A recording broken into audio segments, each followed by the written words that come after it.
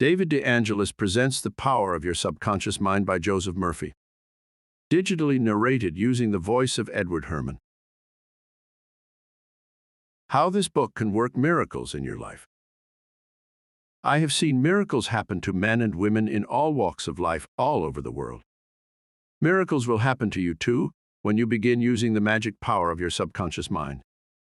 This book is designed to teach you that your habitual thinking and imagery mold, fashion, and create your destiny. For as a man thinketh in his subconscious mind, so is he. Do you know the answers? Why is one man sad and another man happy? Why is one man joyous and prosperous and another man poor and miserable? Why is one man fearful and anxious and another full of faith and confidence?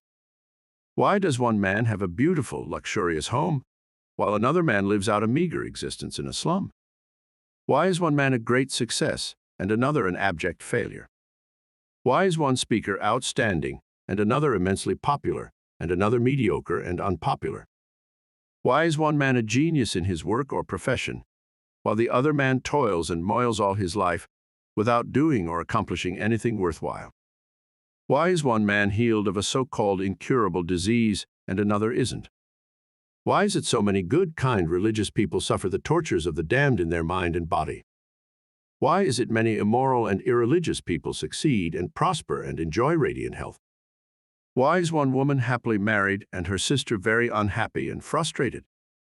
Is there an answer to these questions in the workings of your conscious and subconscious minds? There most certainly is. Reason for writing this book. It is for the express purpose of answering and clarifying the above questions and many others of a similar nature that motivated me to write this book. I have endeavored to explain the great fundamental truths of your mind in the simplest language possible. I believe that it is perfectly possible to explain the basic, foundational, and fundamental laws of life and of your mind in ordinary, everyday language. You will find that the language of this book is that used in your daily papers, current periodicals, in your business offices, in your home, and in your daily workshop. I urge you to study this book and apply the techniques outlined therein. And as you do, I feel absolutely convinced that you will lay hold of a miracle-working power that will lift you up from confusion, misery, melancholy, and failure, and guide you to your truer place, solve your difficulties, sever you from emotional and physical bondage, and place you on the royal road to freedom, happiness, and peace of mind. This miracle-working power of your subconscious mind can heal you of your sickness, make you vital and strong again. In learning how to use your inner powers, you will open the prison door of fear and enter into a life described by Paul as the glorious liberty of the sons of God. Releasing the miracle-working power. A personal healing will ever be the most convincing evidence of our subconscious powers. Over 42 years ago, I resolved a malignancy. In medical terminology, it was called a sarcoma. By using the healing power of my subconscious mind, which created me and still maintains and governs all my vital functions. The technique I applied is elaborated on in this book, and I feel sure that it will help others to trust the same infinite healing presence lodged in the subconscious depths of all men. Through the kindly offices of my doctor friend, I suddenly realized that it was natural to assume that the creative intelligence, which made all my organs, fashioned my body, and started my heart, could heal its own handiwork. The ancient proverb says, "The doctor dresses the wound and God heals it." Wonders happen when you pray effectively. Scientific prayer is the harmonious interaction of the conscious and subconscious levels of mind, scientifically directed for a specific purpose. This book will teach you the scientific way to tap the realm of infinite power within you, enabling you to get what you really want in life. You desire a happier, fuller, and richer life. Begin to use this miracle-working power and smooth your way in daily affairs, solve business problems, and bring harmony in family relationships. Be sure that you read this book several times. The many chapters will show you how this wonderful power works and how you can draw out of the hidden inspiration and wisdom that is within you. Learn the simple techniques of impressing the subconscious mind. Follow the new scientific way in tapping the infinite storehouse. Read this book carefully, earnestly, and lovingly. Prove to yourself the amazing way it can help you. It could be, and I believe it will be the turning point of your life. Everybody prays. Do you know how to pray effectively? How long is it since you prayed as part of your everyday activities? In an emergency, in time of danger or trouble, in illness and when death lurks, prayers pour forth, your own and friends. Just read your daily newspaper. It is reported that prayers are being offered up all over the nation for a child stricken with a so-called incurable ailment, for peace among nations, for a group of miners trapped in a flooded mine. Later it is reported that when rescued, the miners said that they prayed while waiting for rescue. An airplane pilot says that he prayed as he made a successful emergency landing. Certainly, prayer is an ever-present help in time of trouble, but you do not have to wait for trouble to make prayer an integral and constructive part of your life. The dramatic answers to prayer make headlines and are the subject of testimonies to the effectiveness of prayer. What of the many humble prayers of children? The simple thanksgiving of grace at the table daily, the faithful devotions wherein the individual seeks only communion with God. My work with people has made it necessary for me to study the various approaches to prayer. I have experienced the power of prayer in my own life, and I have talked and worked with many people who also have enjoyed the help of prayer. The problem usually is how to tell others how to pray. People who are in trouble have difficulty in thinking and acting reasonably. They need an easy formula to follow, an obviously workable pattern that is simple and specific. Often they must be led to approach the emergency. Unique feature of this book. The unique feature of this book is its down-to-earth practicality. Here you are presented with simple, usable techniques and formulas, which you can easily apply in your workaday world. I have taught these simple processes to men and women all over the world, and recently over 1,000 men and women of all religious affiliations attended a special class in Los Angeles where I presented the highlights of what is offered in the pages of this book. Many came from distances of 200 miles for each lesson. The special features of this book will appeal to you because they show you why oftentimes you get the opposite of what you prayed for and reveal to you the reasons why. People have asked me in all parts of the world and thousands of times, why is it I have prayed and got no answer? In this book you will find the reasons for this common complaint. The many ways of impressing the subconscious mind and getting the right answers make this an extraordinarily valuable book and an ever-present help in time of trouble.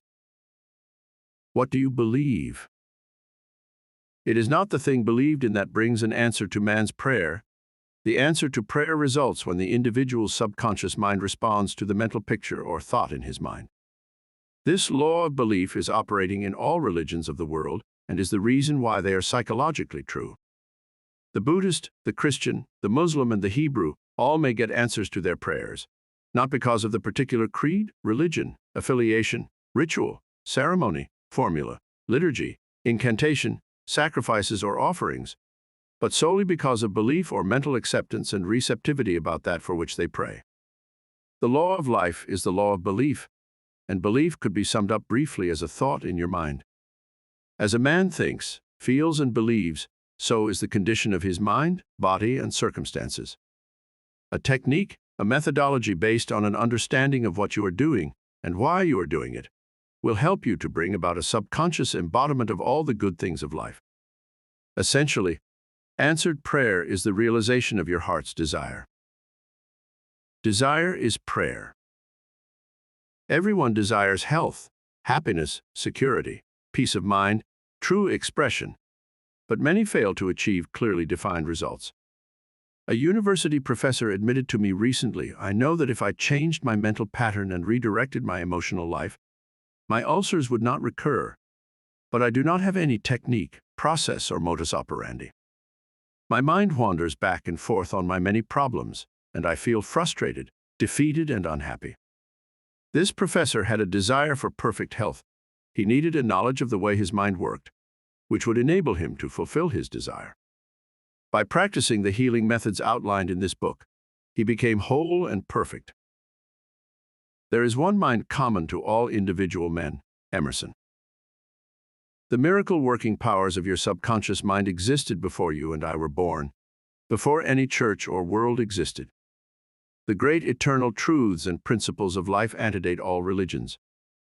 It is with these thoughts in mind that I urge you in the following chapters to lay hold of this wonderful, magical, transforming power, which will bind up mental and physical wounds, proclaim liberty to the fear-ridden mind, and liberate you completely from the limitations of poverty, failure, misery, lack, and frustration. All you have to do is unite mentally and emotionally with the good you wish to embody, and the creative powers of your subconscious will respond accordingly. Begin now, today. Let wonders happen in your life. Keep on keeping on until the day breaks and the shadows flee away. Chapter 1. The Treasure House Within You. Infinite riches are all around you if you will open your mental eyes and behold the treasure house of infinity within you. There is a gold mine within you from which you can extract everything you need to live life gloriously, joyously, and abundantly. Many are sound asleep because they do not know about this gold mine of infinite intelligence and boundless love within themselves. Whatever you want, you can draw forth. A magnetized piece of steel will lift about 12 times its own weight, and if you demagnetize this same piece of steel, it will not even lift a feather. Similarly, there are two types of men. There is the magnetized man who is full of confidence and faith. He knows that he is born to win and to succeed. Then, there is the type of man who is demagnetized. He is full of fears and doubts. Opportunities come, and he says, "I might fail. I might lose money. People will laugh at me." This type of man will not get very far in life, because, if he is afraid to go forward, he will simply stay where he is. Become a magnetized man and discover the master secret of the ages. The master secret of the ages. What, in your opinion, is the master secret of the ages? The secret of atomic energy, thermonuclear energy, the neutron bomb, interplanetary travel? No, not any of these. Then, what is this master secret? Where can one find it? And how can it be contacted and brought into action? The answer is extraordinarily simple. This secret is the marvelous, miracle-working power found in your own subconscious mind, the last place that most people would seek it. The marvelous power of your subconscious mind. You can bring into your life more power, more wealth, more health, more happiness, and more joy by learning to contact and release the hidden power of your subconscious mind. You need not acquire this power. You already possess it. But you want to learn how to use it, you want to understand it, so that you can apply it in all departments of your life. As you follow the simple techniques and processes set forth in this book, you can gain the necessary knowledge and understanding.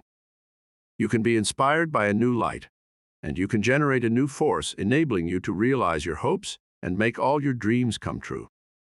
Decide now to make your life grander, greater, richer, and nobler than ever before. Within your subconscious depths lies infinite wisdom, infinite power, and infinite supply of all that is necessary, which is waiting for development and expression. Begin now to recognize these potentialities of your deeper mind, and they will take form in the world without. The infinite intelligence within your subconscious mind can reveal to you everything you need to know at every moment of time and point of space, provided you are open-minded and receptive. You can receive new thoughts and ideas, enabling you to bring forth new inventions, make new discoveries, or write books and plays. Moreover, the infinite intelligence in your subconscious can impart to you wonderful kinds of knowledge of an original nature. It can reveal to you and open the way for perfect expression and true place in your life. Through the wisdom of your subconscious mind, you can attract the ideal companion, as well as the right business associate or partner. It can find the right buyer for your home and provide you with all the money you need and the financial freedom to be, to do, and to go as your heart desires. It is your right to discover this inner world of thought, feeling, and power, of light, love, and beauty. Though invisible, its forces are mighty. Within your subconscious mind, you will find the solution for every problem and the cause for every effect. You can draw out the hidden powers. You come into actual possession of the power and wisdom necessary to move forward in abundance, security, joy, and dominion. I have seen the power of the subconscious lift people up out of crippled states, making them whole, vital, and strong once more, free to go out into the world to experience happiness, health, and joyous expression. There is a miraculous healing power in your subconscious that can heal the troubled mind and the broken heart. It can open the prison door of the mind and liberate you. It can free you from all kinds of material and physical bondage. Necessity of a working basis. Substantial progress in any field of endeavor is impossible in the absence of a working basis, which is universal in its application. You can become skilled in the operation of your subconscious mind. You can practice its powers with a certainty of results in exact proportion to your knowledge of its principles and to your application of them for definite, specific purposes and goals you wish to achieve. Being a former chemist, I would like to point out that if you combine hydrogen and oxygen in the proportions of 2 atoms of the former to 1 of the latter, water will be the result. You are very familiar with the fact that 1 atom of oxygen and 1 atom of carbon will produce carbon monoxide, a poisonous gas. But if you add another atom of oxygen, you will get carbon dioxide, a harmless gas, and so on throughout the vast realm of chemical compounds. You must not think that the principles of chemistry, physics, and mathematics differ from the principles of your subconscious mind. Let us consider a generally accepted principle. Water seeks its own level. This is a universal principle, which is applicable to water everywhere. Consider another principle. Matter expands when heated. This is true everywhere, at any time, and under all circumstances. You can heat a piece of steel, and it will expand regardless whether the steel is found in China, England, or India. It is a universal truth that matter expands when heated. It is also a universal truth that whatever you impress on your subconscious mind is expressed on the screen of space as condition, experience, and event. Your prayer is answered because your subconscious mind is principle, and by principle, I mean the way a thing works. For example, the principle of electricity is that it works from a higher to a lower potential. You do not change the principle of electricity when you use it, but by cooperating with nature, you can bring forth marvelous inventions and discoveries which bless humanity in countless ways. Your subconscious mind is principle and works according to the law of belief. You must know what belief is, why it works, and how it works. Your Bible says in a simple, clear, and beautiful way, "Whosoever shall say unto this mountain, Be thou removed, and be thou cast into the sea, and shall not doubt in his heart, but shall believe that those things which he saith shall come to pass, he shall have whatsoever he saith." Mark 11:23. The law of your mind is the law of belief. This means to believe in the way your mind works, to believe in belief itself. The belief of your mind is the thought of your mind. That is simple. Just that and nothing else. All your experiences, events, conditions, and acts are the reactions of your subconscious mind to your thoughts. Remember, it is not the thing believed in, but the belief in your own mind, which brings about the result. Cease believing in the false beliefs, opinions, superstitions, and fears of mankind. Begin to believe in the eternal verities and truths of life, which never change. Then you will move onward, upward, and Godward. Whoever reads this book and applies the principles of the subconscious mind herein set forth will be able to pray scientifically and effectively for himself and for others. Your prayer is answered according to the universal law of action and reaction. Thought is incipient action. The reaction is the response from your subconscious mind, which corresponds with the nature of your thought. Busy your mind with the concepts of harmony, health, peace, and goodwill, and wonders will happen in your life. The duality of mind. You have only one mind, but your mind possesses 2 distinctive characteristics. The line of demarcation between the two is well known to all thinking men and women today. The 2 functions of your mind are essentially unlike. Each is endowed with separate and distinct attributes and powers. The nomenclature generally used to distinguish the 2 functions of your mind is as follows: the objective and subjective mind, the conscious and subconscious mind, the waking and sleeping mind, the surface self and the deep self, the voluntary mind and the involuntary mind, the male and the female, and many other terms. You will find the terms conscious and subconscious used to represent the dual nature of your mind throughout this book. The conscious and subconscious minds. An excellent way to get acquainted with the two functions of your mind is to look upon your own mind as a garden. You are a gardener, and you are planting seeds, thoughts, in your subconscious mind all day long, based on your habitual thinking. As you sow in your subconscious mind, so shall you reap in your body and environment. Begin now to sow thoughts of peace, happiness, right action, goodwill, and prosperity. Think quietly and with interest on these qualities, and accept them fully in your conscious reasoning mind. Continue to plant these wonderful seeds, thoughts as in the garden of your mind, and you will reap a glorious harvest. Your subconscious mind may be likened to soil, which will grow all kinds of seeds, good or bad. Do men gather grapes or thorns, figs or thistles? Every thought is, therefore, a cause, and every condition is an effect. For this reason, it is essential that you take charge of your thoughts so as to bring forth only desirable conditions.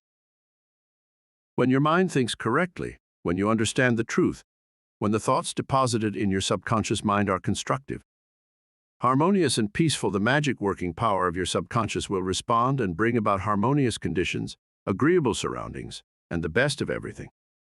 When you begin to control your thought processes, you can apply the powers of your subconscious to any problem or difficulty. In other words, you will actually be consciously cooperating with the infinite power and omnipotent law, which governs all things.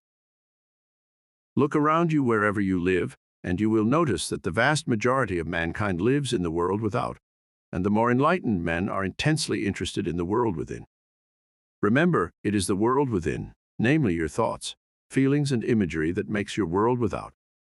It is, therefore, the only creative power, and everything that you find in your world of expression has been created by you in the inner world of your mind, consciously or unconsciously. A knowledge of the interaction of your conscious and subconscious minds will enable you to transform your whole life. In order to change external conditions, you must change the cause. Most men try to change conditions and circumstances by working with conditions and circumstances. To remove discord, confusion, lack, and limitation, you must remove the cause, and the cause is the way you are using your conscious mind. In other words, the way you are thinking and picturing in your mind. You are living in a fathomless sea of infinite riches. Your subconscious is ever sensitive to your thoughts. Your thoughts form the mold or matrix through which the infinite intelligence, wisdom, vital forces, and energies of your subconscious flow. The practical application of the laws of your mind as illustrated in each chapter in this book will cause you to experience abundance for poverty, wisdom for superstition and ignorance, peace for pain, joy for sadness, light for darkness, harmony for discord, faith and confidence for fear, success for failure, and freedom from the law of averages. Certainly, there can be no more wonderful blessing than these from a mental, emotional, and material standpoint. Most of the great scientists, artists, poets, singers, writers, and inventors have a deep understanding of the workings of the conscious and subconscious minds. One time Caruso, the great operatic tenor, was struck with stage fright. He said his throat was paralyzed due to spasms caused by intense fear, which constricted the muscles in his throat. Perspiration poured copiously down his face. He was ashamed because in a few minutes he had to go out on the stage, yet he was shaking with fear and trepidation. He said, "They will laugh at me. I can't sing." Then he shouted in the presence of those behind the stage, "The little me wants to strangle the big me within." He said to the little me, "Get out of here, the big me wants to sing through me." By the big me, he meant the limitless power and wisdom of his subconscious mind. He began to shout, get out, the big me is going to sing." His subconscious mind responded, releasing the vital forces within him. When the call came, he walked out on the stage and sang gloriously and majestically, enthralling the audience. It is obvious to you now that Caruso must have understood the two levels of mind, the conscious or rational, and the subconscious or irrational level. Your subconscious mind is reactive and responds to the nature of your thoughts.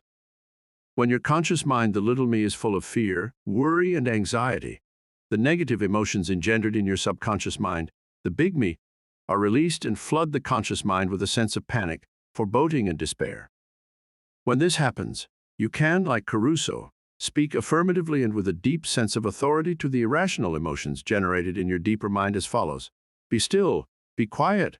I am in control. You must obey me. You are subject to my command. You cannot intrude where you do not belong.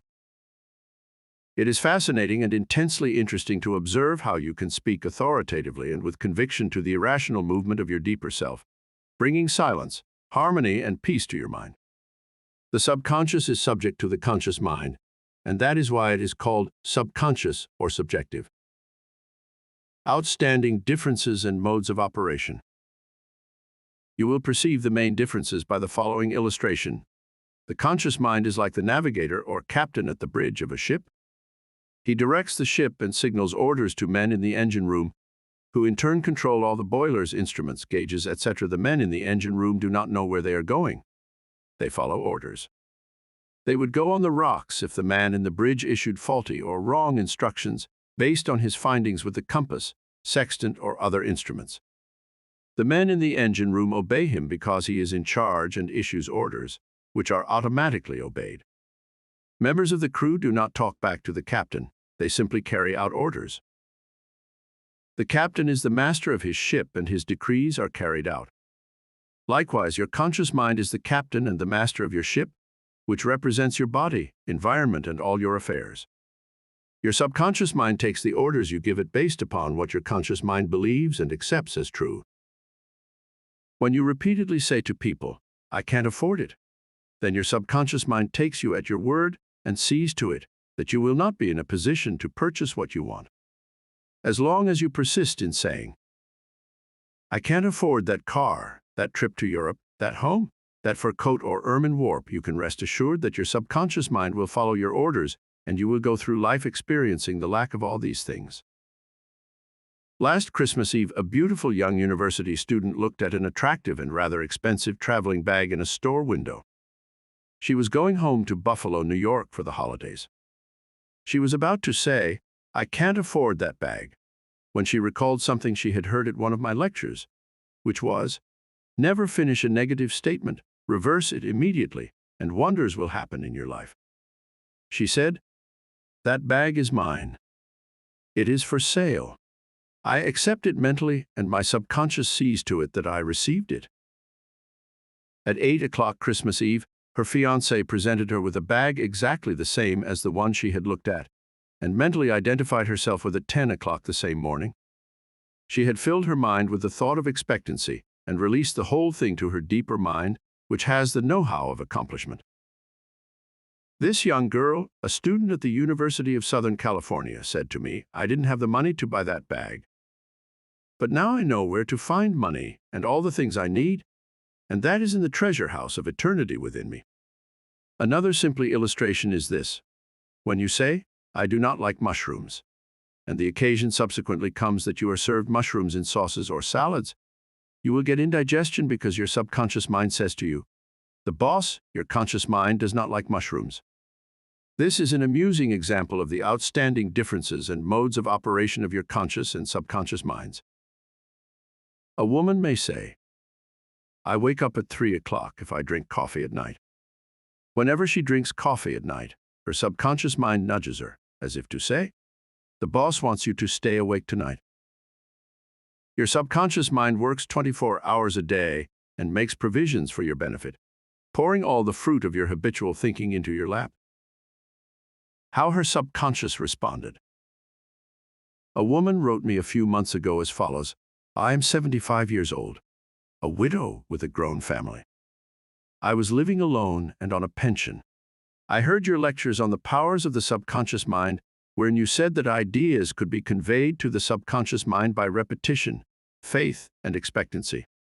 I began to repeat frequently with feeling, 'I am wanted. I am happily married to a kind, loving, and spiritual-minded man. I am secure.' I kept on doing this many times a day for about 2 weeks, and one day at the corner drugstore, I was introduced to a retired pharmacist. I found him to be kind, understanding, and very religious. He was a perfect answer to my prayer. Within a week he proposed to me, and now we are on our honeymoon in Europe. I know that the intelligence within my subconscious mind brought both of us together in divine order. This woman discovered that the treasure house was within her. Her prayer was felt as true in her heart, and her affirmation sank down by osmosis into her subconscious mind, which is the creative medium. The moment she succeeded in bringing about a subjective embodiment, her subconscious mind brought about the answer through the law of attraction. Her deeper mind, full of wisdom and intelligence, brought both of them together in divine order. Be sure that you think on whatsoever things are true, whatsoever things are honest, whatsoever things are just, whatsoever things are pure, whatsoever things are lovely, whatsoever things are of good report, if there be any virtue, and if there be any praise, think on these things. Phil. Brief summary of ideas worth remembering. 1. The treasure house is within you. Look within for the answer to your heart's desire. 2.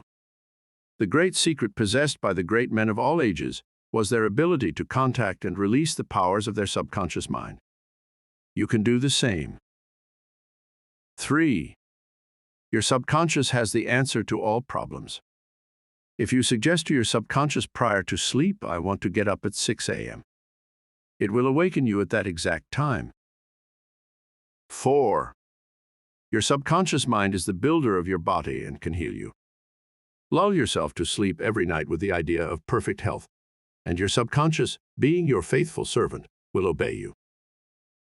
5. Every thought is a cause, and every condition is an effect. 6. If you want to write a book, write a wonderful play, give a better talk to your audience, then convey the idea lovingly and feelingly to your subconscious mind, and it will respond accordingly. 7. You are like a captain navigating a ship. He must give the right orders, and likewise, you must give the right orders, thoughts and images, to your subconscious mind, which controls and governs all your experiences. 8. Never use the terms, "I can't afford it," or "I can't do this." Your subconscious mind takes you at your word and sees to it that you do not have the money or the ability to do what you want to do.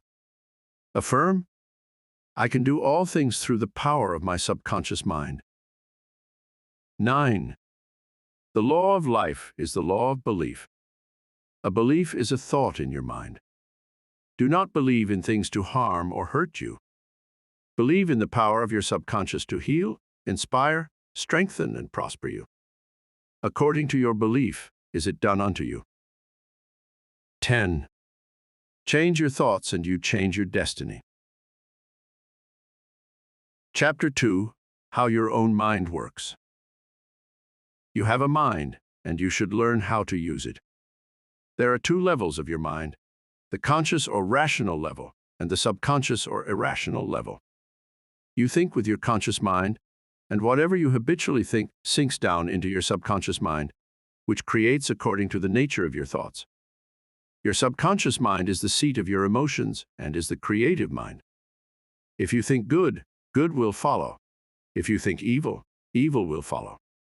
This is the way your mind works. The main point to remember is once the subconscious mind accepts an idea, it begins to execute it. It is an interesting and subtle truth that the law of the subconscious mind works for good and bad ideas alike. This law, when applied in a negative way, is the cause of failure, frustration, and unhappiness. However, when your habitual thinking is harmonious and constructive, you experience perfect health, success, and prosperity. Peace of mind and a healthy body are inevitable when you begin to think and feel in the right way. Whatever you claim mentally and feel as true, your subconscious mind will accept and bring forth into your experience. The only thing necessary for you to do is to get your conscious mind to accept your idea, and the law of your own subconscious mind will bring forth the health, peace, or position you desire. You give the command or decree, and your subconscious will faithfully reproduce the idea impressed upon it. The law of your mind is this: you will get a reaction or response from your subconscious mind according to the nature of the thought or idea you hold in your conscious mind. Psychologists and psychiatrists point out that when thoughts are conveyed to your subconscious mind, impressions are made in the brain cells. As soon as your subconscious accepts any idea, it proceeds to put it into effect immediately. It works by association of ideas and uses every bit of knowledge that you have gathered in your lifetime to bring about its purpose. It draws on the infinite power, energy, and wisdom within you. It lines up all the laws of nature to get its way. Sometimes it seems to bring about an immediate solution to your difficulties, but at other times it may take days, weeks, or longer. Its ways are past finding out. Conscious and subconscious terms differentiated. You must remember that these are not two minds. They are merely two spheres of activity within one mind. Your conscious mind is the reasoning mind. It is that phase of mind which chooses. For example, you choose your books, your home, and your partner in life. You make all your decisions with your conscious mind. On the other hand, without any conscious choice on your part, your heart is kept functioning automatically, and the process of digestion, circulation, and breathing are carried on by your subconscious mind through processes independent of your conscious control. Your subconscious mind accepts what is impressed upon it or what you consciously believe. It does not reason things out like your conscious mind, and it does not argue with you controversially. Your subconscious mind is like the soil, which accepts any kind of seed, good or bad. Your thoughts are active and might be likened unto seeds. Negative, destructive thoughts continue to work negatively in your subconscious mind, and in due time will come forth into outer experience, which corresponds with them. Remember, your subconscious mind does not engage in proving whether your thoughts are good or bad, true or false, but it responds according to the nature of your thoughts or suggestions. For example, if you consciously assume something as true, even though it may be false, your subconscious mind will accept it as true and proceed to bring about results, which must necessarily follow, because you consciously assumed it to be true. Experiments by psychologists. Innumerable experiments by psychologists and others on persons in the hypnotic state have shown that the subconscious mind is incapable of making selections and comparisons, which are necessary for a reasoning process. They have shown repeatedly that your subconscious mind will accept any suggestions, however false. Having once accepted any suggestion, it responds according to the nature of the suggestion given. To illustrate the amenability of your subconscious mind to suggestion, if a practiced hypnotist suggests to one of his subjects that he is Napoleon Bonaparte, or even a cat or a dog, he will act out the part with inimitable accuracy. His personality becomes changed for the time being.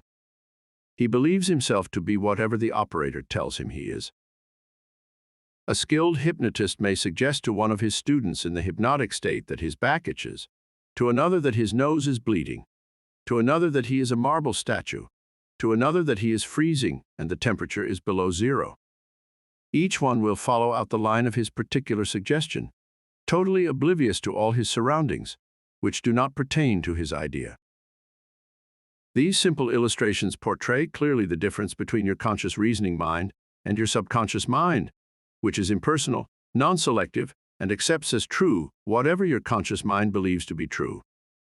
Hence the importance of selecting thoughts, ideas, and premises which bless, heal, inspire, and fill your soul with joy. The terms objective and subjective mind clarified. Your conscious mind is sometimes referred to as your objective mind because it deals with outward objects. The objective mind takes cognizance of the objective world. Its media of observation are your 5 physical senses.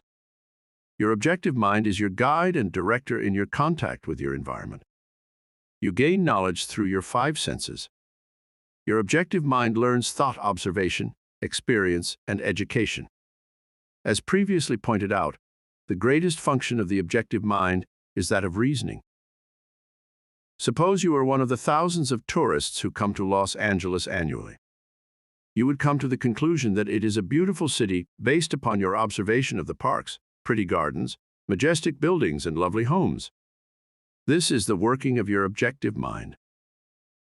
Your subconscious mind is oftentimes referred to as your subjective mind.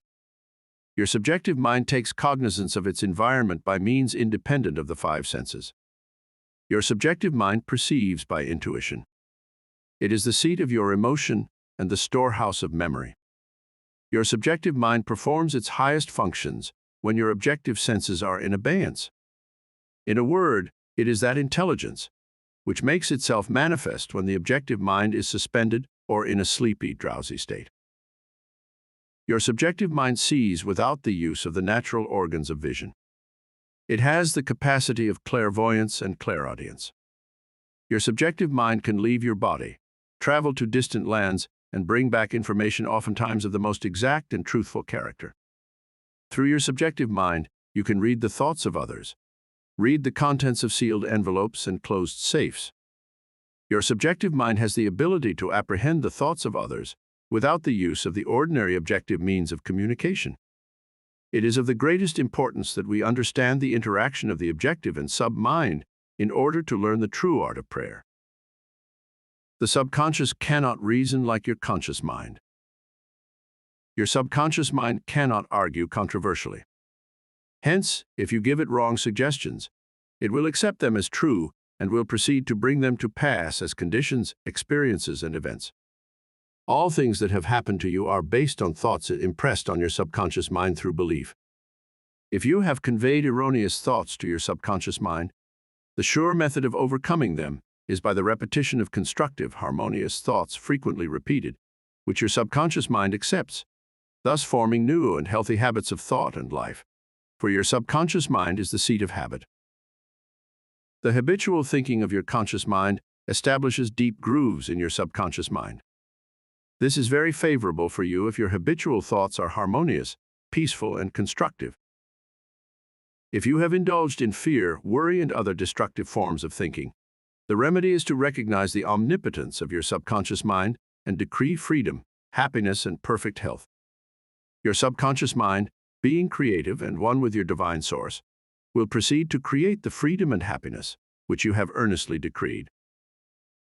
The tremendous power of suggestion. You must realize by now that your conscious mind is the watchman at the gate, and its chief function is to protect your subconscious mind from false impressions. You are now aware of one of the basic laws of mind. Your subconscious mind is amenable to suggestion. As you know, your subconscious mind does not make comparisons or contrasts. Neither does it reason and think things out for itself. This latter function belongs to your conscious mind. It simply reacts to the impressions given to it by your conscious mind. It does not show a preference for one course of action over another. The following is a classic example of the tremendous power of suggestion. Suppose you approach a timid-looking passenger on board ship and say to him something like this: "You look very ill? How pale you are! I feel certain you are going to be seasick. Let me help you to your cabin." The passenger turns pale. Your suggestion of seasickness associates itself with his own fears and forebodings. He accepts your aid down to the berth, and there your negative suggestion, which was accepted by him, is realized. Different reactions to the same suggestion. It is true that different people will react in different ways to the same suggestion because of their subconscious conditioning or belief. For example, if you go to a sailor on the ship and say to him sympathetically, "My dear fellow, you're looking very ill. Aren't you feeling sick? You look to me as if you were going to be seasick." According to his temperament, he either laughs at your joke or expresses mild irritation. Your suggestion fell on deaf ears in this instance, because your suggestion of seasickness was associated in his mind with his own immunity from it. Therefore, it called up not fear or worry, but self-confidence. The dictionary says that a suggestion is the act or instance of putting something into one's mind, the mental process by which the thought or idea suggested is entertained, accepted, or put into effect. You must remember that a suggestion cannot impose something on the subconscious mind against the will of the conscious mind. In other words, your conscious mind has the power to reject the suggestion given. In the case of the sailor, he had not fear of seasickness. He had convinced himself of his immunity, and the negative suggestion had absolutely no power to evoke fear. The suggestion of seasickness to the other passenger called forth his indwelling fear of seasickness. Each of us has his own inner fears, beliefs, and opinions. These inner assumptions rule and govern our lives. A suggestion has no power in and of itself except it is accepted mentally by you. This causes your subconscious powers to flow in a limited and restricted way according to the nature of the suggestion. How he lost his arm. Every 2 or 3 years I give a series of lectures at the London Truth Forum in Caxton Hall. This is a forum I founded a number of years ago. Dr. Evelyn Fleet, the director, told me about an article which appeared in the English newspapers dealing with the power of suggestion. This is the suggestion a man gave to his subconscious mind over a period of about 2 years. I would give my right arm to see my daughter cured. It appeared that his daughter had a crippling form of arthritis, together with a so-called incurable form of skin disease. Medical treatment had failed to alleviate the condition, and the father had an intense longing for his daughter's healing, and expressed his desire in the words just quoted. Dr. Evelyn Fleet said that the newspaper article pointed out that one day the family was out riding when their car collided with another.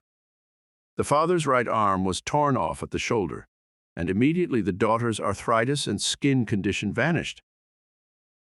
You must make certain to give your subconscious only suggestions which heal, bless, elevate, and inspire you in all ways. Remember that your subconscious mind cannot take a joke. It takes you at your word. How autosuggestion banishes fear. Illustrations of autosuggestion. Autosuggestion means suggesting something definite and specific to oneself. Herbert Parkin, in his excellent Manual of Autosuggestion, records the following incident. It has its amusing side, so that one remembers it. A New York visitor in Chicago looks at his watch, which is set an hour ahead of Chicago time, and tells a Chicago friend that it is 12 o'clock. The Chicago friend, not considering the difference in time between Chicago and New York, tells the New Yorker that he is hungry and that he must go to lunch. Autosuggestion may be used to banish various fears and other negative conditions. A young singer was invited to give an audition. She had been looking forward to the interview, but on 3 previous occasions she had failed miserably due to fear of failure. This young lady had a very good voice, but she had been saying to herself, when the time comes for me to sing, maybe they won't like me. I will try, but I'm full of fear and anxiety. Her subconscious mind accepted these negative autosuggestions as a request and proceeded to manifest them and bring them into her experience. The cause was an involuntary autosuggestion, i.e. silent fear thoughts emotionalized and subjectified. She overcame it by the following technique. 3 times a day, she isolated herself in a room. She sat down comfortably in an armchair, relaxed her body, and closed her eyes. She stilled her mind and body as best she could. Physical inertia favors mental passivity and renders the mind more receptive to suggestion. She counteracted the fear suggestion by saying to herself, I sing beautifully, I am poised, serene, confident, and calm. She repeated this statement slowly, quietly, and with feeling from 5 to 10 times at each sitting. She had 3 such sittings every day, and one immediately prior to sleep. At the end of a week, she was completely poised and confident.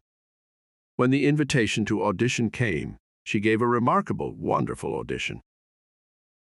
How she restored her memory. A woman, aged 75, was in the habit of saying to herself, I am losing my memory. She reversed the procedure and practiced induced autosuggestions several times a day as follows.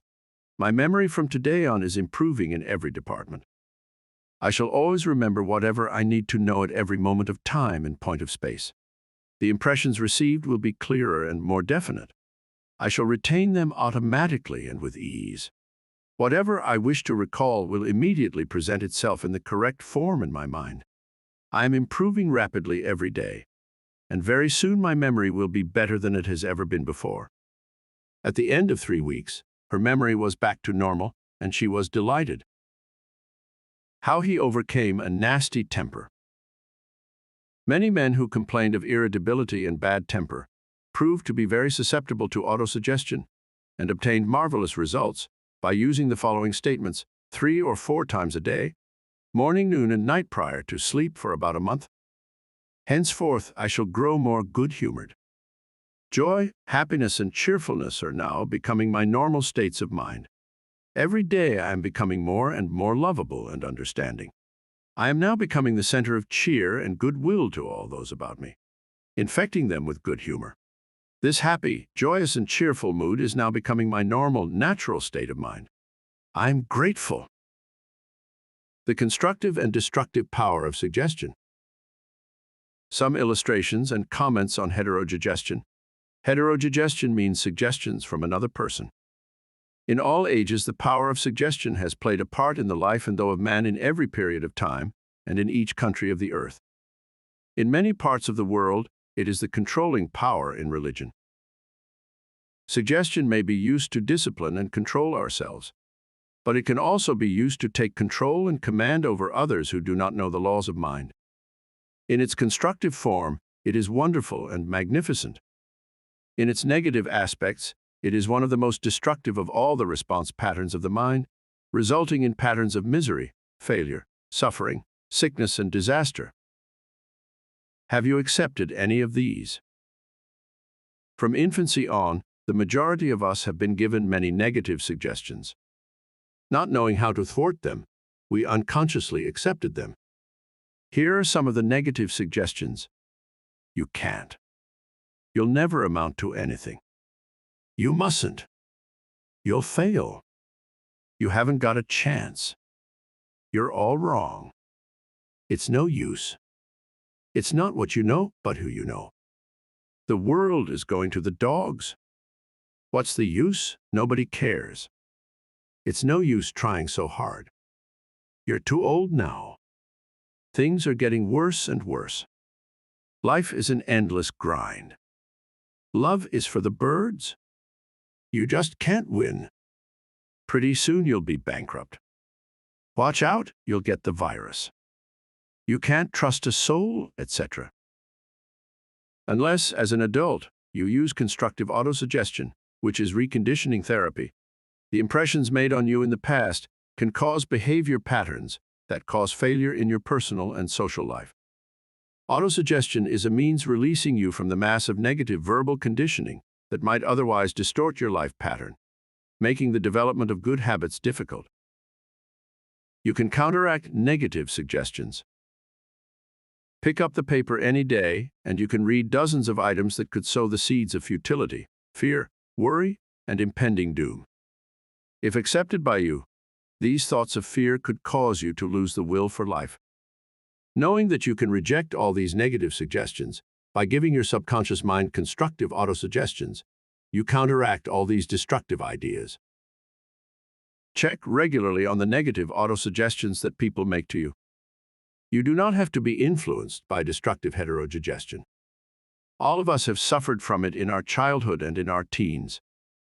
If you look back, you can easily recall how parents, friends, relatives, teachers, and associates contributed in a campaign of negative suggestions. Study the things said to you, and you will discover much of it was in the form of propaganda. The purpose of much of what was said was to control you or instill fear into you. This heterosuggestion process goes on in every home, office, factory, and club. You will find that many of these suggestions are for the purpose of making you think, feel, and act as others want you to, and in ways that are to their advantage. How suggestion killed a man. Here is an illustration of heterosuggestion. A relative of mine went to a crystal ball gazer in India who told him that he had a bad heart and predicted that he would die at the next new moon. He began to tell all members of his family about this prediction, and he arranged his will. This powerful suggestion entered into his subconscious mind because he accepted it completely. My relative also told me that this crystal gazer was believed to have some strange occult powers, and she could do harm or good to a person. He died as predicted, not knowing that he was the cause of his own death. I suppose many of us have heard similar stupid, ridiculous, superstitious stories. Let us look at what happened in the light of our knowledge of the way the subconscious mind works. Whatever the conscious, reasoning mind of man believes, the subconscious mind will accept and act upon. My relative was happy, healthy, vigorous, and robust when he went to see the fortune teller. She gave him a very negative suggestion, which he accepted. He became terrified and constantly dwelt upon the fact that he was going to die at the next new moon. He proceeded to tell everyone about it, and he prepared for the end. The activity took place in his own mind, and his own thought was the cause. He brought about his own so-called death, or rather destruction of the physical body, by his fear and expectation of the end. The woman who predicted his death had no more power than the stones and sticks in the field. Her suggestion had no power to create or bring about the end she suggested. If he had known the laws of his mind, he would have completely rejected the negative suggestion and refused to give her words any attention, knowing in his heart that he was governed and controlled by his own thought and feeling. Like tin arrows aimed at a battleship, her prophecy could have been completely neutralized and dissipated without hurting him. The suggestions of others in themselves have absolutely no power whatever over you, except the power that you give them through your own thoughts. You have to give your mental consent. You have to entertain the thought. Then it becomes your thought, and you do the thinking. Remember, you have the capacity to choose. Choose life. Choose love. Choose health. Choose abundance. The power of an assumed major premise. Your mind works like a syllogism.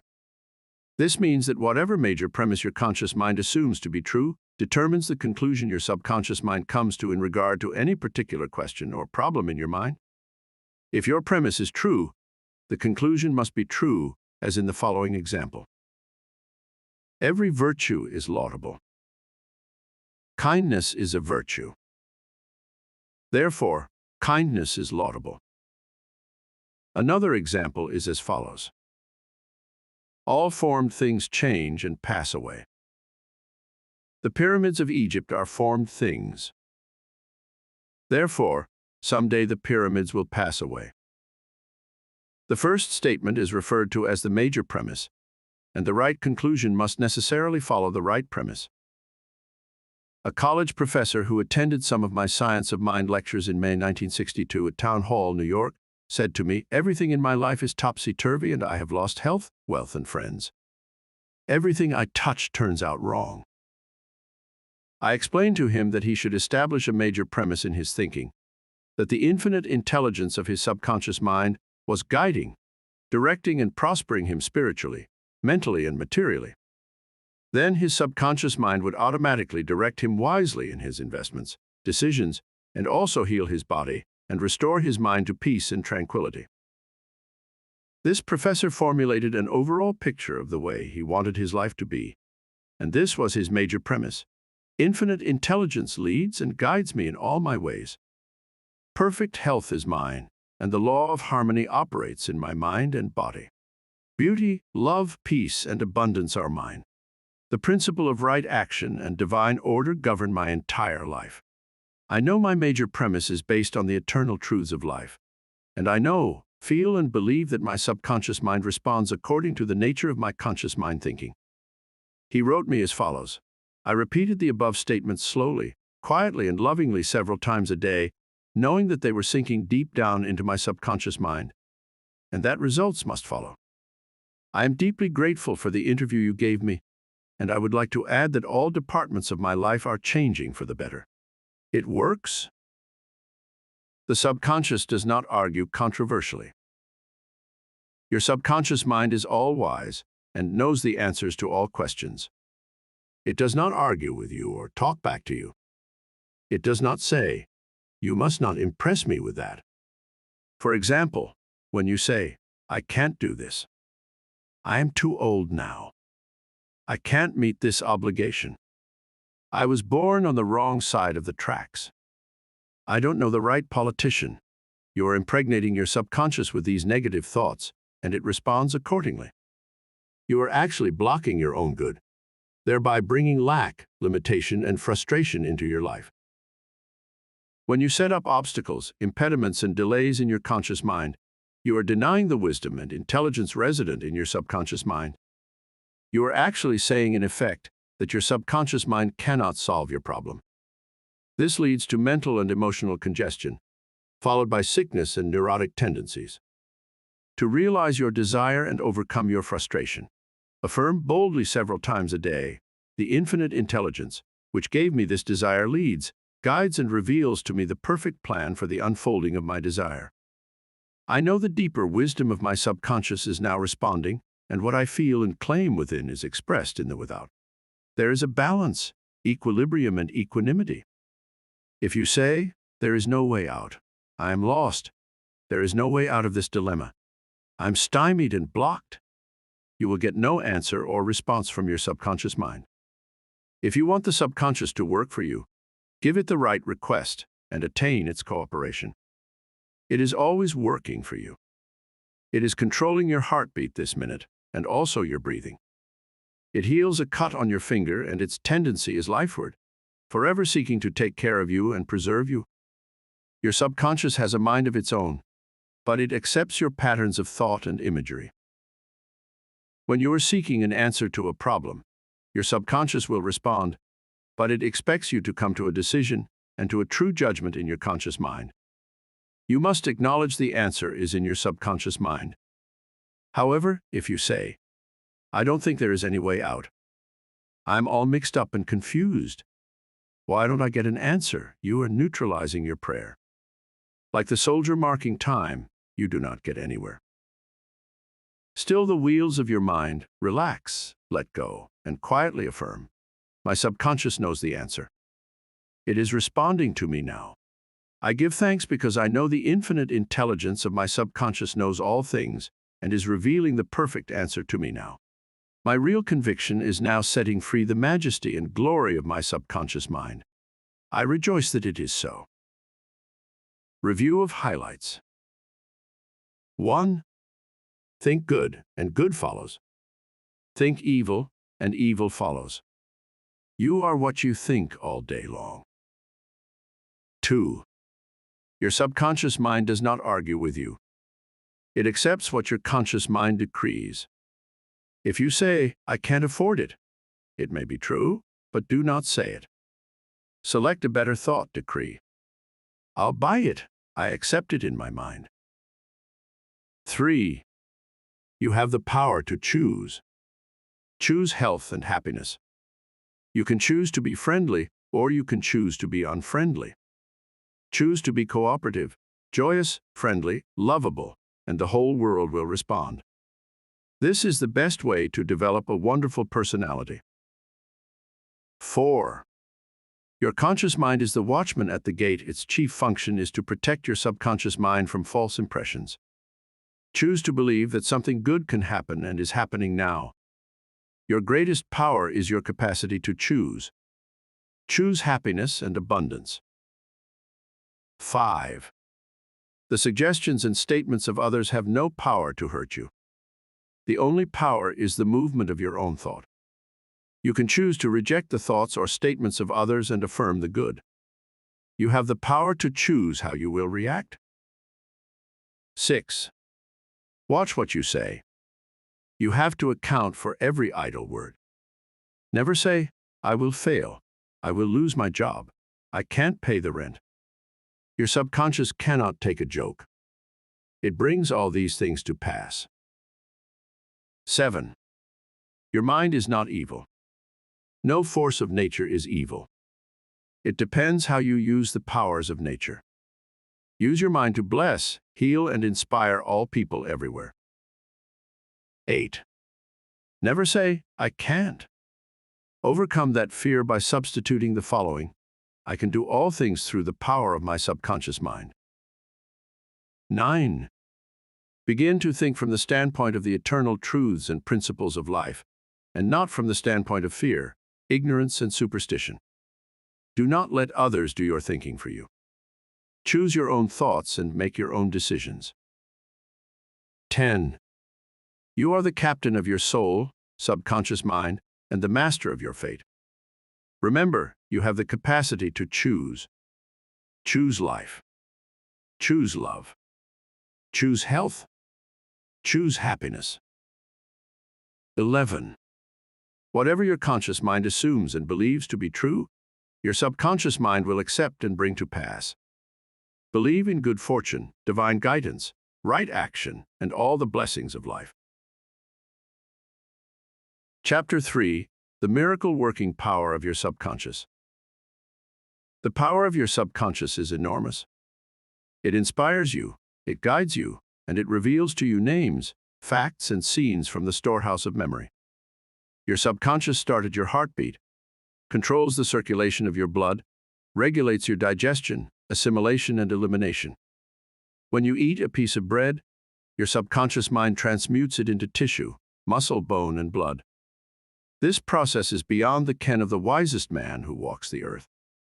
Your subconscious mind controls all vital processes and functions of your body and knows the answer to all problems.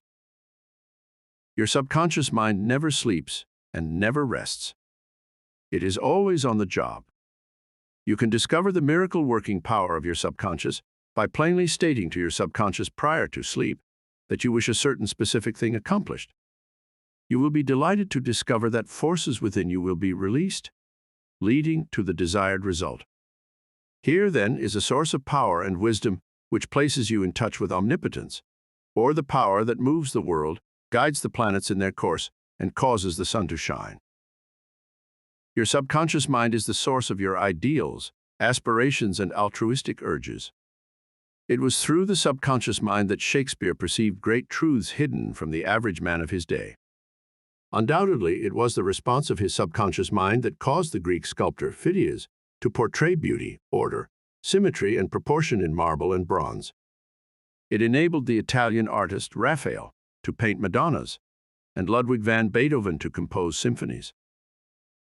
In 1955, I lectured at the Yoga Forest University, Rishikesh, India, and there I chatted with a visiting surgeon from Bombay.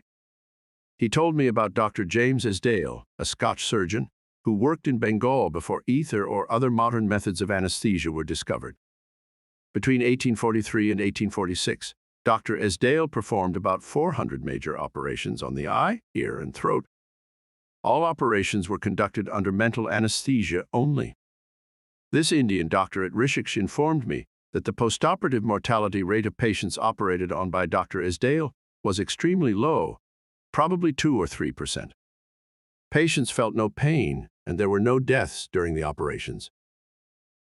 Dr. Esdale suggested to the subconscious minds of all his patients, who were in a hypnotic state, that no infection or septic condition would develop. You must remember that this was before Louis Pasteur, Joseph Lister, and others, who pointed out the bacterial origin of disease and causes of infection due to unsterilized and virulent organisms. This Indian surgeon said that the reason for the low mortality rate and the general absence of infection, which was reduced to a minimum, was undoubtedly due to the suggestions of Dr. Esdale to the subconscious minds of his patients. They responded according to the nature of his suggestion. It is simply wonderful when you conceive how a surgeon, over 120 years ago, discovered the miraculous wonder-working powers of the subconscious mind. Doesn't it cause you to be seized with a sort of mystic awe when you stop and think of the transcendental powers of your subconscious mind? Consider its extrasensory perceptions, such as its capacity for clairvoyance and clairaudience, its independence of time and space, its capacity to render you free from all pain and suffering, and its capacity to get the answer to all problems, be they what they may. All these and many more reveal to you that there is a power and an intelligence within you that far transcends your intellect, causing you to marvel at the wonders of it all. All these experiences cause you to rejoice and believe in the miracle-working powers of your own subconscious mind. Your subconscious is your book of life. Whatever thoughts, beliefs, opinions, theories, or dogmas you write, engrave, or impress on your subconscious mind, you shall experience them as the objective manifestation of circumstances, conditions, and events. What you write on the inside, you will experience on the outside. You have two sides to your life, objective and subjective, visible and invisible, thought and its manifestation. Your thought is received by your brain, which is the organ of your conscious reasoning mind. When your conscious or objective mind accepts the thought completely, it is sent to the solar plexus, called the brain of your mind, where it becomes flesh and is made manifest in your experience. As previously outlined, your subconscious cannot argue. It acts only from what you write on it. It accepts your verdict of the conclusions of your conscious mind as final. This is why you are always writing on the book of life, because your thoughts become your experiences. The American essayist, Ralph Waldo Emerson, said, "Man is what he thinks all day long. What is impressed in the subconscious is expressed." William James, the father of American psychology, said that the power to move the world is in your subconscious mind. Your subconscious mind is one with infinite intelligence and boundless wisdom. It is fed by hidden springs and is called the law of life. Whatever you impress upon your subconscious mind, the latter will move heaven and earth to bring it to pass. You must, therefore, impress it with right ideas and constructive thoughts. The reason there is so much chaos and misery in the world is because people do not understand the interaction of their conscious and subconscious minds. When these two principles work in accord, in concord, in peace and synchronously together, you will have health, happiness, peace, and joy. There is no sickness or discord when the conscious and subconscious work together harmoniously and peacefully. The tomb of Hermes was opened with great expectancy and a sense of wonder, because people believed that the greatest secret of the ages was contained therein. The secret was as within, so without, as above, so below. In other words, whatever is impressed in your subconscious mind is expressed on the screen of space. This same truth was proclaimed by Moses, Isaiah, Jesus, Buddha, Zoroaster, Lotz, and all the illumined seers of the ages. Whatever you feel as true subjectively is expressed as conditions, experiences, and events. Motion and emotion must balance. As in heaven, your own mind, so on earth, in your body and environment.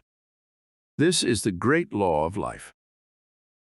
You will find throughout all nature the law of action and reaction, of rest and motion. These two must balance, then there will be harmony and equilibrium. You are here to let the life principle flow through you rhythmically and harmoniously. The intake and the outgo must be equal. The impression and the expression must be equal. All your frustration is due to unfulfilled desire. If you think negatively, destructively, and viciously, these thoughts generate destructive emotions, which must be expressed and find an outlet. These emotions, being of a negative nature, are frequently expressed as ulcers, heart trouble, tension, and anxieties. What is your idea or feeling about yourself now? Every part of your being expresses that idea. Your vitality, body, financial status, friends, and social status represent a perfect reflection of the idea you have of yourself. This is the real meaning of what is impressed in your subconscious mind, and which is expressed in all phases of your life. We injure ourselves by the negative ideas which we entertain. How often have you wounded yourself by getting angry, fearful, jealous, or vengeful? These are the poisons that enter your subconscious mind. You were not born with these negative attitudes. Feed your subconscious mind life-giving thoughts, and you will wipe out all the negative patterns lodged therein. As you continue to do this, all the past will be wiped out and remembered no more.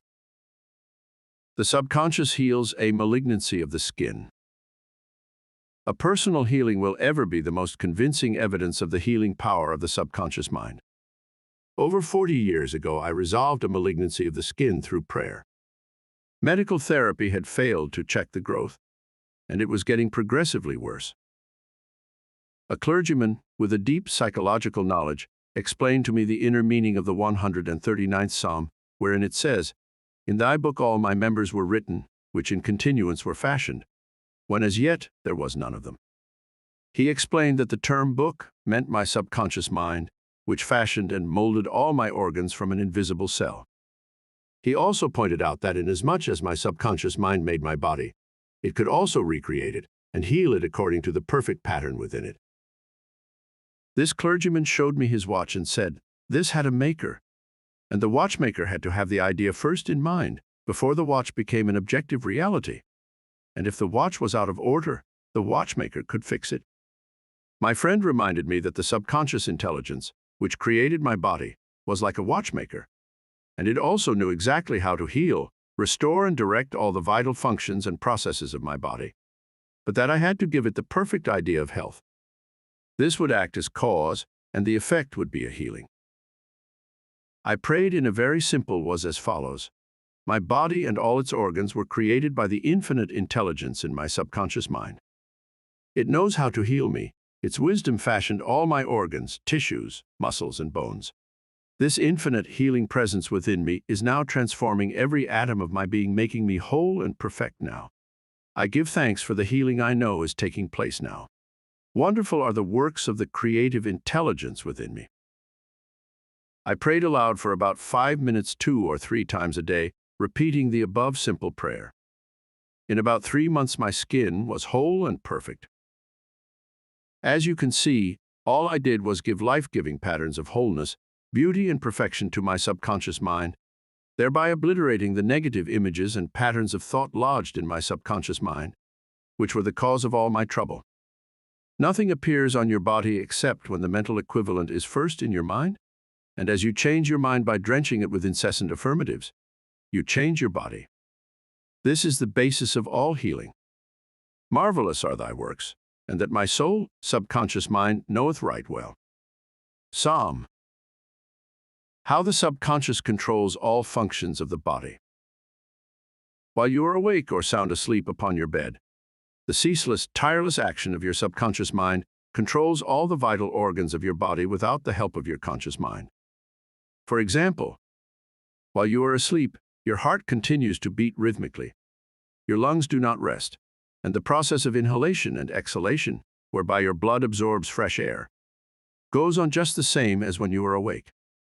Your subconscious controls your digestive processes and glandular secretions, as well as all the other mysterious operations of your body. The hair on your face continues to grow whether you are asleep or awake. Scientists tell us that the skin secretes much more perspiration during sleep than during the waking hours. Your eyes, ears, and other senses are active during sleep. For instance, many of our great scientists have received answers to perplexing problems while they were asleep. They saw the answers in a dream. Oftentimes, your conscious mind interferes with the normal rhythm of the heart, lungs, and functioning of the stomach and intestines by worry, anxiety, fear, and depression. These patterns of thought interfere with the harmonious functioning of your subconscious mind. When mentally disturbed, the best procedure is to let go, relax, and still the wheels of your thought processes. Speak to your subconscious mind, telling it to take over in peace, harmony, and divine order. You will find that all the functions of your body will become normal again. Be sure to speak to your subconscious mind with authority and conviction, and it will conform to your command. Your subconscious seeks to preserve your life and restore you to health at all costs. It causes you to love your children, which also illustrates an instinctive desire to preserve all life.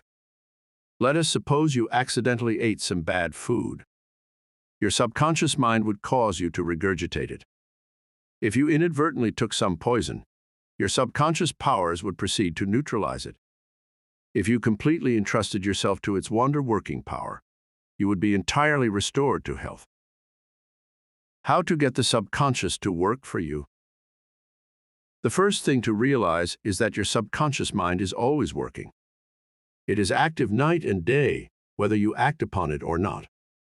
Your subconscious is the builder of your body, but you cannot consciously perceive or hear that inner silent process. Your business is with your conscious mind and not your subconscious mind. Just keep your conscious mind busy with the expectation of the best, and make sure the thoughts you habitually think are based on whatsoever things are lovely, true, just, and of good report. Begin now to take care of your conscious mind, knowing in your heart and soul that your subconscious mind is always expressing, reproducing, and manifesting according to your habitual thinking. Remember, just as water takes the shape of the pipe it flows through, the life principle in you flows through you according to the nature of your thoughts. Claim that the healing presence in your subconscious is flowing through you as harmony, health, peace, joy, and abundance. Think of it as a living intelligence, a lovely companion on the way.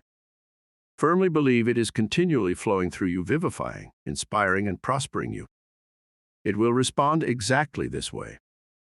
It is done unto you as you believe. Healing principle of the subconscious restores atrophied optic nerves. There is the well-known, duly authenticated case of Madame Bayer of France, recorded in the archives of the medical department of Lord France. She was blind, the optic nerves were atrophied and useless. She visited Lourdes and had what she termed a miraculous healing. Ruth Cranston, a Protestant young lady who investigated and wrote about healings at Lourdes in McCall's magazine, November 1955, writes about Madame Bayer as follows. At Lourdes she regained her sight incredibly, with the optic nerves still lifeless and useless, as several doctors could testify after repeated examinations. A month later, upon re-examination, it was found that the seeing mechanism had been restored to normal. But at first, so far as medical examination could tell, she was seeing with dead eyes. I have visited Lourdes several times where I, too, witnessed some healings, and of course, as we shall explain in the next chapter, there is no doubt that healings take place at many shrines throughout the world, Christian and non-Christian. Madame Bayer, to whom we just referred, was not healed by the waters of the shrine, but by her own subconscious mind, which responded to her belief. The healing principle within her subconscious mind responded to the nature of her thought. Belief is a thought in the subconscious mind. It means to accept something as true. The thought accepted executes itself automatically. Undoubtedly, Madame Bayer went to the shrine with expectancy and great faith, knowing in her heart she would receive a healing. Her subconscious mind, which created the eye, can certainly bring a dead nerve back to life. What the creative principle created, it can recreate. According to your belief, is it done unto you. How to convey the idea of perfect health to your subconscious mind. A Protestant minister I knew in Johannesburg, South Africa, told me the method he used to convey the idea of perfect health to his subconscious mind. He had cancer of the lung. His technique, as given to me in his own handwriting, is exactly as follows. Several times a day I would make certain that I was completely relaxed mentally and physically. I relax my body by speaking to it as follows. My heart and lungs are relaxed, my head is relaxed, my whole being is completely relaxed. After about 5 minutes I would be in a sleepy, drowsy state.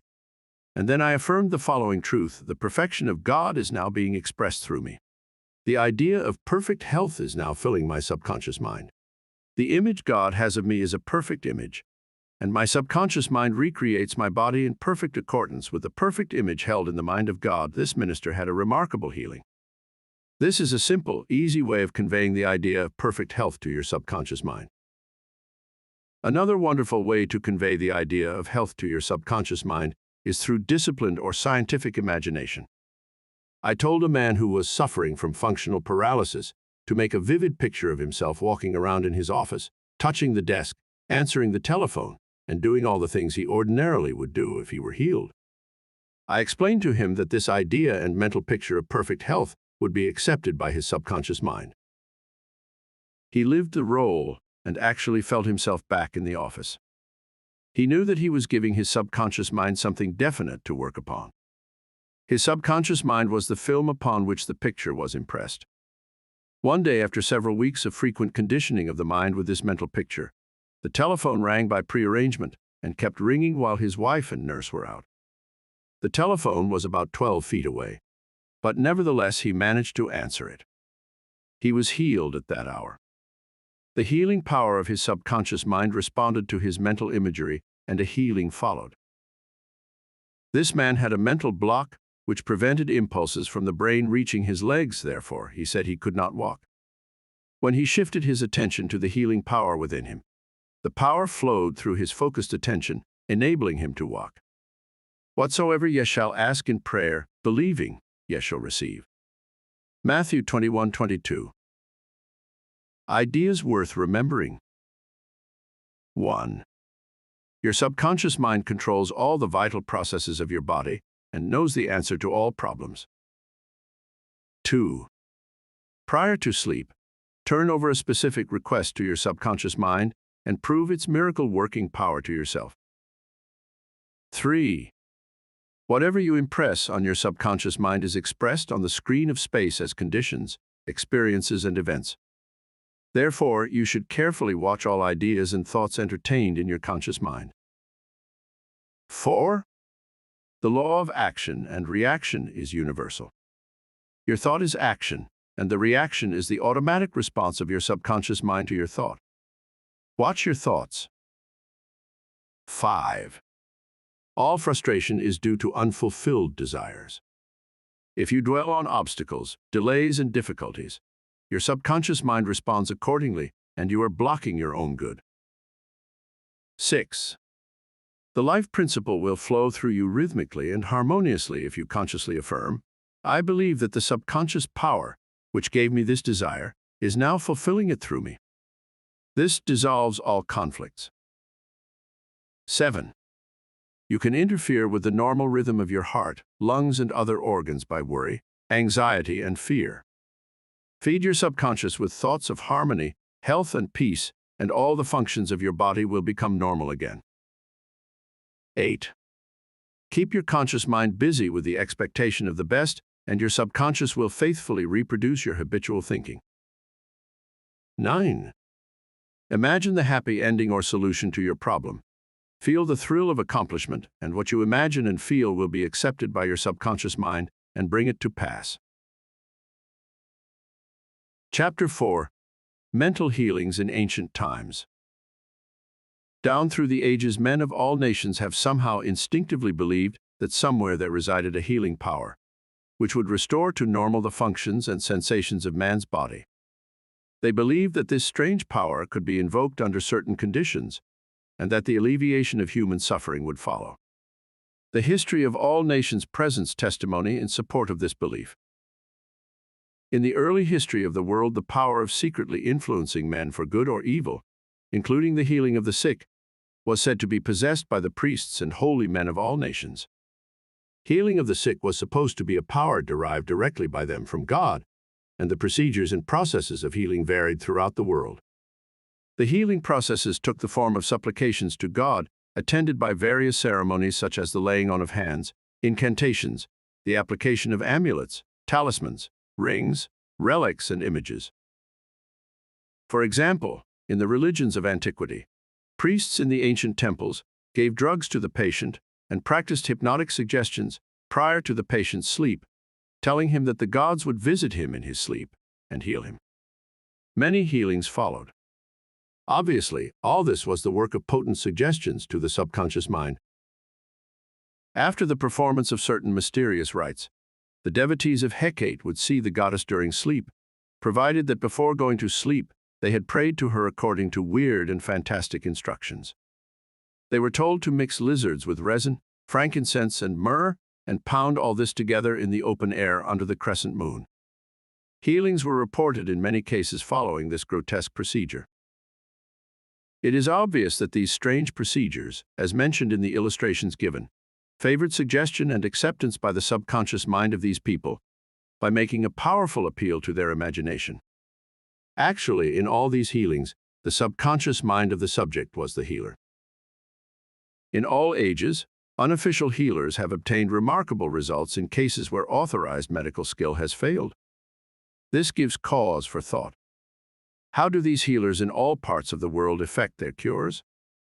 The answer to all these healings is due to the blind belief of the sick person, which released the healing power resident in his subconscious mind. Many of the remedies and methods employed were rather strange and fantastic, which fared the imagination of the patients, causing an aroused emotional state. This state of mind facilitated the suggestion of health, and was accepted both by the conscious and subconscious mind of the sick. This will be elaborated on further in the next chapter. Biblical accounts of the use of the subconscious powers. What things soever ye desire, when ye pray believe that ye receive them, and ye shall have them. Mark 11:24. Note the difference in tenses. The inspired writers tells us to believe and accept as true the fact that our desire has already been accomplished and fulfilled, that it is already completed, and that his realization will follow as a thing in the future. The success of this technique depends on the confident conviction that the thought, the idea, the picture is already a fact in mind. In order for anything to have substance in the realm of mind, it must be thought of as actually existing there. Here in a few cryptic words is a concise and specific direction for making use of the creative power of thought by impressing upon the subconscious the particular thing which you desire. Your thought, idea, plan, or purpose is as real on its own plane as your hand or your heart. In following the biblical technique, you completely eliminate from your mind all consideration of conditions, circumstances, or anything which might imply adverse contingencies. You are planting a seed concept in the mind, which, if you leave it undisturbed, will infallibly germinate into external fruition. The prime condition which Jesus insisted upon was faith. Over and over again you read in the Bible, "According to your faith is it done unto you." If you plant certain types of seeds in the ground, you have faith they will grow after their kind. This is the way of seeds, and trusting the laws of growth and agriculture, you know that the seeds will come forth after their kind.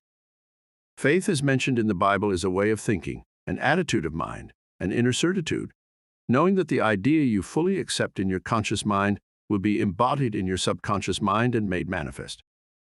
Faith is, in a sense, accepting as true what your reason and senses deny, i.e., shutting out of the little rational, analytical, conscious mind and embracing an attitude of complete reliance on the inner power of your subconscious mind.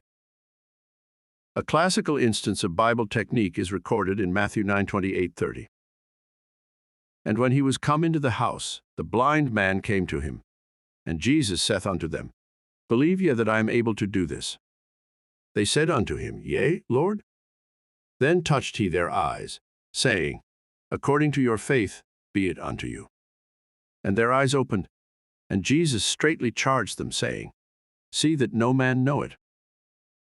In the words, according to your faith be it unto you, you can see that Jesus was actually appealing to the cooperation of the subconscious mind of the blind men. Their faith was their great expectancy, their inner feeling, their inner conviction that something miraculous would happen, and that their prayer would be answered. And it was. This is the time-honored technique of healing, utilized alike by all healing groups throughout the world, regardless of religious affiliation. In the words, see that no man know it, Jesus enjoins the newly healed patients not to discuss their healing, because they might be subjected to the skeptical and derogatory criticisms of the unbelieving. This might tend to undo the benefits they had received at the hand of Jesus by depositing thoughts of fear, doubt, and anxiety in the subconscious mind. For with authority and power he commandeth the unclean spirits, and they came out. Luke 4:36. When the sick came to Jesus to be healed, they were healed by their faith, together with his faith and understanding of the healing power of the subconscious mind. Whatever he decreed, he felt inwardly to be true. He and the people needing help were in the one universal subjective mind, and his silent inner knowing and conviction of the healing power changed the negative, destructive patterns in the patient's subconscious. The resultant healings were the automatic response to the internal mental change. His command was his appeal to the subconscious mind of the patients, plus his awareness, feeling, and absolute trust in the response of the subconscious mind to the words, which he spoke with authority. Miracles at various shrines throughout the world. It is an established fact that cures have taken place at various shrines throughout the world, such as in Japan, India, Europe, and America. I have visited several of the famous shrines in Japan. At the world-famous shrine called Diabatsu is a gigantic divinity of bronze where Buddha is seated with folded hands, and the head is inclined in an attitude of profound contemplative ecstasy. It is 42 feet in height and is called the Great Buddha. Here I saw young and old making offerings at its feet. Money, fruit, rice, and oranges were offered. Candles were lit, incense was burned, and prayers of petition recited. The guide explained the chant of a young girl as she murmured a prayer, bowed low, and placed 2 oranges as an offering. She also lit a candle. He said she had lost her voice, and it was restored at the shrine. She was thanking Buddha for restoring her voice. She had the simple faith that Buddha would give her back her singing voice if she followed a certain ritual, fasted, and made certain offerings. All this helped to kindle faith and expectancy, resulting in a conditioning of her mind to the point of belief. Her subconscious mind responded to her belief. To illustrate further the power of imagination and blind belief, I will relate the case of a relative of mine who had tuberculosis. His lungs were badly diseased. His son decided to heal his father. He came home to Perth, Western Australia, where his father lived, and said to him that he had met a monk who had returned from one of the healing shrines in Europe. This monk sold him a piece of the true cross. He said he gave the monk the equivalent of $500 for it. This young man had actually picked up a splinter of wood from the sidewalk, went to the jeweler's, and had it set in a ring so that it looked real. He told his father that many were healed just by touching the ring or the cross. He inflamed and fired his father's imagination to the point that the old gentleman snatched the ring from him, placed it over his chest, prayed silently, and went to sleep. In the morning, he was healed. All the clinic's tests proved negative. You know, of course, it was not the splinter of wood from the sidewalk that healed him. It was his imagination aroused to an intense degree, plus the confident expectancy of a perfect healing. Imagination was joined to faith or subjective feeling, and the union of the two brought about a healing. The father never learned of the trick that had been played upon him. If he had, he probably would have had a relapse. He remained completely cured and passed away 15 years later at the age of 89. One universal healing principle. It is a well-known fact that all of the various schools of healing effect cures of the most wonderful character. The most obvious conclusion, which strikes your mind, is that there must be some underlying principle which is common to them all, namely, the subconscious mind, and the one process of healing is faith. It will now be in order to recall to your mind once more the following fundamental truths. First, that you possess mental functions which have been distinguished by designating one the conscious mind and the other the subconscious mind. Second, your subconscious mind is constantly amenable to the power of suggestion. Furthermore, your subconscious mind has complete control of the functions, conditions, and sensations of your body. I venture to believe that all the readers of this book are familiar with the fact that symptoms of almost any disease can be induced in hypnotic subjects by suggestion. For example, a subject in the hypnotic state can develop a high temperature, flushed face, or chills according to the nature of the suggestion given. By experiment, you can also suggest to the person that he is paralyzed and cannot walk, it will be so. By illustration, you can hold a cup of cold water under the nose of the hypnotic subject and tell him, "This is full of pepper, smell it." He will proceed to sneeze. What do you think caused him to sneeze, the water or the suggestion? If a man says he is allergic to Timothy grass, you can place a synthetic flower or an empty glass in front of nose when he is in a hypnotic state and tell him it is Timothy grass. He will portray the usual allergic symptoms. This indicates that the cause of the disease is in the mind. The healing of the disease can also take place mentally.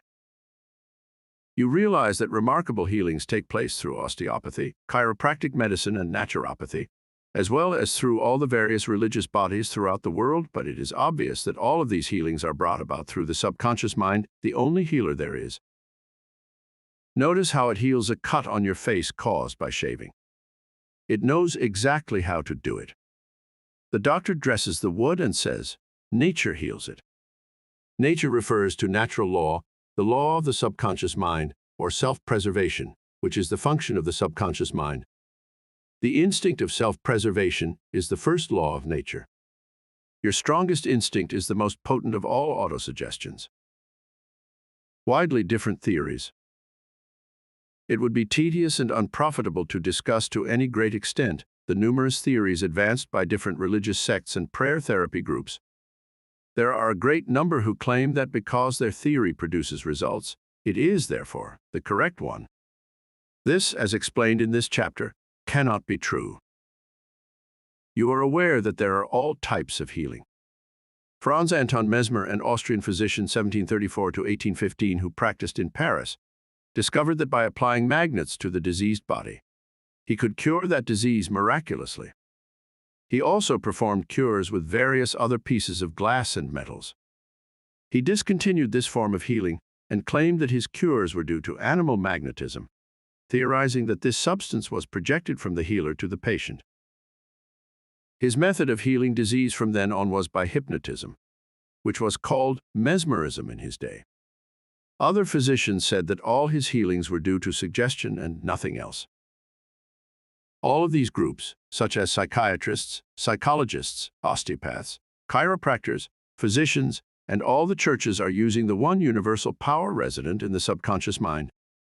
Each may proclaim the healings are due to their theory. The process of all healing is a definite, positive mental attitude, an inner attitude, or a way of thinking, called faith. Healing is due to a confident expectancy, which acts as a powerful suggestion to the subconscious mind, releasing its healing potency. One man does not heal by a different power than another. It is true that he may have his own theory or method. There is only one process of healing, and that is faith. There is only one healing power, namely your subconscious mind. Select the theory and method you prefer. You can rest assured, if you have faith, you shall get results. Views of Paracelsus. Philippus Paracelsus, a famous Swiss alchemist and physician, who lived from 1493 to 1541, was a great healer in his day. He stated what is now an obvious scientific fact when he uttered these words: whether the object of your faith be real or false, you will nevertheless obtain the same effects. Thus, if I believed in St. Peter's statue as I should have believed in St. Peter himself, I shall obtain the same effects that I should have obtained from St. Peter. But that is superstition. Faith, however, produces miracles, and whether it is true or false faith, it will always produce the same wonders. The views of Paracelsus were also entertained in the 16th century by Pietro Pomponazzi, an Italian philosopher and contemporary of Paracelsus, who said, "We can easily conceive the marvelous effects which confidence and imagination can produce, particularly when both qualities are reciprocated between the subjects and the person who influences them. The cures attributed to the influence of certain relics are the effect of their imagination and confidence. Quacks and philosophers know that if the bones of any skeleton were put in place of the saint's bones, the sick would nonetheless experience beneficial effects if they believed that they were veritable relics. Then, if you believe in the bones of saints to heal, or if you believe in the healing power of certain waters, you will get results because of the powerful suggestion given to your subconscious mind. It is the latter that does the healing." Bernheim's experiments. Hippolyte Bernheim, professor of medicine at Nancy, France, 1910 to 1919, was the expounder of the fact that the suggestion of the physician to the patient was exerted through the subconscious mind. Bernheim, in his Suggestive Therapeutics, page 197, tells a story of a man with paralysis of the tongue, which had yielded to no form of treatment. His doctor told the patient that he had a new instrument with which he promised to heal him. He introduced a pocket thermometer into the patient's mouth. The patient imagined it to be the instrument which was to save him. In a few moments he cried out joyfully that he could once more move his tongue freely. "Among our cases," continues Bernheim, "facts of the same sort will be found. A young girl came into my office, having suffered from complete loss of speech for nearly 4 weeks. After making sure of the diagnosis, I told my students that loss of speech sometimes yielded instantly to electricity, which might act simply by its suggestive influence. I sent for the induction apparatus. I applied my hand over the larynx and moved a little and said, 'Now you can speak aloud.' In an instant I made her say A, then B, then Maria.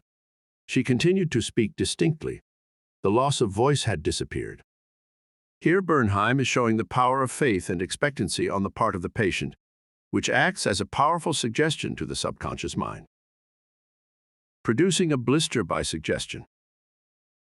Bernheim states that he produced a blister on the back of a patient's neck by applying a postage stamp and suggesting to the patient that it was a fly plaster.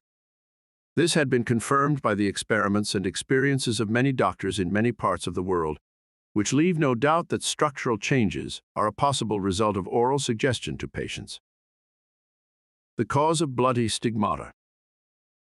In Hudson's Law of Psychic Phenomena, page 153, he states, "Hemorrhages and bloody stigmata may be induced in certain subjects by means of suggestion." Dr. M. Boer put a subject into the somnambulistic condition and gave him the following suggestion: "At 4 o'clock this afternoon, after the hypnosis, you will come into my office, sit down in the armchair, cross your arms upon your breast, and your nose will begin to bleed." At the hour appointed, the young man did as directed. Several drops of blood came from the left nostril. On another occasion, the same investigator traced the patient's name on both his forearms with the dull point of an instrument. Then, when the patient was in the somnambulistic condition, he said, "At 4 o'clock this afternoon, you will go to sleep, and your arms will bleed along the lines which I have traced, and your name will appear written on your arms in the letters of blood." He was watched at 4 o'clock and seen to fall asleep.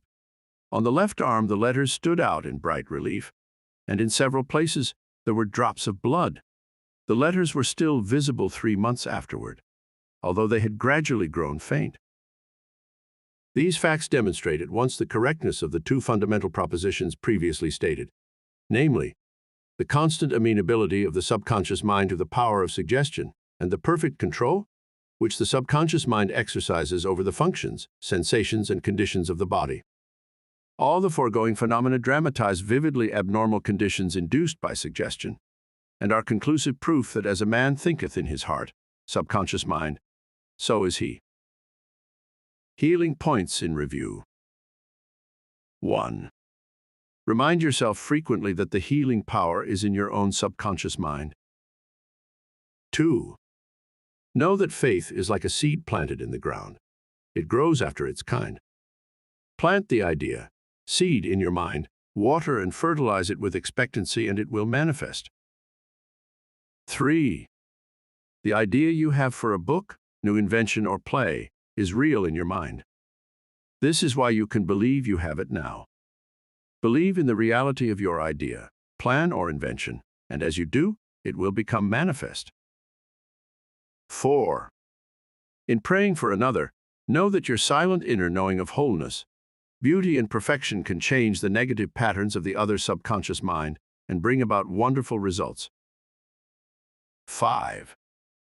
The miraculous healings you hear about at various shrines are due to imagination and blind faith, which act on the subconscious mind, releasing the healing power. 6. All disease originates in the mind. Nothing appears on the body unless there is a mental pattern corresponding to it. 7. The symptoms of almost any disease can be induced in you by hypnotic suggestion. This shows you the power of your thought. 8. There is only one process of healing, and that is faith. There is only one healing power, namely, your subconscious mind. 9. Whether the object of your faith is real or false, you will get results. Your subconscious mind responds to the thought in your mind. Look upon faith as thought in your mind, and that will suffice. Chapter 5. Mental healings in modern times. Everyone is definitely concerned with the healing of bodily conditions and human affairs. What is it that heals? Where is this healing power? These are questions asked by everyone. The answer is that this healing power is in the subconscious mind of each person, and a changed mental attitude on the part of the sick person releases this healing power. No mental or religious science practitioner, psychologist, psychiatrist, or medical doctor ever healed a patient. There is an old saying, "The doctor dressed the wound, but God heals it." The psychologist or psychiatrist proceeds to remove the mental blocks in the patient so that the healing principle may be released, restoring the patient to health. Likewise, the surgeon removes the physical block, enabling the healing currents to function normally. No physician, surgeon, or mental science practitioner claims that he healed the patient. The one healing power is called by many names: nature, life, God, creative intelligence, and subconscious power. As previously outlined, there are many different methods used to remove the mental, emotional, and physical blocks, which inhibit the flow of the healing life principle animating all of us.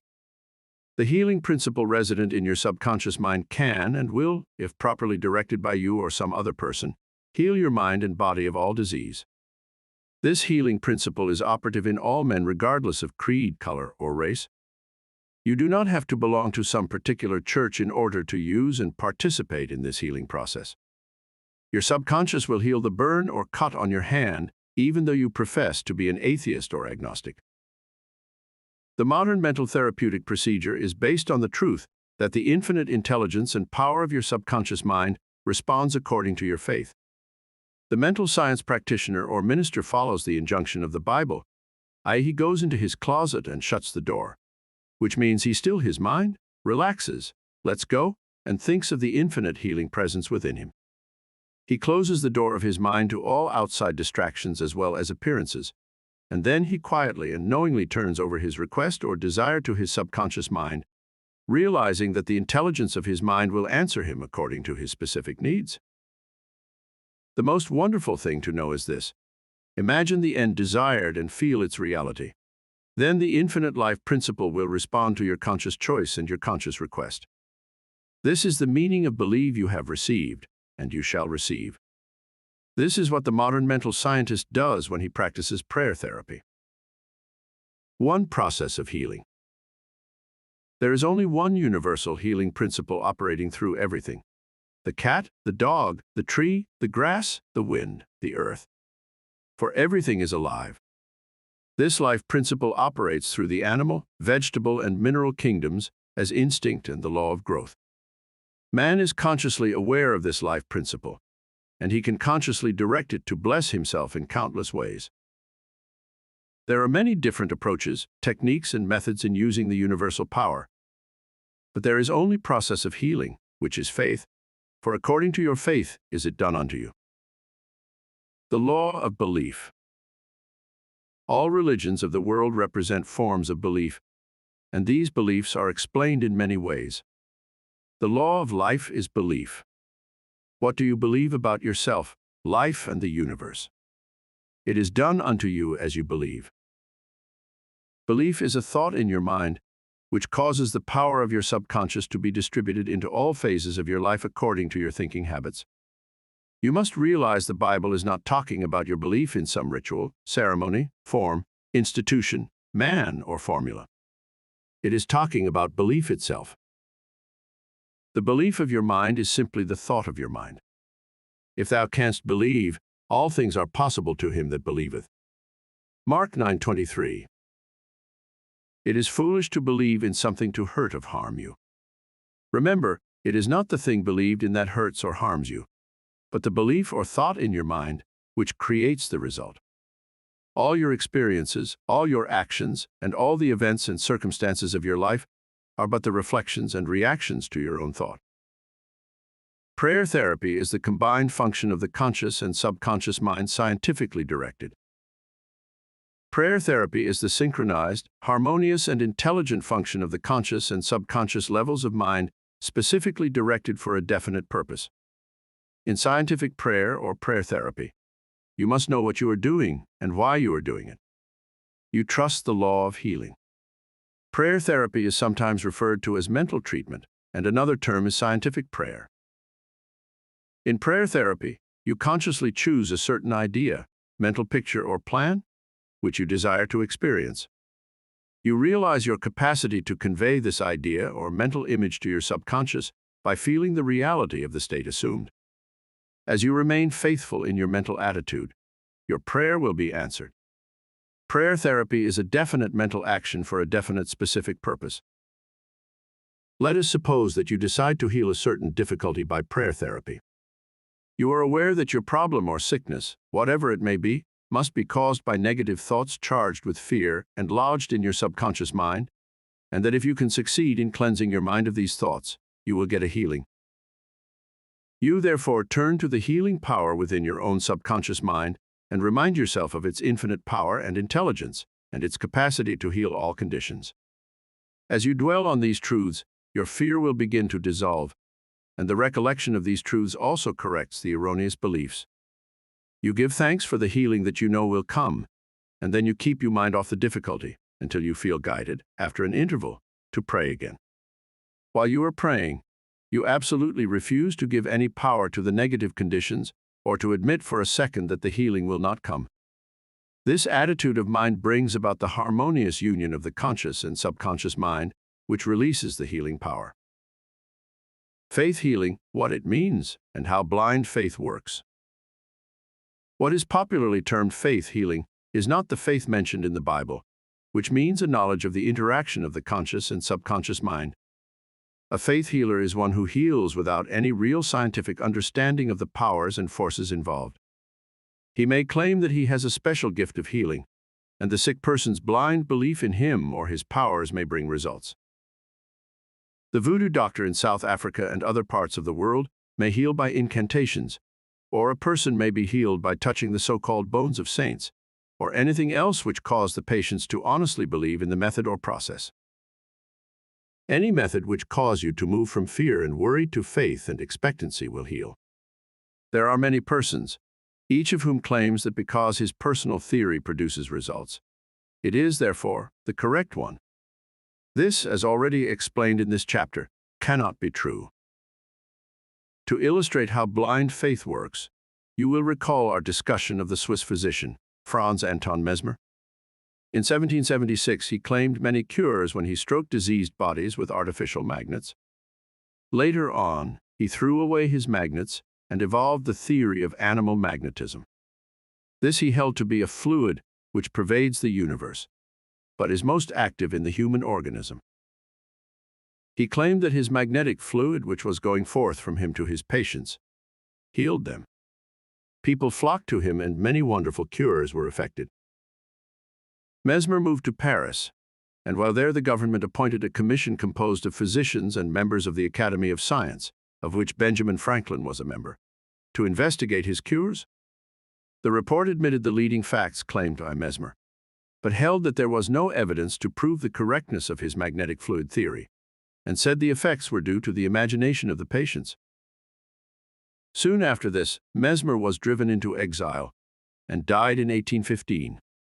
Shortly afterwards, Dr. Braid of Manchester undertook to show that magnetic fluid had nothing to do with the production of the healings of Dr. Mesmer. Dr. Braid discovered that patients could be thrown into hypnotic sleep by suggestion, during which many of the well-known phenomena ascribed to magnetism by Mesmer could be produced. You can readily see that all these cures were undoubtedly brought about by the active imagination of the patients, together with a powerful suggestion of health to their subconscious minds.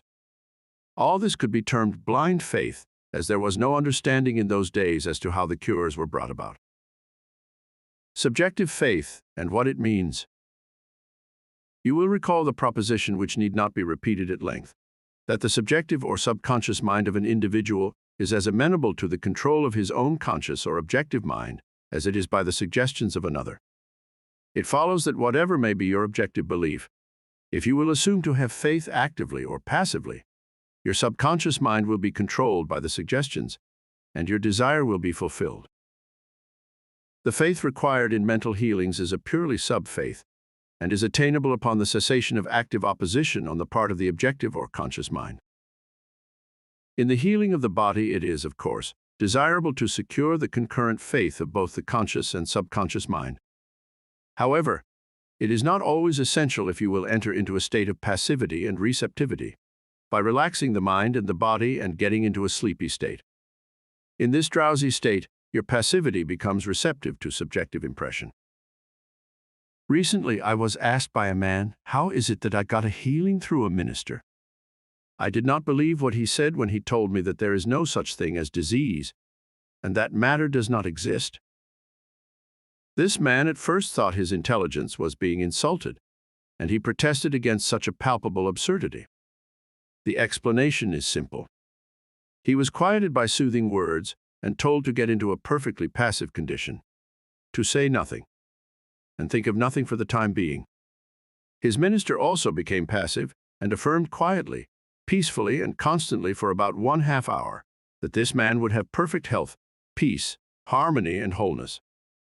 He felt immense relief and was restored to health. It is easy to see that his subjective faith had been made manifest by his passivity under treatment, and the suggestions of perfect healthfulness by the minister were conveyed to his subconscious mind. The two subjective minds were then en rapport. The minister was not handicapped by antagonistic autosuggestions of the patient arising from objective doubt of the power of the healer or the correctness of the theory. In this sleepy, drowsy state, the conscious mind resistance is reduced to a minimum, and results followed.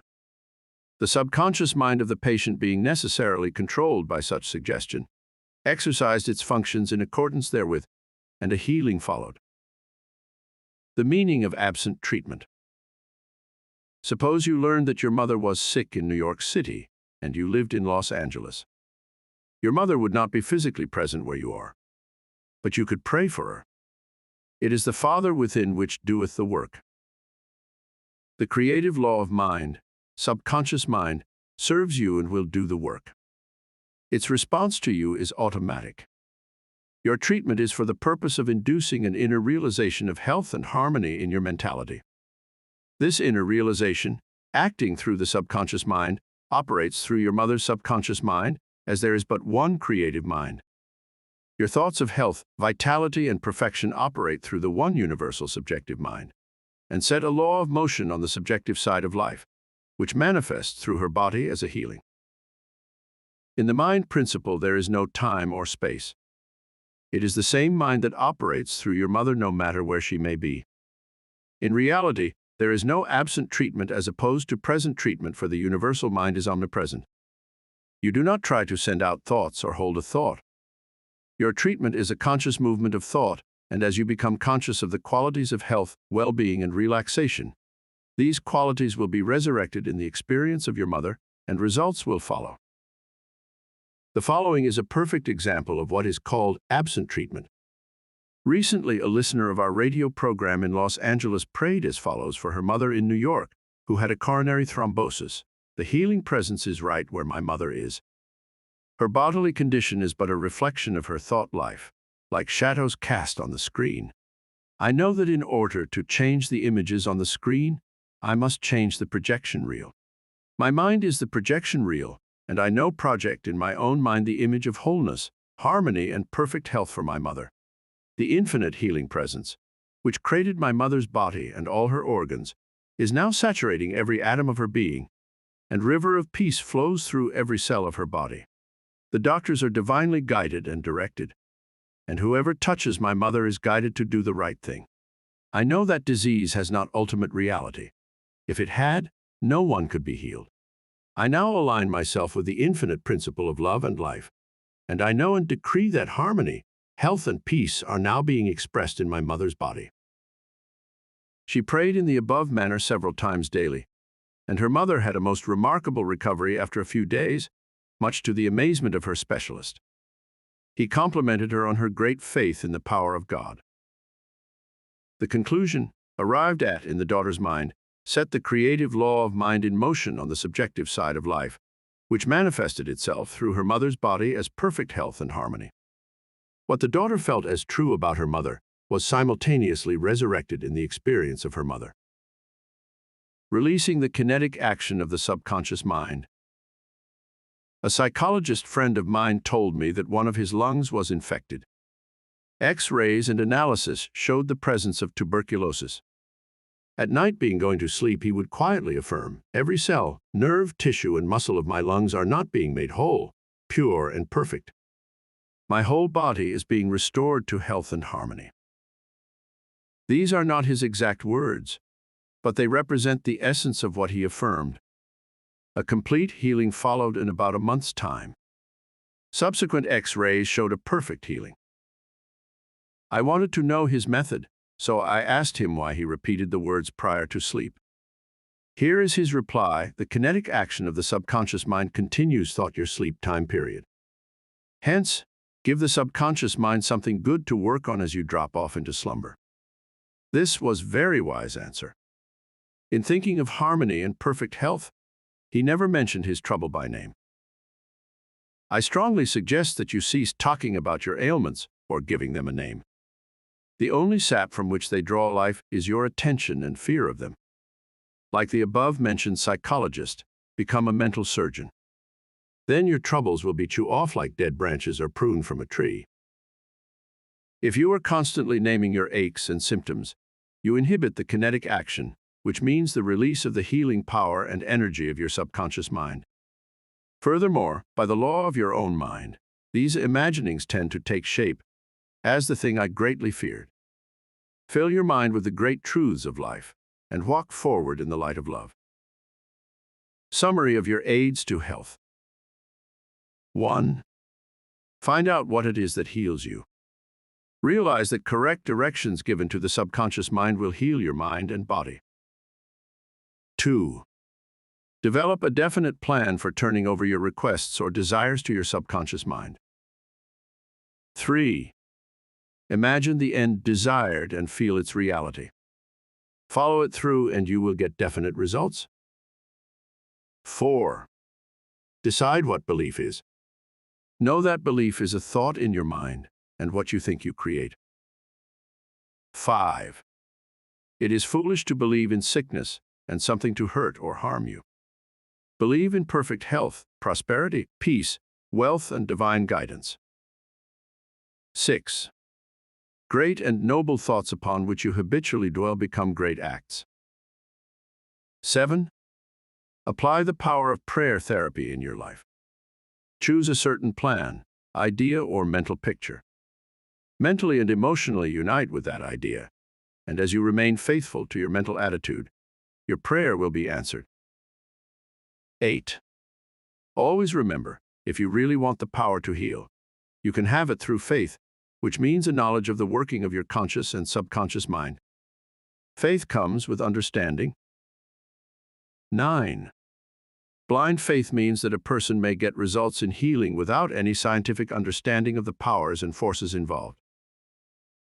10. Learn to pray for your loved ones who might be ill.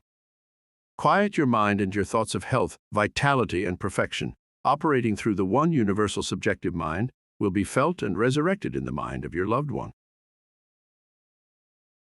Chapter 6. Practical Techniques in Mental Healing. An engineer has a technique and a process for building a bridge or an engine. Like the engineer, your mind also has a technique for governing, controlling, and directing your life. You must realize that methods and techniques are primary. In building the Golden Gate Bridge, the chief engineer understood mathematical principles, stresses and strains. Secondly, he had a picture of the ideal bridge across the bay. The third step was his application of tried and proven methods by which the principles were implemented until the bridge took form and we drive on it. There also are techniques and methods by which your prayers are answered. If your prayer is answered, there is a way in which it is answered, and this is a scientific way. Nothing happens by chance. This is a world of law and order. In this chapter, you will find practical techniques for the unfolding and nurture of your spiritual life. Your prayers must not remain up in the air like a balloon. They must go somewhere and accomplish something in your life. When we come to analyze prayer, we discover there are many different approaches and methods. We will not consider in this book the formal, ritual prayers used in religious services. These have an important place in group worship. We are immediately concerned with the methods of personal prayer as it is applied in your daily life and as it is used to help others. Prayer is the formulation of an idea concerning something we wish to accomplish. Prayer is the soul's sincere desire. Your desire is your prayer. It comes out of your deepest needs, and it reveals the things you want in life. Blessed are they that hunger and thirst after righteousness, for they shall be filled. That is really prayer. Life's hunger and thirst for peace, harmony, health, joy, and all the other blessings of life. The passing over technique for impregnating the subconscious, this consists essentially in inducing the subconscious mind to take over your request as handed it by the conscious mind. This passing over is best accomplished in the reverie-like state. Know that in your deeper mind is infinite intelligence and infinite power. Just calmly think over what you want. See it coming into fuller fruition from this moment forward. Be like the little girl who had a very bad cough and a sore throat. She declared firmly and repeatedly, "It is passing away now. It is passing away now." It passed away in about an hour. Use this technique with complete simplicity and naivete. Your subconscious will accept your blueprint. If you were building a new home for yourself and your family, you know that you would be intensely interested in regard to the blueprint for your home. You would see to it that the builders conform to the blueprint. You would watch the material and select only the best wood, steel, in fact, the best of everything. What about your mental home and your mental blueprint for happiness and abundance? All your experiences and everything that enters into your life depend upon the nature of the mental building blocks which you use in the construction of your mental home. If your blueprint is full of mental patterns of fear, worry, anxiety, or lack, and if you are despondent, doubtful, and cynical, then the texture of the mental material you are waving into your mind will come forth as more toil, care, tension, anxiety, and limitation of all kinds. The most fundamental and the most far-reaching activity in life is that which you build into your mentality every waking hour. Your word is silent and invisible. Nevertheless, it is real. You are building your mental home all the time, and your thought and mental imagery represent your blueprint. Hour by hour, moment by moment, you can build radiant health, success, and happiness by the thoughts you think, the ideas which you harbor, the beliefs you accept, and the scenes that you rehearse in the hidden studio of your mind. This stately mansion, upon the construction of which you are perpetually engaged, is your personality, your identity in this plane, your whole life story on this earth. Get a new blueprint. Build silently by realizing peace, harmony, joy, and goodwill in the present moment. By dwelling upon these things and claiming them, your subconscious mind will accept your blueprint and bring all these things to pass. By their fruits ye shall know them. The science and art of true prayer. The term science means knowledge, which is coordinated, arranged, and systematized. Let us think of the science and art of true prayer as it deals with the fundamental principles of life and the techniques and processes by which they can be demonstrated in your life, as well as in the life of every human being when he applies them faithfully. The art is your technique or process, and the science behind it is the definite response of creative mind to your mental picture or thought. Ask, and it shall be given you. Seek, and ye shall find. Knock, and it shall be opened unto you. Matthew 7:7. Here you are told you shall receive that for which you ask. It shall be opened to you when you knock, and you shall find that for which you are searching. This teaching implies the definiteness of mental and spiritual laws. There is always a direct response from the infinite intelligence of your subconscious mind to your conscious thinking. If you ask for bread, you will not receive a stone. You must ask believing if you are to receive. Your mind moves from the thought to the thing. Unless there is first an image in the mind, it cannot move, for there would be nothing for it to move toward.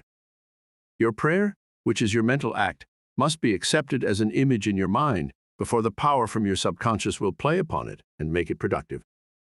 You must reach a point of acceptance in your mind, an unqualified and undisputed state of agreement. This contemplation should be accompanied by a feeling of joy and restfulness in foreseeing the certain accomplishment of your desire.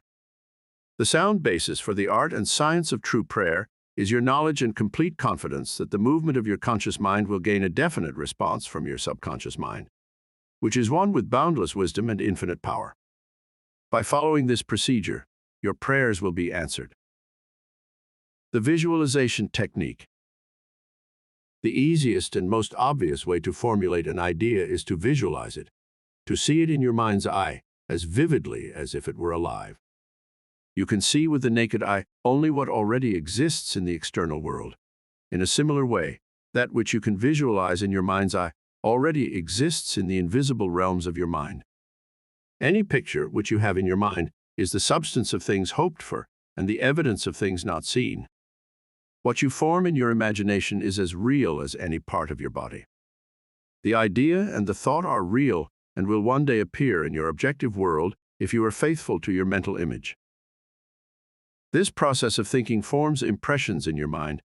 These impressions in turn become manifested as facts and experiences in your life. The builder visualizes the type of building he wants. He sees it as he desires it to be completed. His imagery and thought processes become a plastic mold from which the building will emerge, a beautiful or an ugly one, a skyscraper or a very low one. His mental imagery is projected and is drawn on paper. Eventually, the contractor and his workers gather the essential materials, and the building progresses until it stands finished, conforming perfectly to the mental patterns of the architect. I use the visualization technique prior to speaking from the platform. I quiet the wheels of my mind in order that I may present to the subconscious mind my images of thought. Then I picture the entire auditorium and the seats filled with men and women, each one of them illumined and inspired by the infinite healing presence. I see them as radiant, happy and free. Having first built up the idea in my imagination, I quietly sustain it there as a mental picture while I imagine I hear men and women saying, "I am healed. I feel wonderful. I've had an instantaneous healing. I'm transformed." I keep this up for about 10 minutes or more, knowing and feeling that each person's mind and body are saturated with love, wholeness, beauty, and perfection. My awareness grows to the point where in my mind I can actually hear the voices of the multitude proclaiming their health and happiness. Then I release the whole picture and go onto the platform. Almost every Sunday some people stop and say that their prayers were answered. Mental movie method. The Chinese say, "A picture is worth 1,000 words." William James, the father of American psychology, stressed the fact that the subconscious mind will bring to pass any picture held in the mind and backed by faith. Act as though I am, and I will be. A number of years ago I was in the Middle West lecturing in several states, and I desired to have a permanent location in the general area from which I could serve those who desired help. I traveled far, but the desire did not leave my mind. One evening, while in a hotel in Spokane, Washington, I relaxed completely on a couch, immobilized my attention, and in a quiet, passive manner, imagined that I was talking to a large audience, saying in effect, "I'm glad to be here. I have prayed for the ideal opportunity. I saw in my mind's eye the imaginary audience, and I felt the reality of it all." I played the role of the actor, dramatized this mental movie, and felt satisfied that this picture was being conveyed to my subconscious mind, which would bring it to pass in its own way. The next morning, on awakening, I felt a great sense of peace and satisfaction, and in a few days' time, I received a telegram asking me to take over an organization in the Midwest, which I did, and I enjoyed it immensely for several years. The method outlined here appeals to many who have described it as the mental movie method. I have received numerous letters from people who listen to my radio talks and weekly public lectures, telling me of the wonderful results they get using this technique in the sale of their property. I suggest to those who have homes or property for sale that they satisfy themselves in their own mind that their price is right. Then I claim that the infinite intelligence is attracting to them the buyer who really wants to have the property and who will love it and prosper in it. After having done this, I suggest that they quiet their mind, relax, let go, and get into a drowsy, sleepy state, which reduces all mental effort to a minimum. Then they are to picture the check in their hands, rejoice in the check, give thanks for the check, and go off to sleep feeling the naturalness of the whole mental movie created in their own mind. They must act as though it were an objective reality, and the subconscious mind will take it as an impression, and through the deeper currents of the mind, the buyer and the seller are brought together. A mental picture held in the mind, backed by faith, will come to pass. The Baudouin Technique. Charles Baudouin was a professor at the Rousseau Institute in France. He was a brilliant psychotherapist and a research director of the New Nancy School of Healing, who in 1910 taught that the best way to impress the subconscious mind was to enter into a drowsy, sleepy state, or a state akin to sleep in which all effort was reduced to a minimum. Then, in a quiet, passive, receptive way, by reflection, he would convey the idea to the subconscious. The following is his formula. A very simple way of securing this impregnation of the subconscious mind is to condense the idea, which is to be the object of suggestion, to sum it up in a brief phrase, which can be readily graven on the memory, and to repeat it over and over again as a lullaby. Some years ago, a young lady in Los Angeles was engaged in a prolonged bitter family lawsuit over a will. Her husband had bequeathed his entire estate to her, and his sons and daughters by a previous marriage were bitterly fighting to break the will. The Baudouin technique was outlined to her, and this is what she did. She relaxed her body in an armchair, entered into the sleepy state, and, as suggested, condensed the idea of her need into a phrase consisting of 6 words, easily graven on the memory. It is finished in divine order. The significance to her of these words meant that infinite intelligence operating through the laws of her subconscious mind would bring about a harmonious adjustment through the principle of harmony. She continued this procedure every night for about 10 nights. After she got into a sleepy state, she would affirm slowly, quietly and feelingly the statement, "It is finished," in divine order, over and over again, feeling a sense of inner peace and an all-pervading tranquility. Then she went off into her deep normal sleep. On the morning of the 11th day, following the use of the above technique, she awakened with a sense of well-being, a conviction that it was finished. Her attorney called her the same day saying that the opposing attorney and his clients were willing to settle. A harmonious agreement was reached and litigation was discontinued. The sleeping technique. By entering into a sleepy, drowsy state, effort is reduced to a minimum.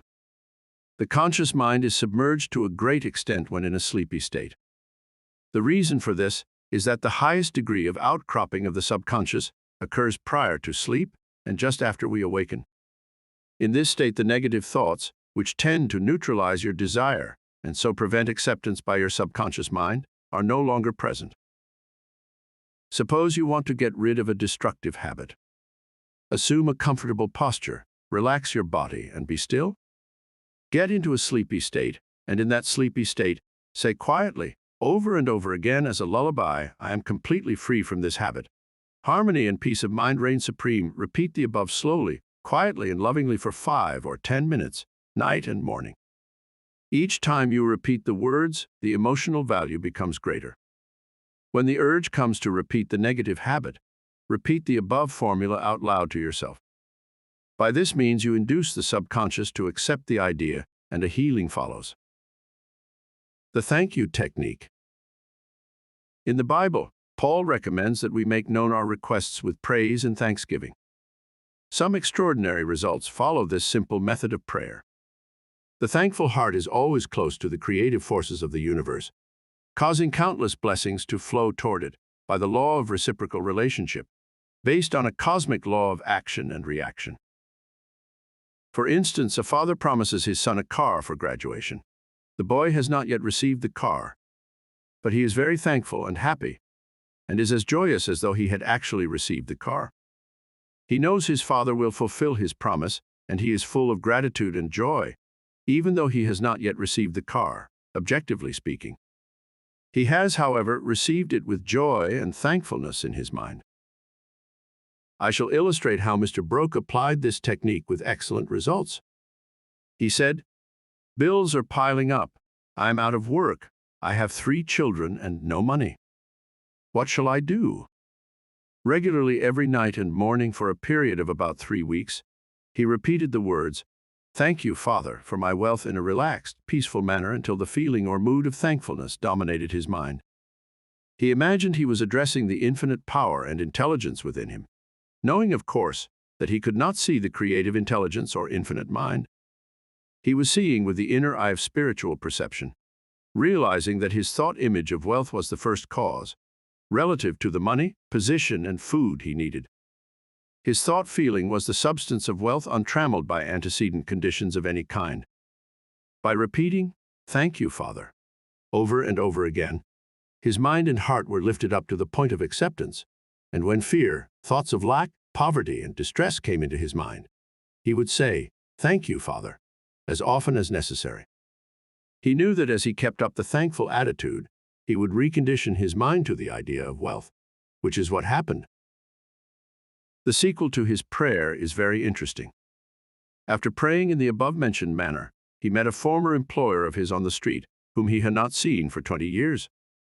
The man offered him a very lucrative position and advanced him $500 on a temporary loan.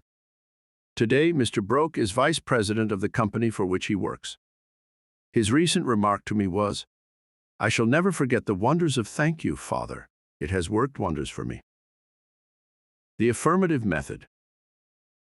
The effectiveness of an affirmation is determined largely by your understanding of the truth and the meaning back of the words. In praying, use not vain repetition. Therefore, the power of your affirmation lies in the intelligent application of definite and specific positives. For example, a boy adds 3 and 3 and puts down 7 on the blackboard. The teacher affirms with mathematical certainty that 3 and 3 are 6. Therefore, the boy changes his figures accordingly. The teacher's statement did not make 3 and 3 equal 6, because the latter was already a mathematical truth. The mathematical truth caused the boy to rearrange the figures on the blackboard. It is abnormal to be sick. It is normal to be healthy. Health is the truth of your being. When you affirm health, harmony, and peace for yourself or another, and when you realize these are universal principles of your own being, you will rearrange the negative patterns of your subconscious mind based on your faith and understanding of that which you affirm. The result of the affirmative process of prayer depends on your conforming to the principles of life, regardless of appearances. Consider for a moment that there is a principle of mathematics and none of error. There is a principle of truth, but none of dishonesty. There is a principle of intelligence, but none of ignorance. There is a principle of harmony and none of discord. There is a principle of health, but none of disease. And there is a principle of abundance, but none of poverty. The affirmative method was chosen by the author for use on his sister, who was to be operated on for the removal of gallstones in a hospital in England. The condition described was based on the diagnosis of hospital tests and the usual X-ray procedures. She asked me to pray for her. We were separated geographically about 6,500 miles, but there is no time or space in the mind principle. Infinite mind or intelligence is present in its entirety at every point simultaneously. I withdrew all thought from the contemplation of symptoms and from the corporeal personality altogether. I affirmed as follows: this prayer is for my sister Catherine. She is relaxed and at peace, poised, balanced, serene, and calm. The healing intelligence of her subconscious mind, which created her body, is now transforming every cell, nerve, tissue, muscle, and bone of her being according to the perfect pattern of all organs lodged in her subconscious mind. Silently, quietly, all distorted thought patterns in her subconscious mind are removed and dissolved, and the vitality, wholeness, and beauty of the life principle are made manifest in every atom of her being. She is now open and receptive to the healing currents which are flowing through her like a river, restoring her to perfect health, harmony, and peace. All distortions and ugly images are now washed away by the infinite ocean of love and peace flowing through her. And it is so. I affirmed the above several times a day, and at the end of 2 weeks, my sister had an examination, which showed a remarkable healing, and the X-ray proved negative. To affirm is to state that it is so, and as you maintain this attitude of mind as true, regardless of all evidence to the contrary, you will receive an answer to your prayer. Your thought can only affirm, for even if you deny something, you are actually affirming the presence of what you deny. Repeating an affirmation, knowing what you are saying and why you are saying it, leads the mind to that state of consciousness where it accepts that which you state as true.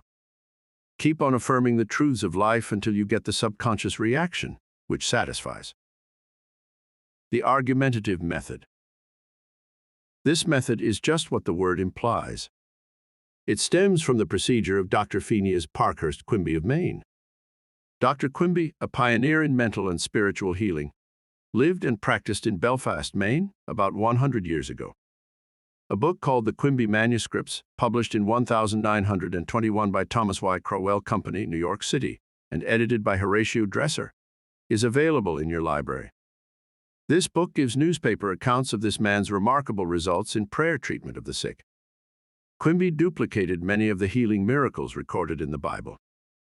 In brief, the argumentative method employed according to Quimby consists of spiritual reasoning, where you convince the patient and yourself that sickness is due to his false belief, groundless fears, and negative patterns lodged in his subconscious mind.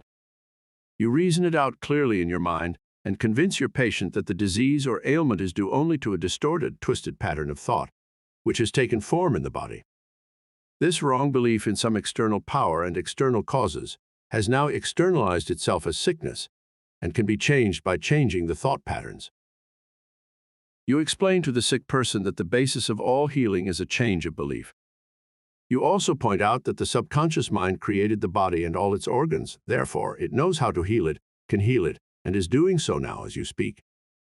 You argue in the courtroom of your mind that the disease is a shadow of the mind based on disease-soaked, morbid thought imagery. You continue to build up all the evidence you can muster on behalf of the healing power within, which created all the organs in the first place, and which has a perfect pattern of every cell, nerve, and tissue within it. Then you render a verdict in the courthouse of your mind in favor of yourself and your patient. You liberate the sick one by faith and spiritual understanding. Your mental and spiritual evidence is overwhelming.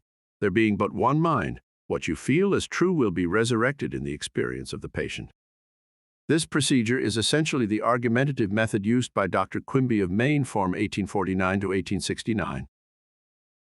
The absolute method is like modern sound wave therapy.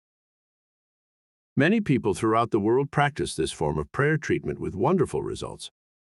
The person using the absolute method mentions the name of the patient, such as John Jones, then quietly and silently thinks of God and his qualities and attributes, such as, God is all bliss, boundless love, infinite intelligence, all-powerful, boundless wisdom, absolute harmony, indescribable beauty and perfection. As he quietly thinks along these lines, he is lifted up in consciousness into a new spiritual wavelength, at which times he feels the infinite ocean of God's love is now dissolving everything unlike itself in the mind and body of John Jones for whom he is praying. He feels all the power and love of God are now focused on John Jones, and whatever is bothering or vexing him is now completely neutralized in the presence of the infinite ocean of life and love. The absolute method of prayer might be likened to the sound wave or sonic therapy, recently shown by a distinguished physician in Los Angeles. He has an ultrasound wave machine which oscillates at a tremendous speed and sends sound waves to any area of the body to which it is directed. These sound waves can be controlled, and he told me of achieving remarkable results in dissolving arthritic, calcareous deposits, as well as the healing and removal of other disturbing conditions.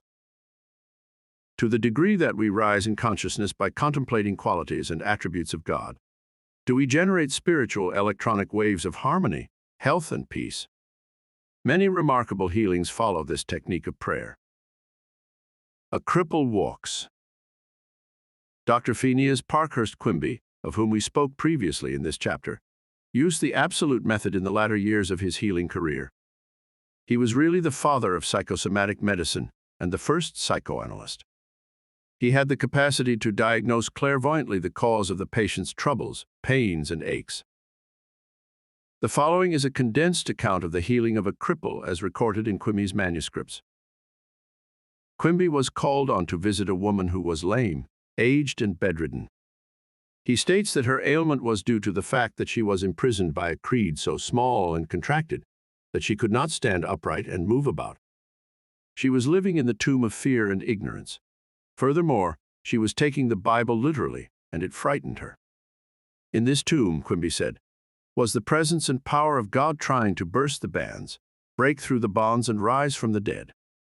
When she would ask others for an explanation of some passage of the Bible, the answer would be a stone. Then she would hunger for the bread of life. Dr. Quimby diagnosed her case as a mind cloudy and stagnated, due to excitation and fear, caused by the inability to see clearly the meaning of the passage of the Bible which she had been reading. This showed itself in the body by her heavy and sluggish feeling, which would terminate as paralysis. At this point, Quimby asked her what was meant in the Bible verses, "Yet a little while am I with you, and then I go unto him that sent me. Ye shall seek me, and shall not find me, and where I am thither ye cannot come." John 7:33-34. She replied that it meant Jesus went to heaven. Quimby what it really meant by telling her that being with her a little while meant his explanation of her symptoms, feelings, and their causes. He had compassion and sympathy for her momentarily, but he could not remain in that mental state. The next step was to go to him that sent us, which, as Quimby pointed out, was the creative power of God in all of us. Quimby immediately traveled in his mind and contemplated the divine ideal, i.e. the vitality, intelligence, harmony, and power of God functioning in the sick person. This is why he said to the woman, "Therefore, where I go you cannot come, for you are in your narrow, restricted belief, and I am in health." This prayer and explanation produced an instantaneous sensation, and a change came over her mind. She walked without her crutches. Quimby said it was one of the most singular of all his healings.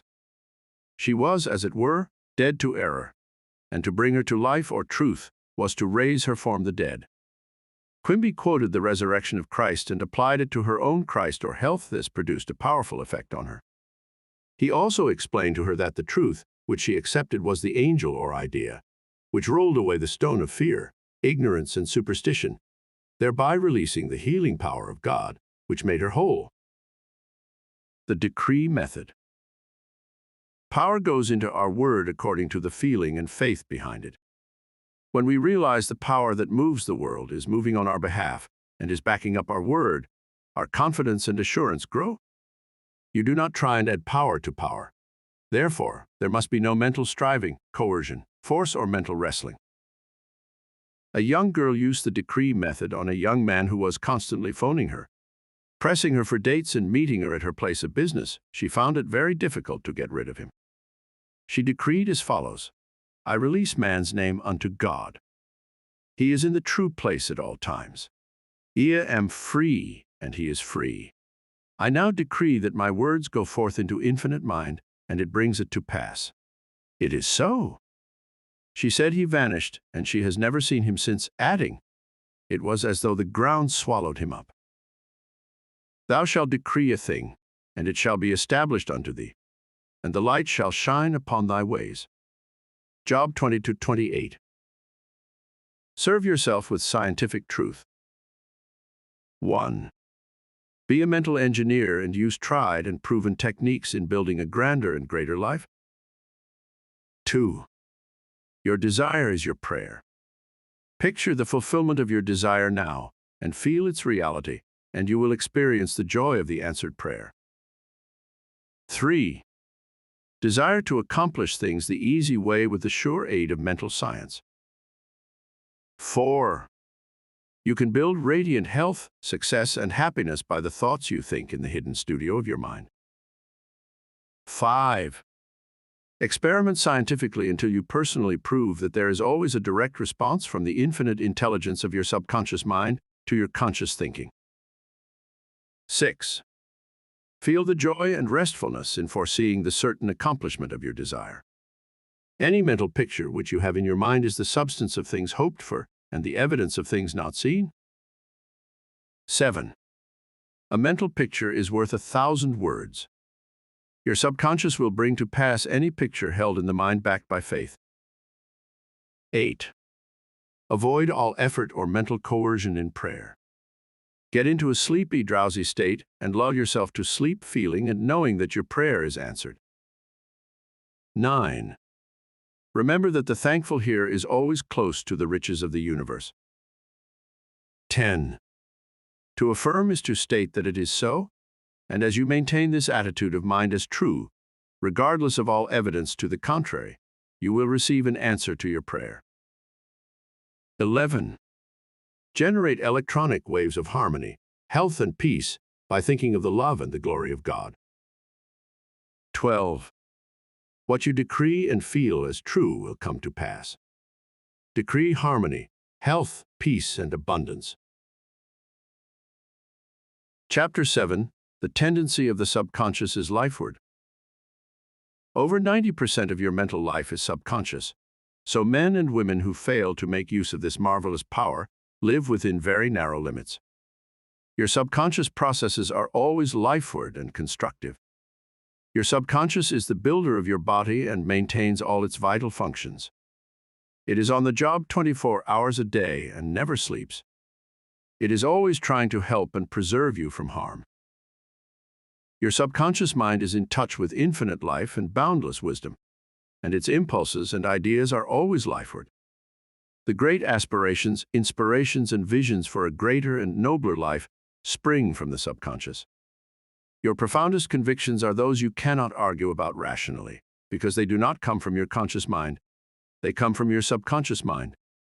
Your subconscious speaks to you in intuitions, impulses, hunches, intimations, urges, and ideas, and it is always telling you to rise, transcend, grow, advance, adventure, and move forward to greater heights. The urge to love, to save the lives of others, comes from the depths of your subconscious. For example, during the Great San Francisco earthquake and fire of April 18, 1906, invalids and cripples who had been confined to be for long periods of time rose up and performed some of the most amazing feats of bravery and endurance. The intense desire welled up within them to save others at all costs. and their subconscious responded accordingly. Great artists, musicians, poets, speakers, and writers tune in with their subconscious powers and become animated and inspired. For example, Robert Louis Stevenson, before he went to sleep, used to charge his subconscious with the task of evolving stories for him while he slept. He was accustomed to ask his subconscious to give him a good, marketable thriller when his bank account was low. Stevenson said the intelligence of his deeper mind gave him the story piece by piece, like a serial. This shows how your subconscious will speak lofty and wise sayings which your conscious mind knows nothing about. Mark Twain confided to the world on many occasions that he never worked in his life. All his humor and all his great writings were due to the fact that he tapped the inexhaustible reservoir of his subconscious mind. How the body portrays the workings of the mind. The interaction of your conscious and subconscious mind requires a similar interaction between the corresponding system of nerves. The cerebrospinal system is the organ of the conscious mind, and the sympathetic system is the organ of the subconscious mind. The cerebrospinal system is the channel through which you receive conscious perception by means of your 5 physical senses and exercise control over the movement of your body. This system has its nerves in the brain, and it is the channel of your volitional and conscious mental function. The sympathetic system, sometimes referred to as the involuntary nervous system, has its center in a ganglionic mass at the back of the stomach, known as the solar plexus, and is sometimes spoken of as the abdominal brain. It is the channel of that mental action, which unconsciously supports the vital functions of the body. The two systems may work separately or synchronously. Judge Thomas Troard, The Edinburgh Lectures on Mental Science, New York. Robert McBride & Co. 1909 says the vagus nerve passes out of the cerebral region as a portion of the voluntary system, and through it we control the vocal organs. Then it passes onward to the thorax, sending out branches to the heart and lungs finally. Passing through the diaphragm, it loses the outer coating, which distinguishes the nerves of the voluntary system, and becomes identified with those of the sympathetic system, so forming a connecting link between the two and making the man physically a single entity. Similarly, different areas of the brain indicate their connection with the objective and subjective activities of the mind respectively, and speaking in a general way, we may assign the frontal portion of the brain to the former and the posterior portion to the latter, while the intermediate portion partakes the character of both. A rather simple way of looking at the mental and physical interaction is to realize that your conscious mind grasps an idea, which induces a corresponding vibration in your voluntary system of nerves. This in turn causes a similar current to be generated in your involuntary system of nerves, thus handing the idea over to your subconscious mind, which is the creative medium. This is how your thoughts become things. Every thought entertained by your conscious mind and accepted as true is sent by your brain to your solar plexus, the brain of the subconscious mind, to be made into your flesh and to be brought forth into your world as a reality. There is an intelligence which takes care of the body. When you study the cellular system and the structure of the organs, such as eyes, ears, heart, liver, bladder, etc., you learn they consist of groups of cells, which form a group intelligence, whereby they function together and are able to take orders and carry them out in deductive function at the suggestion of the mastermind, conscious mind. A careful study of the single-celled organism shows you what goes on in your complex body. Thought the monocellular organism has no organs, it still gives evidence of mind action and reaction, performing the basic functions of movement, alimentation, assimilation, and elimination. Many say there is an intelligence which will take care of your body if you let it alone. That is true, but the difficulty is that the conscious mind always interferes with is 5-sense evidence based on outer appearances, leading to the sway of false belief, fears, and mere opinion. When fear, false beliefs, and negative patterns are made to register in your subconscious mind through psychological, emotional conditioning, there is no other course open to the subconscious mind except to act on the blueprint specifications offered it. The subconscious mind works continually for the common good. The subjective self within you works continuously for the general good, reflecting an innate principle of harmony behind all things. Your subconscious mind has its own will, and it is a very real something in itself. It acts night and day whether you act upon it or not. It is the builder of your body, but you cannot see, hear, or feel it building, as all this is a silent process. Your subconscious have a life of its own, which is always moving toward harmony, health, and peace. This is the divine norm within it, seeking expression through you at all times. How man interferes with the innate principle of harmony. To think correctly, scientifically, we must know the truth. To know the truth is to be in harmony with the infinite intelligence and power of your subconscious mind, which is always moving lifeward. Every thought or action which is not harmonious, whether through ignorance or design, will result in discord and limitation of all kinds. Scientists inform us that you build a new body every 11 months, so you are really only 11 months old from a physical standpoint. If you build defects back into your body by thoughts of fear, anger, jealousy, and ill will, you have no one to blame but yourself. You are the sum total of your own thoughts. You can keep from entertaining negative thoughts and imagery. The way to get rid of darkness is with light. The way to overcome cold is with heat. The way to overcome the negative thought is to substitute the good thought. Affirm the good and the bad will vanish. Why it's normal to be healthy, vital, and strong? It's abnormal to be sick. The average child born into the world is perfectly healthy, with all its organs functioning perfectly. This is the normal state, and we should remain healthy, vital, and strong. The instinct of self-preservation is the strongest instinct of your nature, and it constitutes a most potent, ever-present, and constantly operative truth, inherent in your nature. It is, therefore, obvious that all your thoughts, ideas, and beliefs must operate with greater potentiality when they are in harmony with the innate life principle in you, which is forever seeking to preserve and protect you along all lines. It follows from this that normal conditions can be restored with greater ease and certainty than abnormal conditions can be induced. It is abnormal to be sick. It simply means you are going against the stream of life and thinking negatively. The law of life is the law of growth. All nature testifies to the operation of this law by silently, constantly expressing itself in the law of growth. When there is growth and expression, there must be life. Where there is life, there must be harmony. And where there is harmony, there is perfect health. If your thought is in harmony with the creative principle of your subconscious mind, you are in tune with the innate principle of harmony. If you entertain thoughts which are not in accordance with the principle of harmony, these thoughts cling to you, harass you, worry you, and finally bring about disease, and if persisted in, possibly death. In the healing of disease, you must increase the inflow and distribution of the vital forces of your subconscious mind throughout your system. This can be done by eliminating thoughts of fear, worry, anxiety, jealousy, hatred, and every other destructive thought which tends to tear down and destroy your nerves and glands, body tissue which controls the elimination of all waste material. Pott's disease cured. In the Nautilus magazine of March 1917, there appears an article about a boy suffering from Pott's disease, or tuberculosis of the spine, who had a remarkable healing.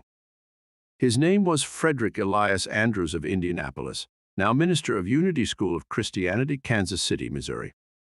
His physician pronounced him incurable. He began to pray, and from a crooked, twisted cripple going about on hands and knees, he became a strong, straight, well-formed man. He created his own affirmation, mentally absorbing the qualities he needed. He affirmed over and over again many times a day, "I'm whole, perfect, strong, powerful, loving, harmonious, and happy." He persevered and said that this prayer was the last utterance on his lips at night and the first in the morning. He prayed for others also by sending out thoughts of love and health. This attitude of mind and way of prayer returned to him multiplied many times. His faith and perseverance paid off with big dividends. When thoughts of fear, anger, jealousy, or envy drew his attention, he would immediately start his counteracting force of affirmation going in his mind. His subconscious mind responded according to the nature of his habitual thinking. This is the meaning of the statement in the Bible, "Go thy way, thy faith hath made thee whole." Mark 10:52. How faith in your subconscious powers makes you whole. A young man who came to my lectures on the healing power of the subconscious mind had severe eye trouble, which his doctor said necessitated an operation. He said to himself, "My subconscious made my eyes, and it can heal me." Each night, as he went to sleep, he entered into a drowsy meditative state, the condition akin to sleep. His attention was immobilized and focused on the eye doctor. He imagined the doctor was in front of him, and he plainly heard, or imagined he heard, the doctor saying to him, "A miracle has happened." He heard this over and over again every night for perhaps 5 minutes or so before going to sleep. At the end of 3 weeks, he again went to the ophthalmologist who had previously examined his eyes, and the physician said to this man, "This is a miracle." What happened? This man impressed his subconscious mind, using the doctor as an instrument or a means of convincing it or conveying the idea. Through repetition, faith, and expectancy, he impregnated his subconscious mind. His subconscious mind made his eye. Within it was the perfect pattern, and immediately it proceeded to heal the eye. This is another example of how faith in the healing power of your subconscious can make you whole. Pointers to review. 1. Your subconscious is the builder of your body and is on the job 24 hours a day. You interfere with its life-giving patterns by negative thinking. 2. Charge your subconscious with the task of evolving an answer to any problem prior to sleep, and it will answer you. 3. Watch your thoughts. Every thought accepted as true is sent by your brain to your solar plexus, your abdominal brain, and is brought into your world as a reality. 4. Know that you can remake yourself by giving a new blueprint to your subconscious mind. 5. The tendency of your subconscious is always lifeward. Your job is with your conscious mind. Feed your subconscious mind with premises which are true. Your subconscious is always reproducing according to your habitual mental patterns. 6. You build a new body every 11 months. Change your body by changing your thoughts and keeping them changed. 7. It is normal to be healthy. It is abnormal to be ill. There is within the innate principle of harmony. 8. Thoughts of jealousy, fear, worry, and anxiety tear down and destroy your nerves and glands, bringing about mental and physical diseases of all kinds. 9. What you affirm consciously and feel as true will be made manifest in your mind, body, and affairs. Affirm the good and enter into the joy of living. Chapter 8. How to get the results you want. The principal reasons for failure are lack of confidence and too much effort. Many people block answers to their prayers by failing to fully comprehend the workings of the subconscious mind. When you know how your mind functions, you gain a measure of confidence. You must remember, whenever your subconscious mind accepts an idea, it immediately begins to execute it. It uses all its mighty resources to that end and mobilizes all the mental and spiritual laws of your deeper mind. This law is true for good or bad ideas. Consequently, if you use it negatively, it brings trouble, failure, and confusion. When you use it constructively, it brings guidance, freedom, and peace of mind. The right answer is inevitable when your thoughts are positive, constructive, and loving. From this, it is perfectly obvious that the only thing you have to do in order to overcome failure is to get your subconscious to accept your idea or request by feeling its reality now, and the law of your mind will do the rest. Turn over your request with faith and confidence, and your subconscious will take over and answer for you. You will always fail to get results by trying to use mental coercion. Your subconscious mind does not respond to coercion. It responds to your faith or conscious mind acceptance. Your failure to get results may also arise from such statements as, "Things are getting worse. I will never get an answer. I see no way out. It's hopeless. I don't know what to do." I'm all mixed up. When you use such statements, you get no response or cooperation from your subconscious mind. Like a soldier marking time, you neither go forward nor backward. In other words, you don't get anywhere. If you get into a taxi and give a half-dozen different directions to the driver in 5 minutes, he would become hopelessly confused and probably refuse to take you anywhere. It is the same when working with your subconscious mind. There must be a clear-cut idea in your mind. You must arrive at the definite decision that there is a way out, a solution to the vexing problem in sickness. Only the infinite intelligence within your subconscious knows the answer. When you come to that clear-cut conclusion in your conscious mind, your mind is then made up, and according to your belief, is it done unto you. Easy does it. A house owner once remonstrated with a furnace repairman for charging $200 for fixing the boiler.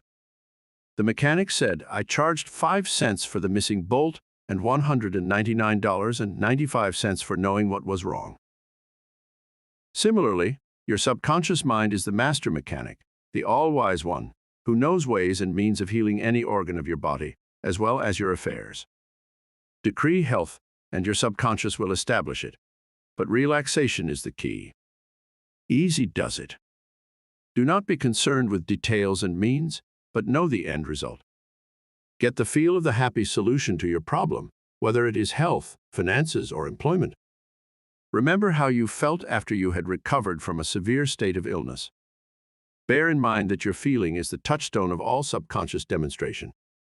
Your new idea must be felt subjectively in a finished state, not the future, but as coming about now.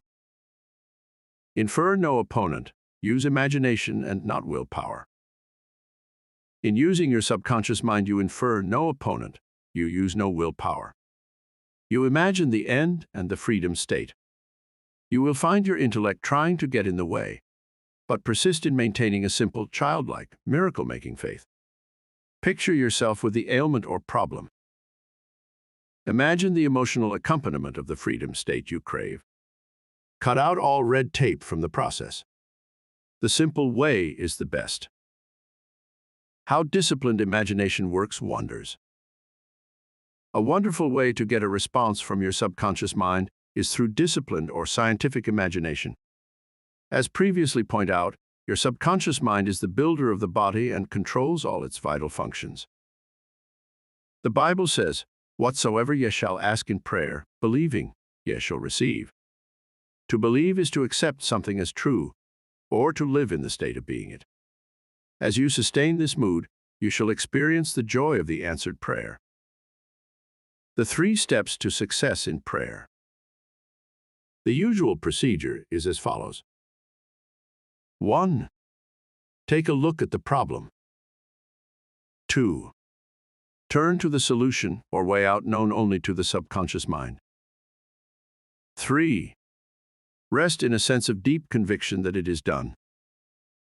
Do not weaken your prayer by saying, "I wish I might be healed. I hope so." Your feeling about the work to be done is the boss. Harmony is why ours. Know that health is yours. Become intelligent by becoming a vehicle for the infinite healing power of the subconscious mind. Pass on the idea of health to your subconscious mind to the point of conviction. Then relax. Get yourself off your hands. Say to the condition and circumstance, "This too shall pass." Through relaxation, you impress your subconscious mind, enabling the kinetic energy behind the idea to take over and bring it into concrete realization. The law of reversed effort, and why you get the opposite of what you pray for. The famous psychologist from France who visited America about 40 years ago, defined the law of reversed effort as follows. When your desires and imagination are in conflict, your imagination invariably gains the day. If, for example, you were asked to walk a plank on the floor, you would do so without question. Now suppose the same plank were placed 20 feet up in the air between 2 walls. Would you walk it? Your desire to walk it would be counteracted by your imagination or fear of falling. Your dominant idea, which would be the picture of falling, would conquer. Your desire, will, or effort to walk on the plank would be reversed, and the dominant idea of failure would be reinforced. Mental effort is invariably self-defeated, eventuating always in the opposite of what is desired. The suggestions of powerlessness to overcome the condition dominate the mind. Your subconscious is always controlled by the dominant idea. Your subconscious will accept the strongest of two contradictory propositions. The effortless way is better.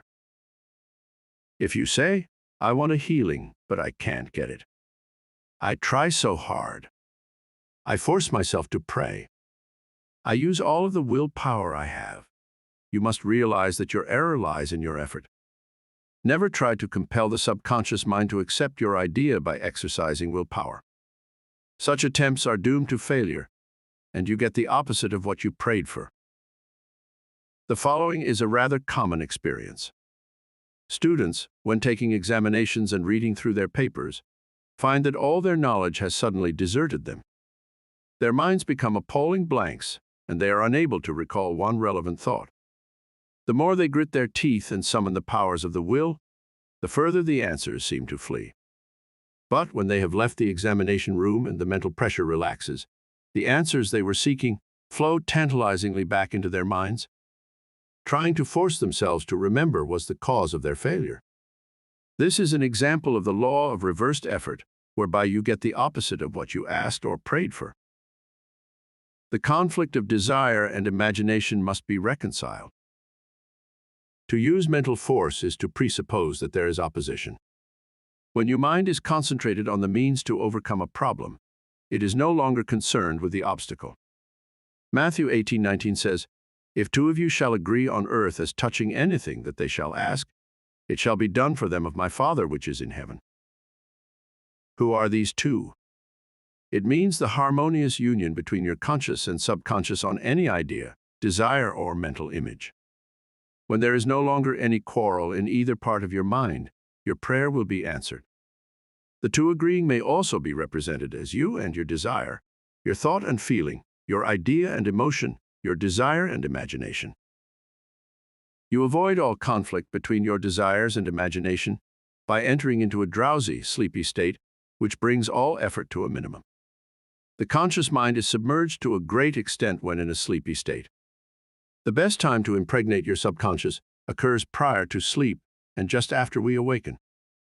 In this state, the negative thoughts and imagery which tend to neutralize your desire and so prevent acceptance by your subconscious mind no longer present themselves. When you imagine the reality of the fulfilled desire and feel the thrill of accomplishment, your subconscious brings about the realization of your desire.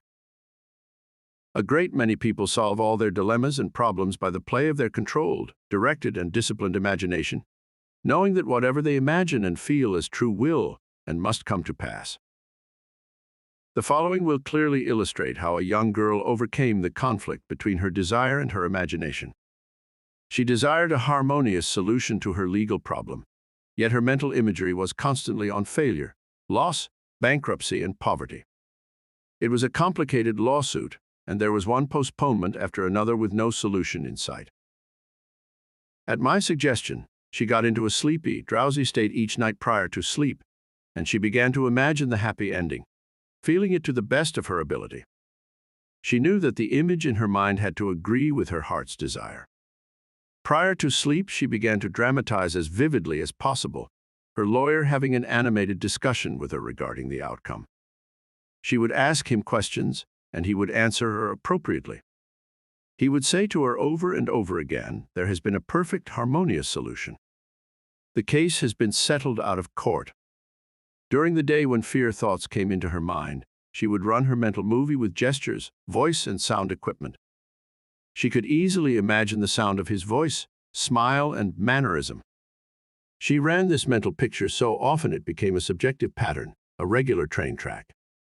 At the end of a few weeks, her attorney called and confirmed objectively what she had been imagining and feeling as true subjectively. This is really what the psalmist meant when he wrote, "Let the words of my mouth, your thoughts, mental images, good, and the meditations of my heart, your feeling, nature, emotion, be acceptable in thy sight, O Lord, the law of your subconscious mind, my strength and my Redeemer." The power and wisdom of your subconscious mind can redeem you from sickness, bondage, and misery. Psalm 19:14. Ideas worth remembering. 1. Mental coercion or too much effort shows anxiety and fear which block your answer. Easy does it. 2. When your mind is relaxed and you accept an idea, Your subconscious goes to work to execute the idea. 3. Think and plan independently of traditional methods. Know that there is always an answer and a solution to every problem. 4. Do not be overly concerned with the beating of your heart, with the breathing of your lungs, or the functions of any part of your anatomy. Lean heavily upon your subconscious and proclaim frequently that divine right action is taking place. 5. The feeling of health produces health. The feeling of wealth produces wealth. How do you feel? 6. Imagination is your most powerful faculty. Imagine what is lovely and of good report. You are what you imagine yourself to be. 7. You avoid conflict between your conscious and subconscious in the sleepy state. Imagine the fulfillment of your desire over and over again prior to sleep. Sleep in peace and wake in joy. Chapter 9: How to use the power of your subconscious for wealth.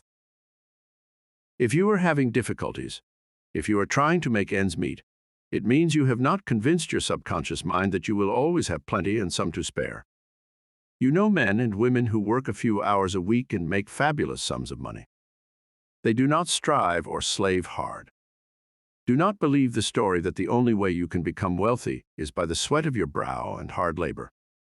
It is not so. The effortless way of life is the best. Do the thing you love to do, and do it for the joy and thrill of it. I know an executive in Los Angeles who receives a salary of $75,000 yearly. Last year, he went on a 9-month cruise seeing the world and its beauty spots. He said to me that he had succeeded in convincing his subconscious mind that he is worth that much money.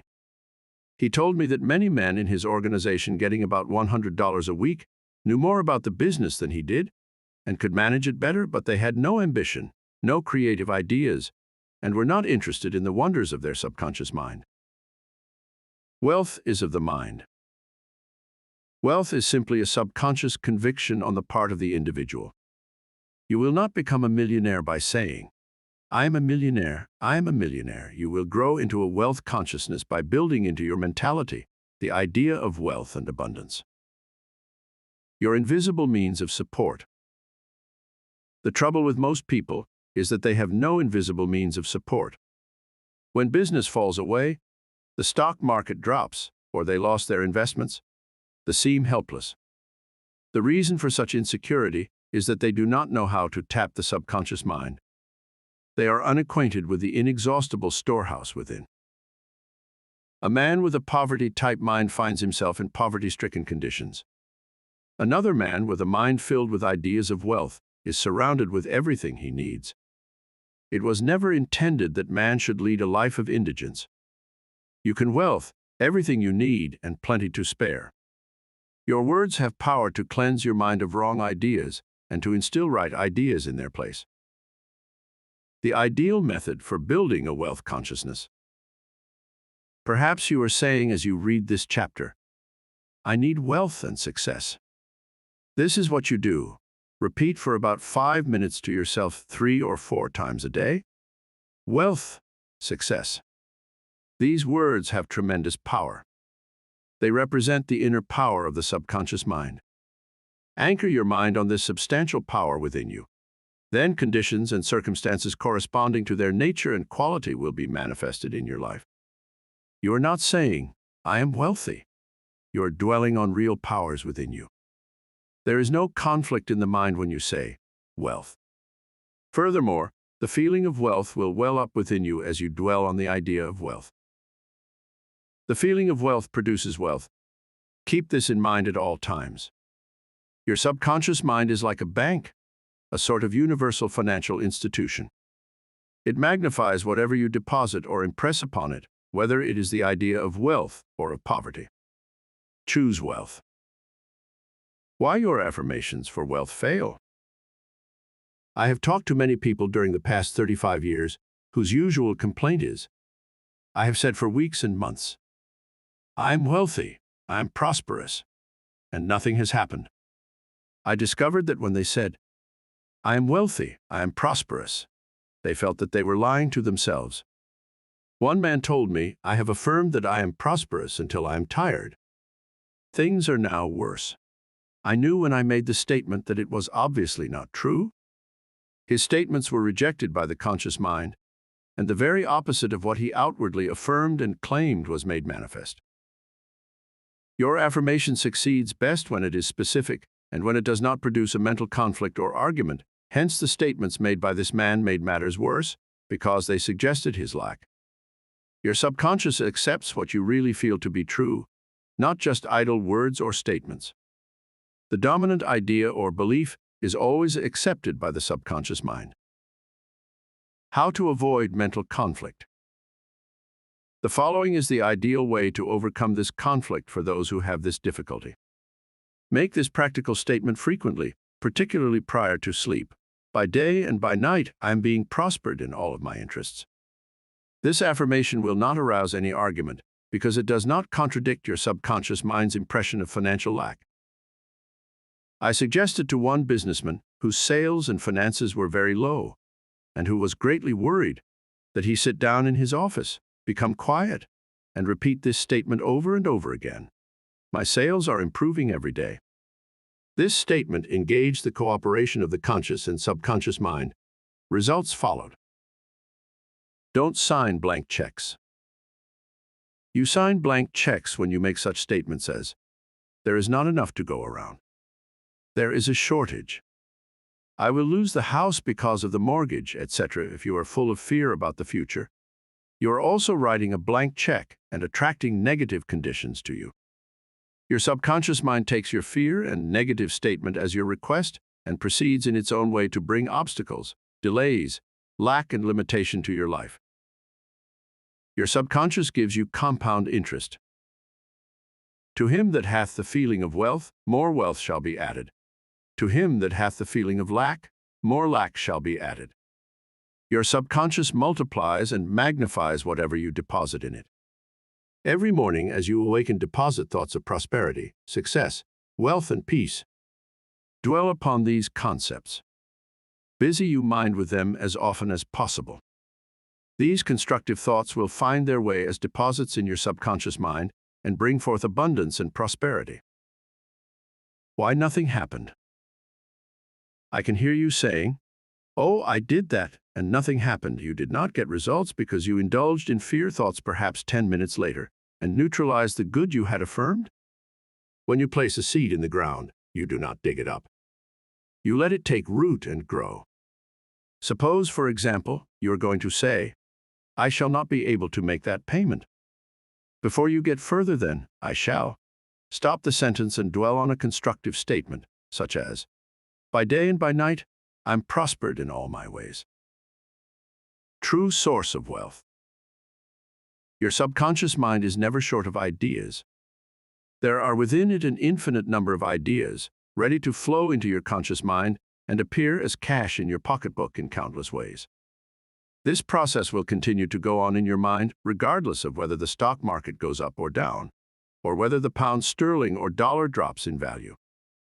Your wealth is never truly dependent on bonds, stocks, or money in the bank. These are really only symbols, necessary and useful, of course, but only symbols. The point I want to emphasize is that if you convince your subconscious mind that wealth is yours and that it is always circulating in your life, you will always and inevitably have it, regardless of the form it takes. Trying to make ends meet and the real cause. There are people who claim that they are always trying to make ends meet. They seem to have a great struggle to meet their obligations. Have you listened to their conversation?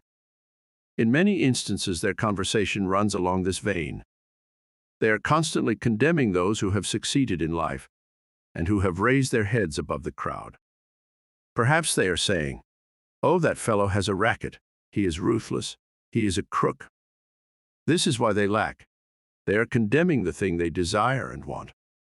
The reason they speak critically of their more prosperous associates is because they are envious and covetous of the other's prosperity.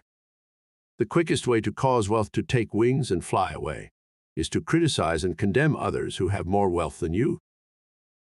A common stumbling block. There is one emotion which is the cause of the lack of wealth in the lives of many. Most people learn this the hard way.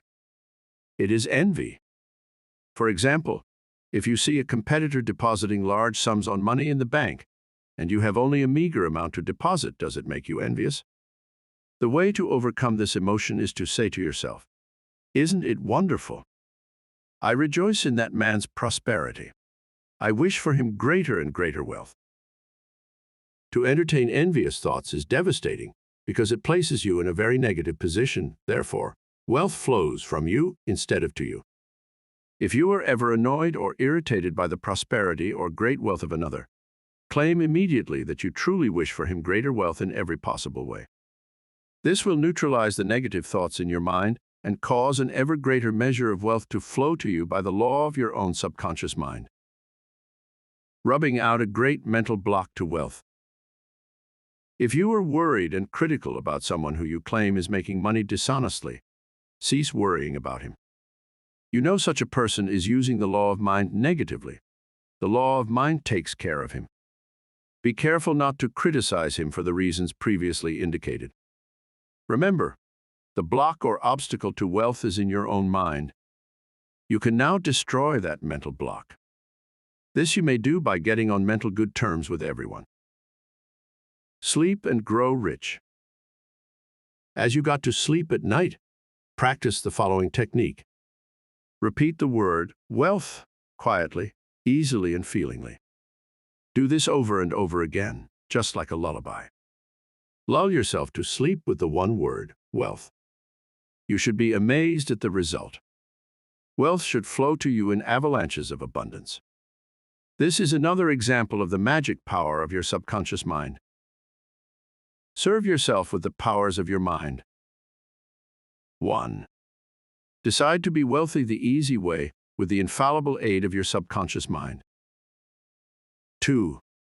Trying to accumulate wealth by the sweat of your brow and hard labor is one way to become the richest man in the graveyard. You do not have to strive or slave hard. 3. Wealth is a subconscious conviction. Build into your mentality the idea of wealth. 4. The trouble with most people is that they have no invisible means of support. 5. Repeat the word wealth to yourself slowly and quietly for about 5 minutes prior to sleep, and your subconscious mind will bring wealth to pass in your experience. 6. The feeling of wealth produces wealth. Keep that in mind at all times. 7. Your conscious and subconscious mind must agree. Your subconscious accepts what you really feel to be true. The dominant idea is always accepted by your subconscious mind. The dominant idea should be wealth, not poverty. 8. You can overcome any mental conflict regarding wealth by affirming frequently, by day and by night, I am being prospered in all of my interests. 9. Increase your sales by repeating this statement over and over again. My sales are improving every day. I'm advancing, progressing, and getting wealthier every day. 10. Stop writing blank checks, such as, there is not enough to go around, or there is a shortage, etc. Such statements magnify and multiply your loss. 11. Deposit thoughts of prosperity, wealth, and success in your subconscious mind, and the latter will give you compound interest. 12. What you consciously affirm, you must not mentally deny a few moments later. This will neutralize the good you have affirmed. 13. Your true source of wealth consists of the ideas in your mind. You can have an idea worth millions of dollars. Your subconscious will give you the idea you seek. 14. Envy and jealousy are stumbling blocks to the flow of wealth. Rejoice in the prosperity of others. 15. The block to wealth is in your own end. Destroy that block now by getting on good mental terms with everyone. Chapter 10. Your right to be rich. It is your right to be rich. You are here to lead the abundant life and be happy, radiant, and free. You should, therefore, have all the money you need to lead a full, happy, and prosperous life. You are here to grow, expand and unfold spiritually, mentally, and materially. You have the inalienable right to fully develop and express yourself along all lines. You should surround yourself with beauty and luxury. Why be satisfied with just enough to go around when you can enjoy the riches of your subconscious mind? In this chapter, you can learn to make friends with money, and you should always have a surplus. Your desire to be rich is a desire for a fuller, happier, more wonderful life. It is a cosmic urge. It is not only good, but very good. Money is a symbol. Money is a symbol of exchange. It means to you not only freedom from want, but beauty, luxury, abundance, and refinement. It is merely a symbol of the economic health of the nation. When your blood is circulating freely in your body, you are healthy. When money is circulating freely in your life, you are economically healthy. When people begin to hoard money, to put it away in tin boxes and become charged with fear, there is economic illness. Money has taken many forms as a medium of exchange down through the centuries, such as salt, beads, and trinkets of various kinds. In early times, a man's wealth was determined by the number of sheep and oxen he had. Now we use currency and other negotiable instruments, as it is much more convenient to write a check than carry some sheep around with you to pay bills. How to walk the royal road to riches. Knowledge of the powers of your subconscious mind is the means to the royal road to riches of all kinds, spiritual, mental, or financial. The student of the laws of mind believes and knows definitely that regardless of economic situations, stock market fluctuation, depression, strikes, war, or other conditions and circumstances, he will always be amply supplied, regardless of what form money takes. The reason for this is that he has conveyed the idea of wealth to his subconscious mind, and it keeps him supplied wherever he may be. He has convinced himself in his mind that money is forever flowing freely in his life, and that there is always a wonderful surplus. Should there be a financial collapse of government tomorrow, and all the man's present holdings become valueless, as the German marks did after the First World War, he would still attract wealth and be cared for, regardless of the form the new currency took. Why you do not have more money. As you read this chapter, you are probably saying, I am worthy of a higher salary than I am receiving. I believe most people are inadequately compensated. One of the causes many people do not have more money is that they are silently or openly condemning it. They refer to money as filthy lucre, or the love of money is the root of all evil. Another reason they do not prosper is that they have a sneaky subconscious feeling there is some virtue in poverty. This subconscious pattern may be due to early childhood training, superstition, or it could be based on a false interpretation of scriptures, money, and a balanced life. One time a man said to me, I am broke. I do not like money. It is the root of all evil. These statements represent a confused, neurotic mind. Love of money to the exclusion of everything else will cause you to become lopsided and unbalanced. You are here to use your power or authority wisely. Some men crave power, others crave money. If you set your heart on money exclusively and say, money is all I want, I'm going to give all my attention to amassing money, nothing else matters, you can get money and attain a fortune, but you have forgotten that you are here to lead a balanced life. You must also satisfy the hunger for peace of mind, harmony, love, joy, and perfect health.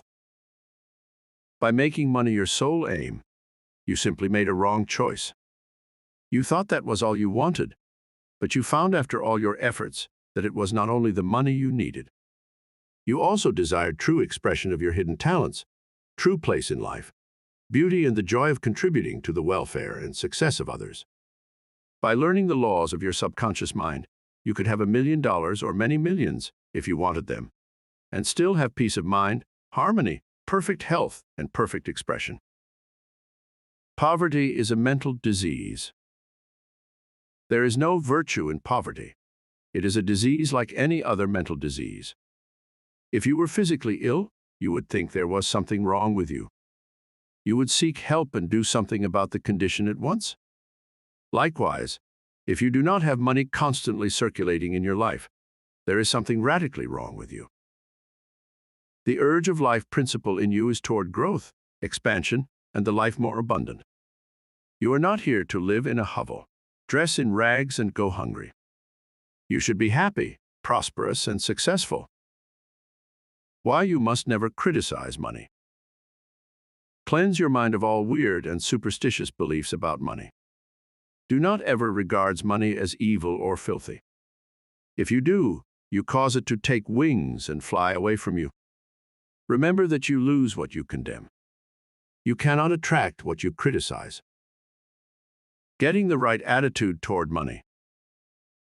Here is a simple technique you may use to multiply money in your experience.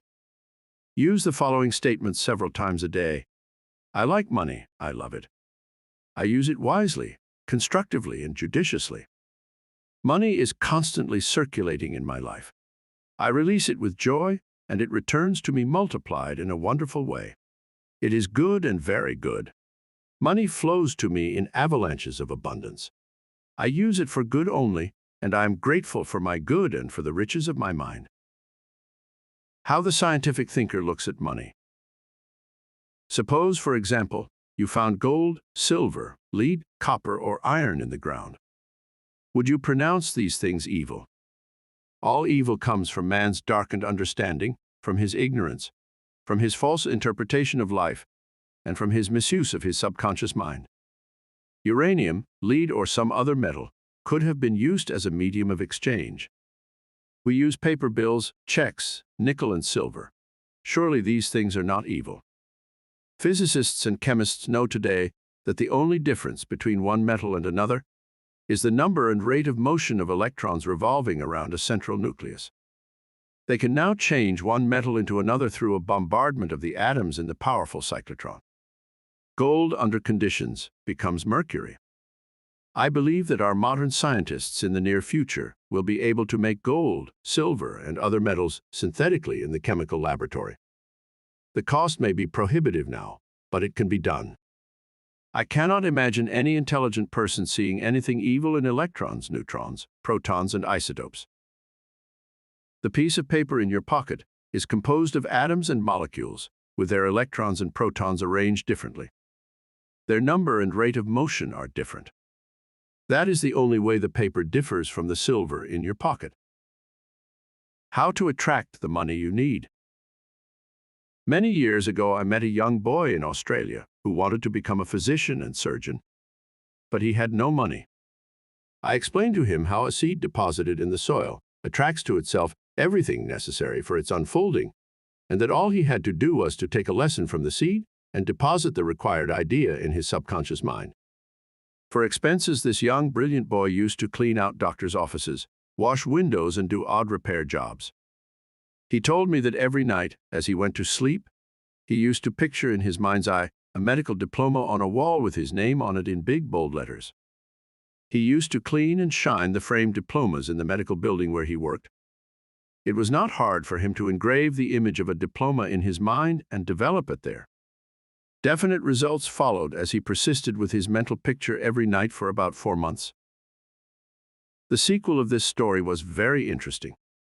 One of the doctors took a great liking to this young boy, and after training him in the art of sterilizing instruments, giving hypodermic injections and other miscellaneous first aid work, he employed him as a technical assistant in his office.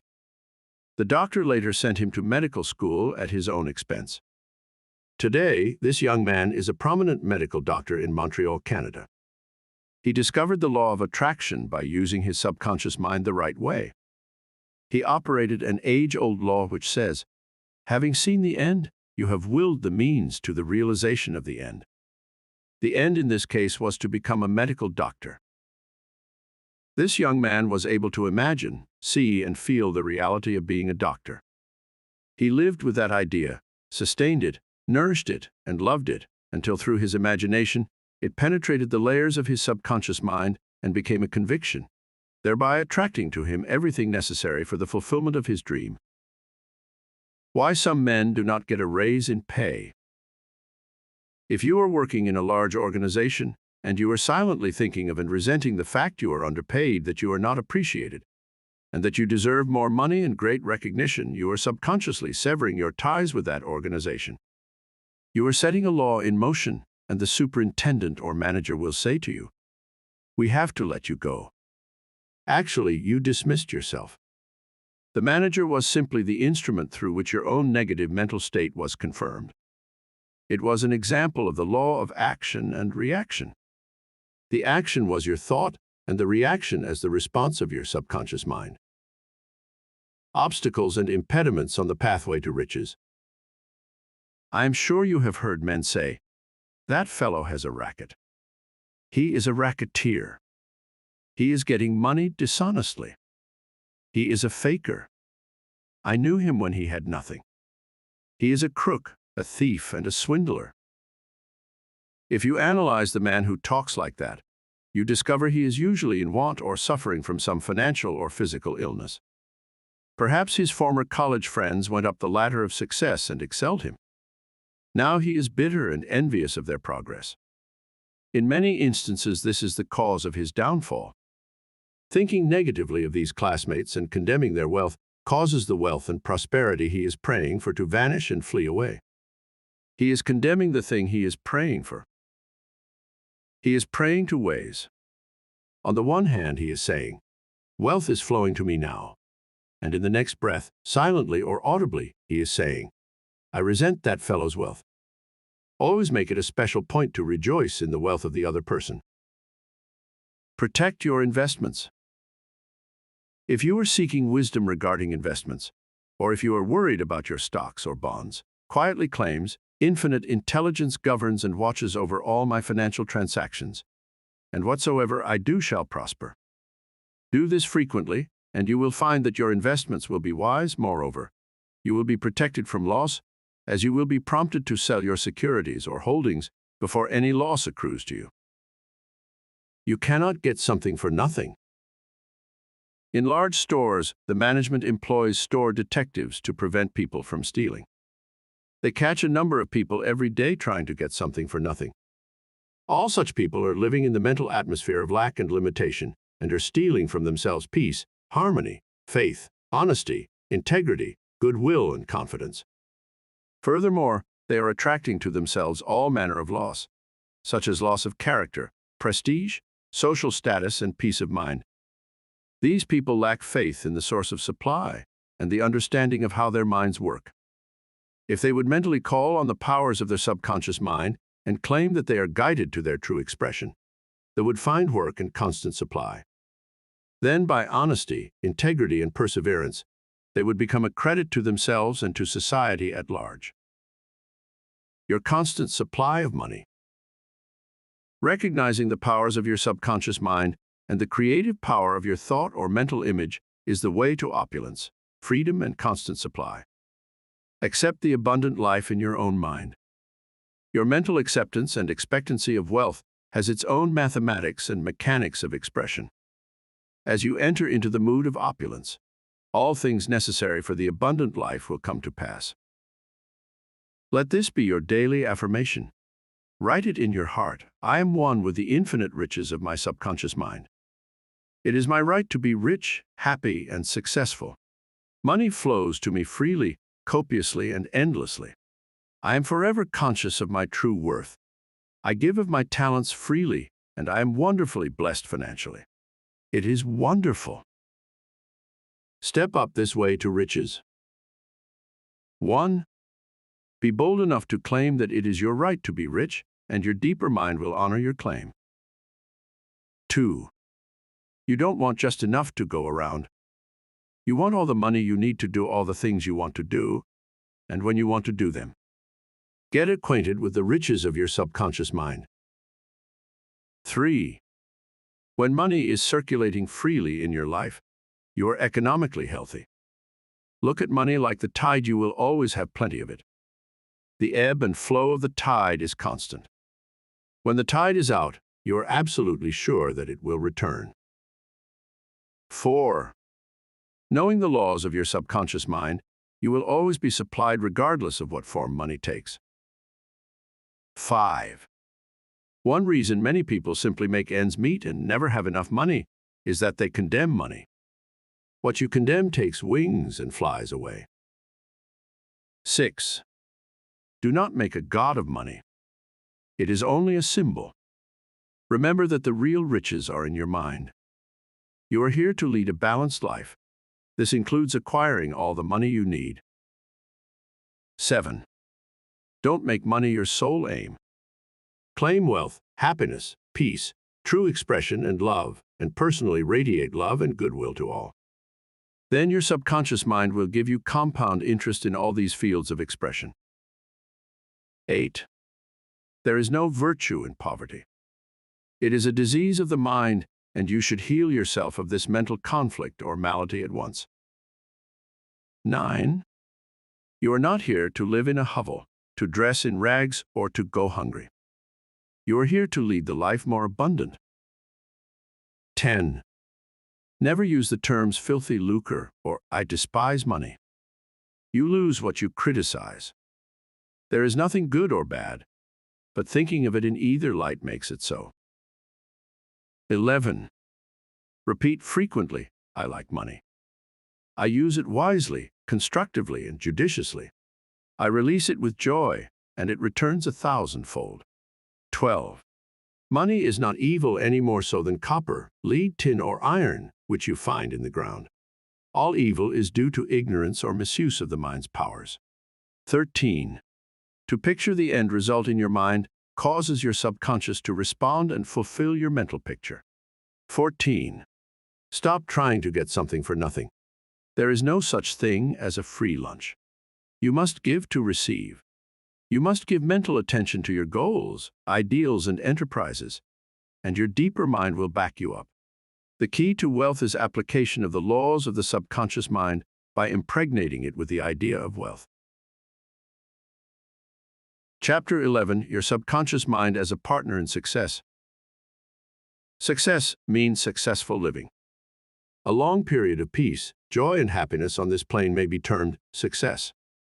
The eternal experience of these qualities is the everlasting life spoken of by Jesus. The real things of life, such as peace, harmony, integrity, security, and happiness, are intangible.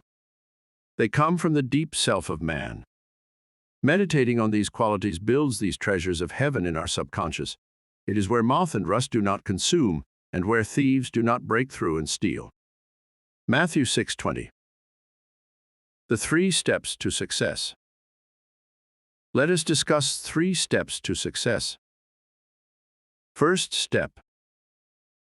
The first step to success is to find out the thing you love to do, then do it. Success is in loving your work. Although if a man is a psychiatrist, it is not adequate for him to get a diploma and place it on the wall. He must keep up with the times, attend conventions, and continue studying the mind and its workings. The successful psychiatrist visits clinics and reads the latest scientific articles. In other words, he is informed in the most advanced methods of alleviating human suffering. The successful psychiatrist or doctor must have the interest of his patients at heart. Someone may say, how can I put the first step into operation? I do not know what I should do. In such a case, pray for guidance as follows. The infinite intelligence of my subconscious mind reveals to me my true place in life. Repeat this prayer quietly, positively, and lovingly to your deeper mind. As you persist with faith and confidence, the answer will come to you as a feeling, a hunch, or a tendency in a certain direction. It will come to you clearly and in peace, and as an inner silent awareness. Second step. The second step to success is to specialize in some particular branch of work and know more about it than anyone else. For example, if a young man chooses chemistry as his profession, he should concentrate on one of the many branches in this field. He should give all of his time and attention to his chosen specialty. He should become sufficiently enthusiastic to try to know all there is available about his field. If possible, he should know more than anyone else. The young man should become ardently interested in his work and should desire to serve the world. He that is great among you, let him become your servant. There is a great contrast in this attitude of mind in comparison to that of the man who only wants to make a living or just get by. Getting by is not true success. Man's motive must be great, nobler, and more altruistic. He must serve others, thereby casting his bread upon the waters. Third step. The third step is the most important one. You must be sure that the thing you want to do does not redound to your success only. Your desire must not be selfish. It must benefit humanity. The path of a complete circuit must be formed. In other words, your idea must go forth with the purpose of blessing or serving the world. It will then come back to you pressed down, shaken together, and running over. If it is to benefit yourself exclusively, the circle or complete circuit is not formed, and you may experience a short circuit in your life which may consist of limitation or sickness. The measure of true success. Some people may say, "But Mr. James made a fortune in selling fraudulent oil stock." A man may seem to succeed for a while, but the money he obtained by fraud usually takes wings and flies away. When we rob from another, we rob from ourselves, because we are in a mood of lack and limitation, which may manifest itself in our body, home life, and affairs. What we think and feel, we create. We create what we believe. Even though a man may have accumulated a fortune fraudulently, he is not successful. There is no success without peace of mind. What good is man's accumulated wealth if he cannot sleep nights, is sick, or has a guilt complex? I knew a man in London who told me of his exploits. He had been a professional pickpocket and had amassed a large amount of money. He had a summer home in France and lived in a royal fashion in England. His story was that he was in constant dread of being arrested by Scotland Yard. He had many inner disorders which were undoubtedly caused by his constant fear and deep-seated guilt complex. He knew he had done wrong. This deep sense of guilt attracted all kinds of trouble to him. Subsequently, he voluntarily surrendered to the police and served a prison sentence. After his release from prison, he sought psychological and spiritual counsel and became transformed. He went to work and became an honest, law-abiding citizen. He found what he loved to do and was happy. A successful person loves his work and expresses himself fully. Success is contingent upon a higher ideal than the mere accumulation of riches. The man of success is the man who possesses great psychological and spiritual understanding. Many of the great industrialists today depend upon the correct use of the subconscious minds for their success. There was an article published some years ago about Flagler, an oil magnate. He admitted that the secret of his success was his ability to see a project in its completion. For instance, in his case, he closed his eyes, imagined a big oil industry, saw trains running on tracks, heard whistles blowing, and saw smoke. Having seen and felt the fulfillment of his prayer, his subconscious mind brought about its realization. If you imagine an objective clearly, you will be provided with the necessities, in ways you know not of, through the wonder-working power of your subconscious mind. In considering the 3 steps to success, you must never forget the underlying power of the creative forces of your subconscious mind. This is the energy in back of all steps in any plan of success. Your thought is creative.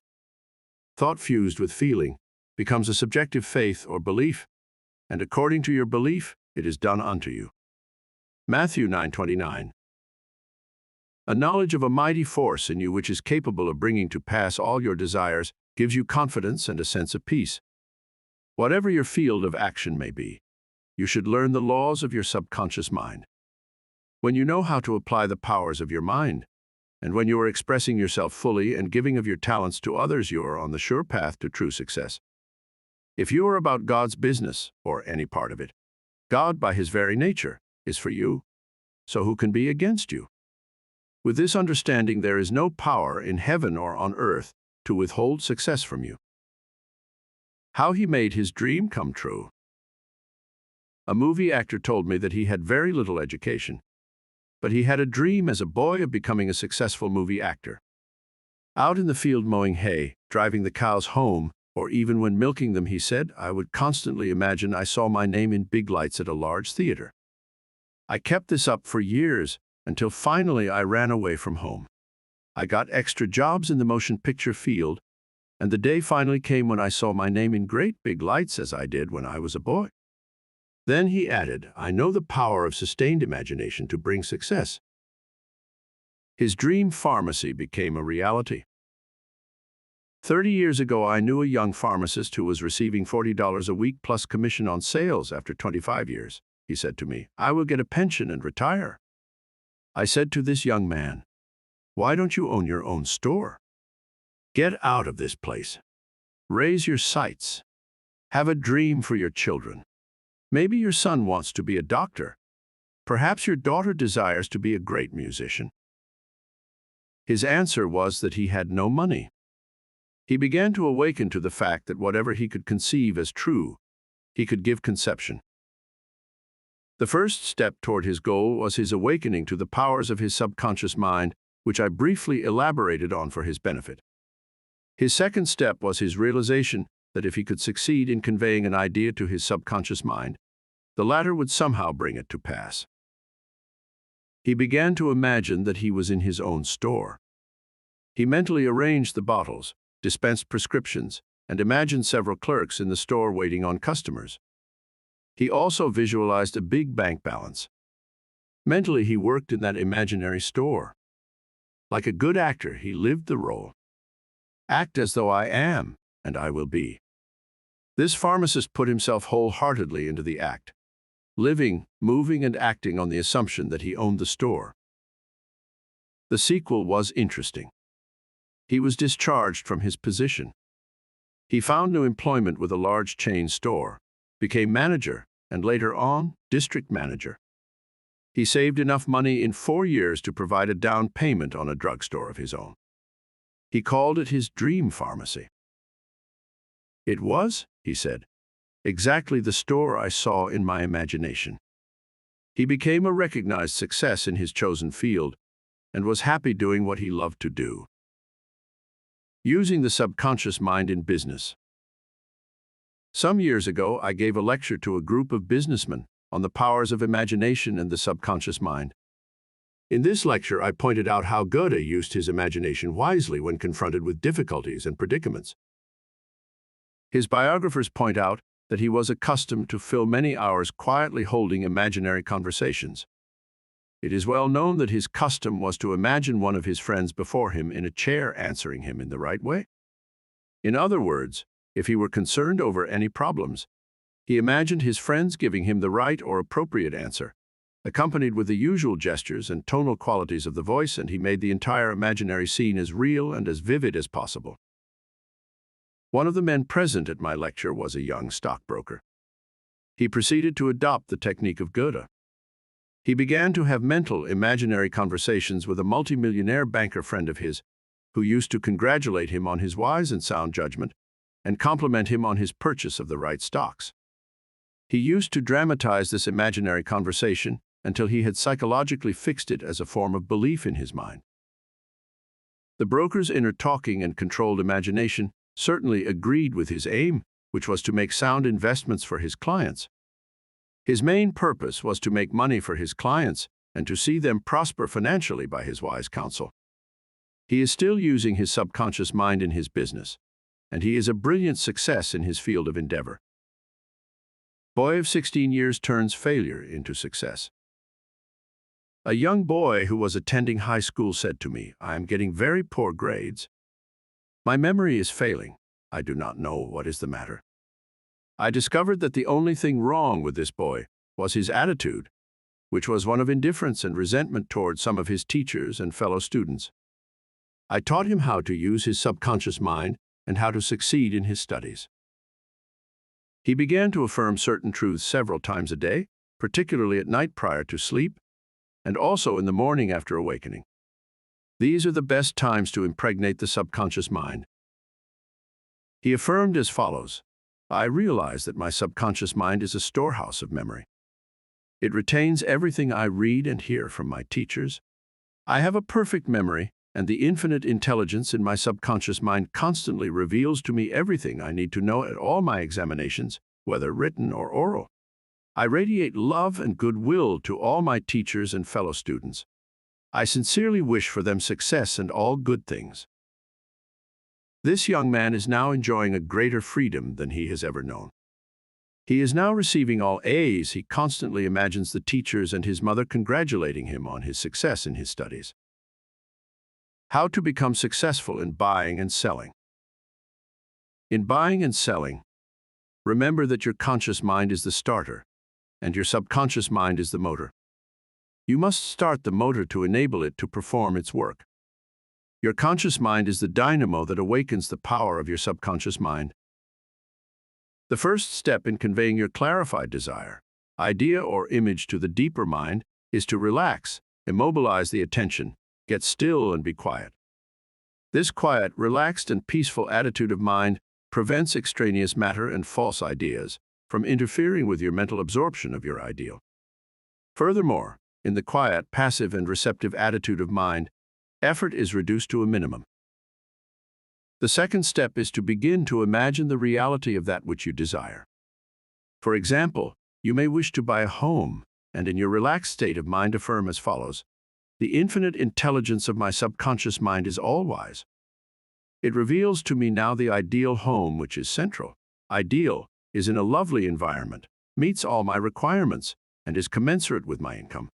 I am now turning this request over to my subconscious mind, and I know it responds according to the nature of my request. I release this request with absolute faith and confidence, in the same way that a farmer deposits a seed in the ground, trusting implicitly in the laws of growth. The answer to your prayer may come through an advertisement in the paper, through a friend, or you may be guided directly to a particular home, which is exactly what you are seeking. There are many ways by which your prayer may be answered. The principal knowledge in which you may place your confidence is that the answer always comes, provided you trust the working of your deeper mind. You may wish to sell a home, land, or any kind of property. In private consultation with real estate brokers, I have told them of the way I sold my own home on Orlando Avenue in Los Angeles. Many of them have applied the technique I used with remarkable and speedy results. I placed a sign which read, "For sale by owner," in the garden in front of my home. The day after, I said to myself as I was going to sleep, "Supposing you sold your house, what would you do?" I answered my own question, and I said I would take that sign down and throw it into the garage. In my imagination, I took hold of the sign, pulled it up from the ground, placed it on my shoulder, went to the garage, threw it on the floor, and said jokingly to the sign, "I don't need you anymore." I felt the inner satisfaction of it all, realizing it was finished. The next day, a man gave me a deposit of $1,000 and said to me, "Take your sign down. We will go into escrow now." Immediately, I pulled the sign up and took it to the garage. The outer action conformed to the inner. There is nothing new about this. As within, so without, meaning according to the image impressed on your subconscious mind, so it is on the objective screen of life. The outside mirrors the inside. External action follows internal action. Here is another very popular method used in selling homes, land, or any kind of property. Affirm slowly, quietly, and feelingly as follows: "Infinite intelligence attracts to me the buyer for this home who wants and who prospers in it. This buyer may look at many other homes, but mine is the only one he wants and will buy, because he is guided by the infinite intelligence within him. I know the buyer is right, the time is right, and the price is right. Everything about it is right. The deeper currents of my subconscious mind are now in operation, bringing both of us together in divine order. I know that it is so." Remember always that what you are seeking is also seeking you, and whenever you want to sell a home or property of any kind, there is always someone who wants what you have to offer. By using the powers of your subconscious mind correctly, you free your mind of all sense of competitor and anxiety in buying and selling. How she succeeded in getting what she wanted. There is a young lady who regularly comes to my lectures and classes. She had to change buses 3 times. It took her 1.5 hours each time to come to the lectures. In one lecture, I explained how a young man needed a car in his work and received one. She went home and experimented as outlined in my lecture. Here is her letter in part, narrating her application of my method and published with her permission. Dear Dr. Murphy, This is how I received a Cadillac car. I wanted one to come to the lectures regularly. In my imagination, I went through the identical process I would go through if I were actually driving a car. I went to the showroom, and the salesman took me for a ride in one. I also drove it several blocks. I claimed the Cadillac car as my own over and over again. I kept the mental picture of getting into the car, driving it, feeling the upholstery, etc., consistently for over 2 weeks. Last week, I drove to your lectures in a Cadillac. My uncle in Inglewood passed away and left me his Cadillac and his entire estate. A success technique employed by many outstanding executives and businessmen. There are many prominent who quietly use the abstract term success over and over many times a day until they reach a conviction that success is theirs. They know that the idea of success contains all the essential elements of success. Likewise, you can begin now to repeat the word success to yourself with faith and conviction. Your subconscious mind will accept it as true of you, and you will be under a subconscious compulsion to succeed. You are compelled to express your subjective beliefs, impressions, and convictions. What does success imply to you? You want undoubtedly to be successful in your home life and in your relationship with others. You wish to be outstanding in your chosen work or profession. You wish to possess a beautiful home and all the money you need to live comfortably and happily. You want to be successful in your prayer life and in your contact with the powers of your subconscious mind. You are a businessman also because you are in the business of living. Become a successful businessman by imagining yourself doing what you long to do and possessing the things you long to possess. Become imaginative, mentally participate in the reality of the successful state. Make a habit of it. Go to sleep feeling successful every night and perfectly satisfied, and you will eventually succeed in implanting the idea of success in your subconscious mind. Believe you were born to succeed, and wonders will happen as you pray. Profitable pointers. 1. Success means successful living. When you are peaceful, happy, joyous, and doing what you love to do, you are successful. 2. Find out what you love to do, then do it. If you don't know your true expression, ask for guidance and the lead will come. 3. Specialize in your particular field and try to know more about it than anyone else. 4. A successful man is not selfish. His main desire in life is to serve humanity. 5. There is no true success without peace of mind. 6. A successful man possesses great psychological and spiritual understanding. 7. If you imagine an objective clearly, you will be provided with the necessities through the wonder-working power of your subconscious mind. 8. Your thought fused with feeling becomes a subjective belief, and according to your belief, is it done unto you. 9. The power of sustained imagination draws forth the miracle-working powers of your subconscious mind. 10. If you are seeking promotion in your work, imagine your employer, supervisor, or loved one congratulating you on your promotion. Make the picture vivid and real. Hear the voice, see the gestures, and feel the reality of it all. Continue to do this frequently, and through frequent occupancy of your mind, you will experience the joy of the answered prayer. 11. Your subconscious mind is a storehouse of memory. For a perfect memory, affirm frequently, the infinite intelligence of my subconscious mind reveals to me everything I need to know at all times, everywhere. 12. If you wish to sell a home or property of any kind, affirm slowly, quietly, and feelingly as follows. Infinite intelligence attracts to me the buyer for this house or property, who wants it, and who prospers in it. Sustain the awareness, and the deeper currents of your subconscious mind will bring it to pass. 13. The idea of success contains all the elements of success. Repeat the word success to yourself frequently with faith and conviction, and you will be under a subconscious compulsion to succeed. Chapter 12. Scientists use the subconscious mind. Many scientists realize the true importance of the submind. Edison, Marconi, Kettering, Poincaré, Einstein, and many others have used the subconscious mind. It has given them the insight and the know-how for all their great achievements in modern science and industry. Research has shown that the ability to bring into action the subconscious power has determined the success of all the great scientific and research workers.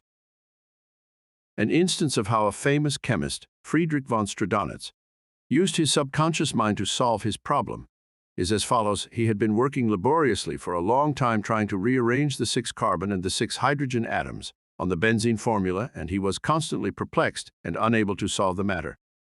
Tired and exhausted, he turned the request over completely to his subconscious mind.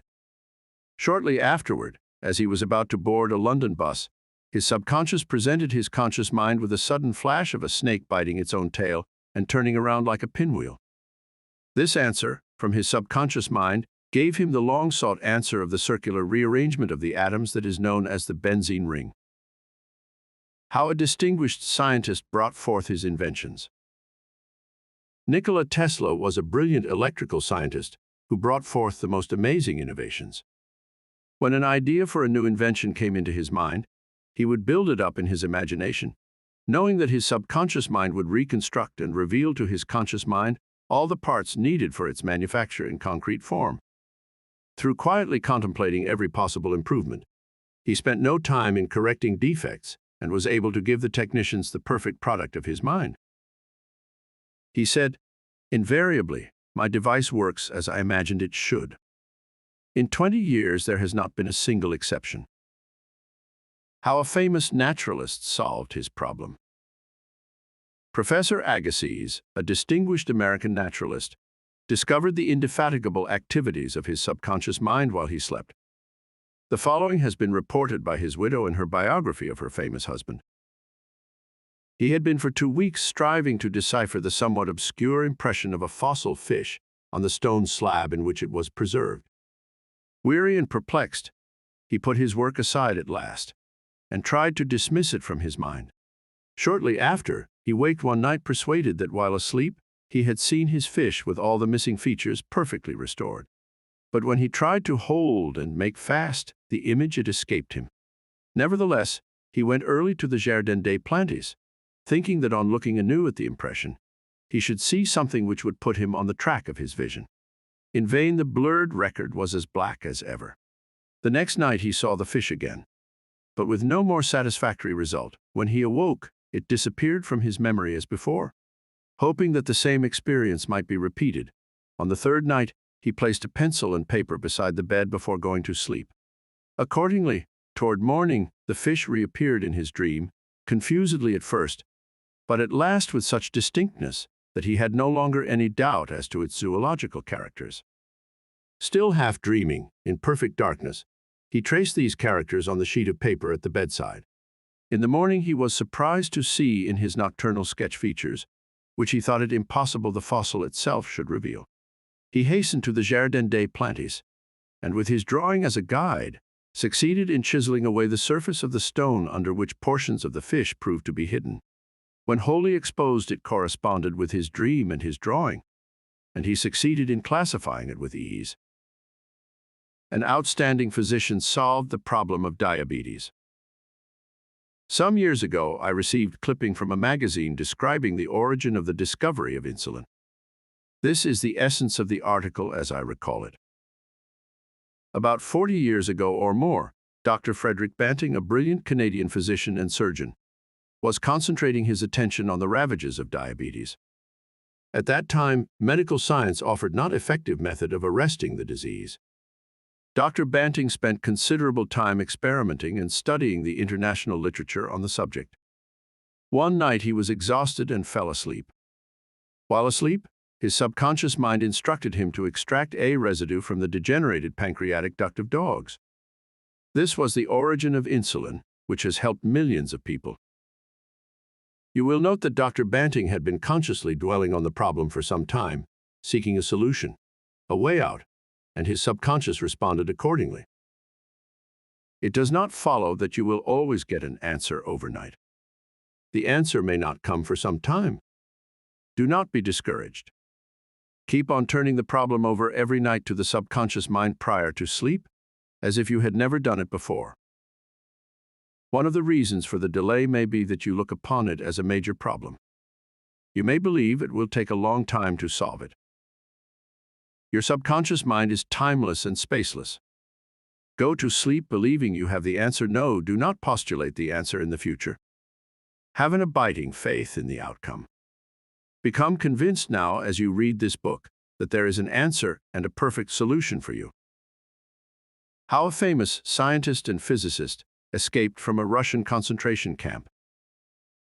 Dr. Lothar von Blankschmidt, a member of the Rocket Society and an outstanding research electronic engineer, gives the following condensed summary of how he used his subconscious mind to free himself from certain death at the hands of brutal guards in a Russian prison camp coal mine. He states as follows: I was a prisoner of war in a coal mine in Russia, and I saw men dying all around me in that prison compound. We were watched over by brutal guards, arrogant officers, and sharp, fast-thinking commissars. After a short medical checkup, a quota of coal was assigned to each person. My quota was 300 pounds per day. In case any man did not fill his quota, his small food ration was cut down, and in a short time he was resting in the cemetery. I started concentrating on my escape. I knew that my subconscious mind would somehow find a way. My home in Germany was destroyed, my family wiped out. All my friends and former associates were either killed in the war or were in concentration camps. I said to my subconscious mind, I want to go to Los Angeles, and you will find the way. I had seen pictures of Los Angeles, and I remembered some of the boulevards very well as some of the buildings. Every day and night I would imagine I was walking down Wilshire Boulevard with an American girl whom I met in Berlin prior to the war. She is now my wife. In my imagination we would visit the stores, ride buses, and eat in restaurants. Every night I made it a special point to drive my imaginary American automobile up and down the boulevards of Los Angeles. I made all this vivid and real. These pictures in my mind were as real and as natural to me as one of the trees outside the prison camp. Every morning the chief guard would count the prisoners as they were lined up. He would call out 1, 2, 3, etc. And when 17 was called out, which was my number in sequence, I stepped aside. In the meantime, the guard was called away for a minute or so, and on his return, he started by mistake on the next man as number 17. When the crew returned in the evening, the number of men was the same, and I was not missed, and the discovery would take a long time. I walked out of the camp undetected and kept walking for 24 hours, resting in a deserted town the next day. I was able to live by fishing and killing some wildlife. I found coal trains going to Poland and traveled on them by night, until finally I reached Poland. With the help of friends, I made my way to Lucerne, Switzerland. One evening at the Palace Hotel Lucerne, I had a talk with a man and his wife from the United States of America. This man asked me if I would care to be a guest at his home in Santa Monica, California. I accepted, and when I arrived in Los Angeles, I found that their chauffeur drove me along Wilshire Boulevard and many other boulevards, which I had imagined so vividly in the long months in the Russian coal mines. I recognized the buildings which I had seen in my mind so often. It actually seemed as if I had been in Los Angeles before. I had reached my goal. I will never cease to marvel at the wonders of the subconscious mind. Truly, it has ways we know not of. How archaeologists and paleontologists reconstruct ancient scenes. These scientists know that their subconscious mind has a memory of everything that has ever transpired. As they study the ancient ruins and fossils, through their imaginative perception, their subconscious mind aids them in reconstructing the ancient scenes. The dead past becomes alive and audible once more. Looking at these ancient temples and studying the pottery, statuary, tools, and household utensils of these ancient times, the scientist tells us of an age when there was no language. Communication was done by grunts, groans, and signs. The keen concentration and disciplined imagination of the scientist awakens the latent powers of his subconscious mind, enabling him to clothe the ancient temples with roofs and surround them with gardens, pools, and fountains. The fossil remains are clothed with eyes, sinews, and muscles, and they again walk and talk. The past becomes the living present, and we find that in mind there is no time or space. Through disciplined, controlled, and directed imagination, you can be a companion of the most scientific and inspired thinkers of all time. How to receive guidance from your subconscious. When you have what you term a difficult decision to make, or when you fail to see the solution to your problem, begin at once to think constructively about it. If you are fearful and worried, you are not really thinking. True thinking is free from fear. Here is a simple technique you can use to receive guidance on any subject. Quiet the mind and still the body. Tell the body to relax. It has to obey you. It has no volition, initiative, or self-conscious intelligence. Your body is an emotional disk which records your beliefs and impressions. Mobilize your attention. Focus your thought on the solution to your problem. Try to solve it with your conscious mind. Think how happy you would be about the perfect solution. Sense the feeling you would have if the perfect answer were yours now. Let your mind play with this mood in a relaxed way, then drop off to sleep. When you awaken and you do not have the answer, get busy about something else. Probably, when you are preoccupied with something else, the answer will come into your mind like toast pops out of a toaster. In receiving guidance from the subconscious mind, the simple way is the best. This is an illustration. I once lost a valuable ring which was an heirloom. I looked everywhere for it and could not locate it. At night I talked to the subconscious in the same manner that I would talk to anyone. I said to it prior to dropping off to sleep, "You know all things. You know where that ring is, and you now reveal to me where it is." In the morning I awoke suddenly with the words ringing in my ear. "Ask Robert." I thought it very strange that I should ask Robert, a young boy about 9 years of age, however. I followed the inner voice of intuition. Robert said, "Oh yes, I picked it up in the yard while I was playing with the boys. I placed it on the desk in my room. I did not think it worth anything, so I did not say anything about it." The subconscious mind will always answer you if you trust it. His subconscious revealed the location of his father's will. A young man who attends my lectures had this experience. His father died and apparently left no will. However, this man's sister told him that their father had confided to her that a will had been executed, which was fair to all. Every attempt to locate the will failed. Prior to sleep, he talked to his deeper mind as follows: "I now turn this request over to the subconscious mind. It knows just where that will is and reveals it to me." Then he condensed his request down to one word: answer, repeating it over and over again as a lullaby. He lulled himself to sleep with the word answer. The next morning, this young man had an overpowering hunch to go to a certain bank in Los Angeles, where he found a safe deposit vault registered in the name of his father, the contents of which solved all his problems. Your thought, as you go to sleep, arouses the powerful latency which is within you. For example, let us suppose you are wondering whether to sell your home, buy a certain stock, sever partnership, move to New York, or stay in Los Angeles, dissolve the present contract, or take a new one. Do this. Sit quietly in your armchair or at the desk in your office. Remember that there is a universal law of action and reaction. The action is your thought. The reaction is the response from your subconscious mind. The subconscious mind is reactive and reflexive. This is its nature. It rebounds, rewards, and repays. It is the law of correspondence. It responds by corresponding. As you contemplate right action, you will automatically experience a reaction or response in yourself, which represents the guidance or answer of your subconscious mind. In seeking guidance, you simply think quietly about right action, which means that you are using the infinite intelligence resident in the submind to the point where it begins to use you. From there on, your course of action is directed and controlled by the subjective wisdom within you, which is all-wise and omnipotent. Your decision will be right. There will only be right action because you are under a subjective compulsion to do the right thing. I use the word compulsion because the law of the subconscious is compulsion. The secret of guidance. The secret of guidance or right action is to mentally devote yourself to the right answer until you find its response in you. The response is a feeling, an inner awareness, an overpowering hunch whereby you know that you know. You have used the power to the point where it begins to use you. You cannot possibly fail or make one false step while operating under the subjective wisdom within you.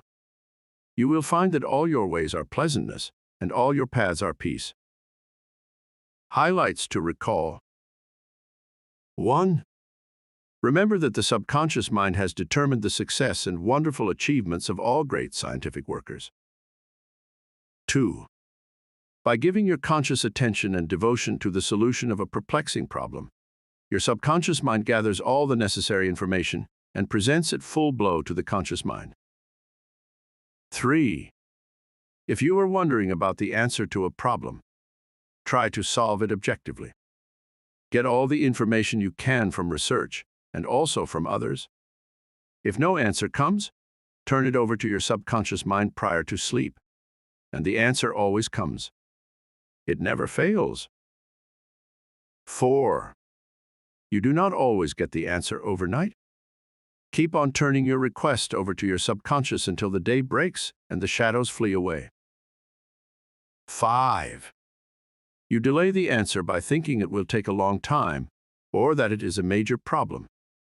Your subconscious has no problem. It knows only the answer. 6. Believe that you have the answer now. Feel the joy of the answer and the way you would feel if you had the perfect answer. Your subconscious will respond to your feeling. 7. Any mental picture, backed by faith and perseverance, will come to pass through the miracle-working power of your subconscious. Trust it, believe in its power, and wonders will happen as you pray. 8. Your subconscious is the storehouse of memory, and within your subconscious are recorded your experiences since childhood. 9. Scientists meditating on ancient scrolls, temples, fossils, etc., are able to reconstruct scenes of the past and make them alive today. Their subconscious mind comes to their aid.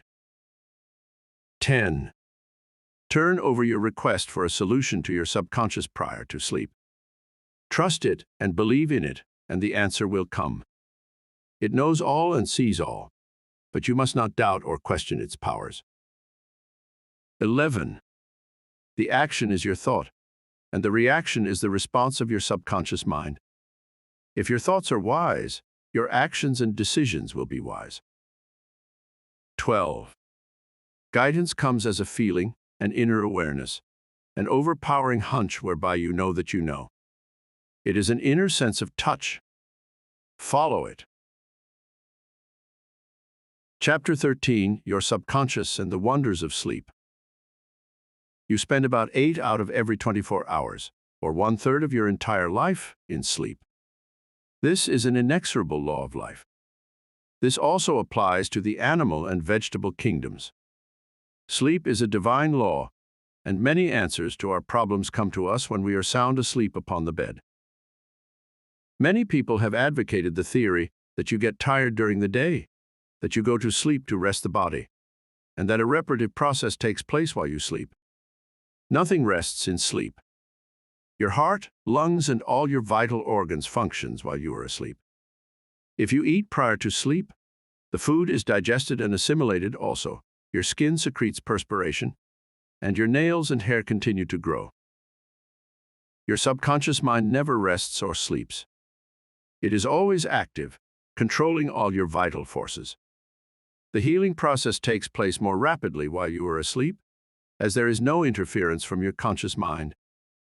Remarkable answers are given to you while you are asleep. Why we sleep. Dr. John Bigelow, a famous research authority on sleep. Dr. John Bigelow, The Mystery of Sleep, New York and London.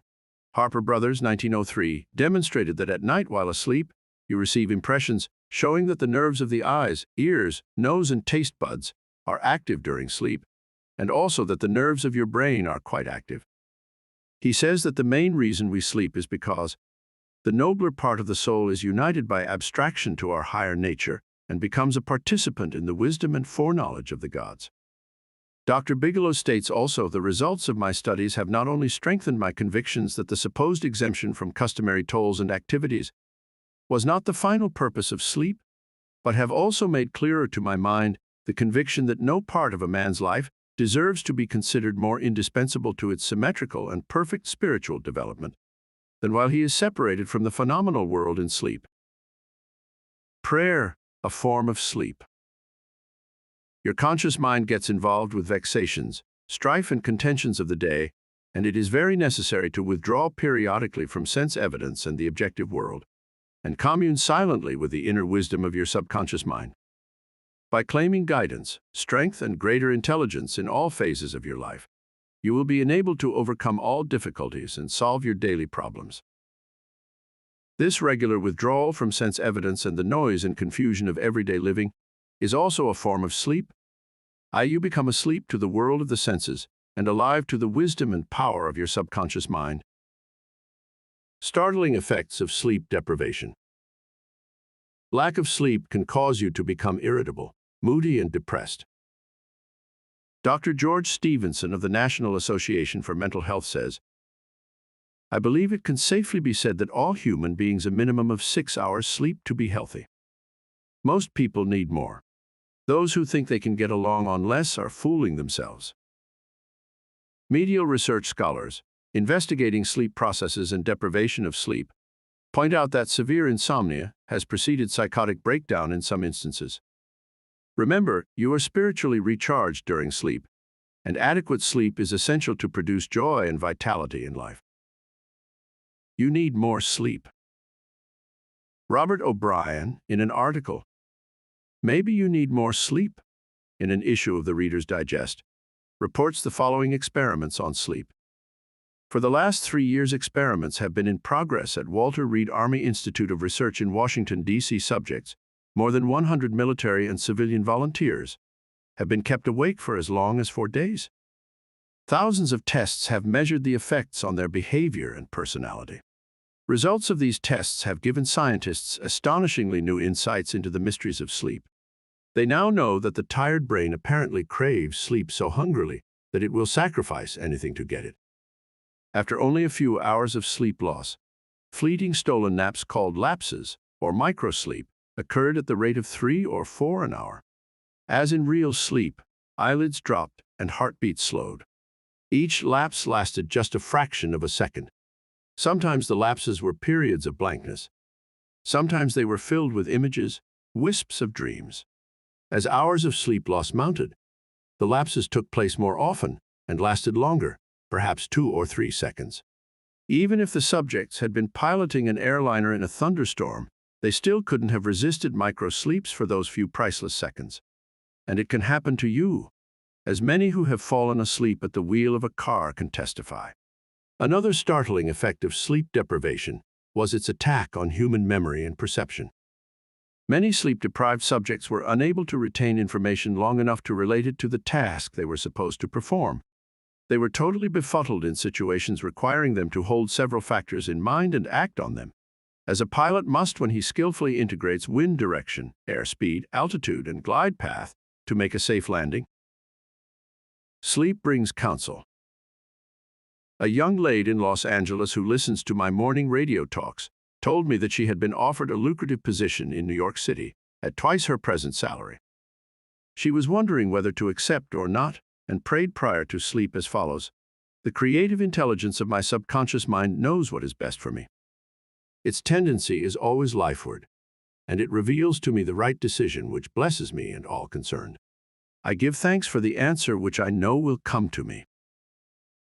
She repeated this simple prayer over and over again as a lullaby prior to sleep, and in the morning she had a persistent feeling that she should not accept the offer.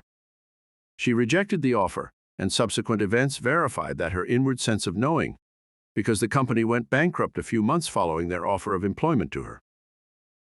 The conscious in may be correct on the facts objectively known, but the intuitive faculty of her subconscious mind saw the failure of the concern in question and prompted her accordingly. Saved from certain disaster. I will illustrate how the wisdom of your subconscious mind can instruct you and protect you relative to your request for right action as you go to sleep. Many years ago, before the Second World War, I was offered a very lucrative assignment in the Orient, and I prayed for guidance and right decision as follows. Infinite intelligence within me knows all things, and the right decision is revealed to me in divine order. I will recognize the answer when it comes. I repeated this simple prayer over and over again as a lullaby prior to sleep, and in a dream came the vivid realization of things to come 3 years hence. An old friend appeared in the dream and said, "Read these headlines. Do not go." The headlines of the newspaper which appeared in the dream related to war and the attack on Pearl Harbor. Occasionally, the writer dreams literally. The aforementioned dream was undoubtedly a dramatization of the subconscious mind, which projected a person whom I trusted and respected. To some, a warning may come in the form of a mother who appears in a dream. She tells the person not to go here or there, and the reason for the warning. Your subconscious mind is all-wise. It knows all things. Oftentimes it will speak to you only in a voice that your conscious mind will immediately accept as true. Sometimes your subconscious mind will warn you in a voice which sounds like that of your mother or some loved one, which may cause you to stop on the street, and you find, if you had gone another foot, a falling object from a window might have struck you on the head. My subconscious mind is one with the universal subconscious, and it knew the Japanese were planning a war, and it also knew when the war would start. Dr. Ryan, director of the Department of Psychology at Duke University, has gathered together a vast amount of evidence showing that a great number of people all over the world see events before they happen, and in many instances are therefore able to avoid the tragic event which was foreseen vividly in a dream. The dream I had showed clearly the headlines in the New York Times about 3 years prior to the tragedy of Pearl Harbor. In consequence of this dream, I immediately canceled the trip as I felt a subconscious compulsion to do so. 3 years later, the Second World War proved the truth of the inner voice of intuition. Your future is in your subconscious mind. Remember that the future, the result of your habitual thinking, is already in your mind, except when you change it through prayer. The future of a country, likewise, is in the collective subconscious of the people of that nation. There is nothing strange in the dream I had, wherein I saw the headlines of the New York newspapers long before the war began.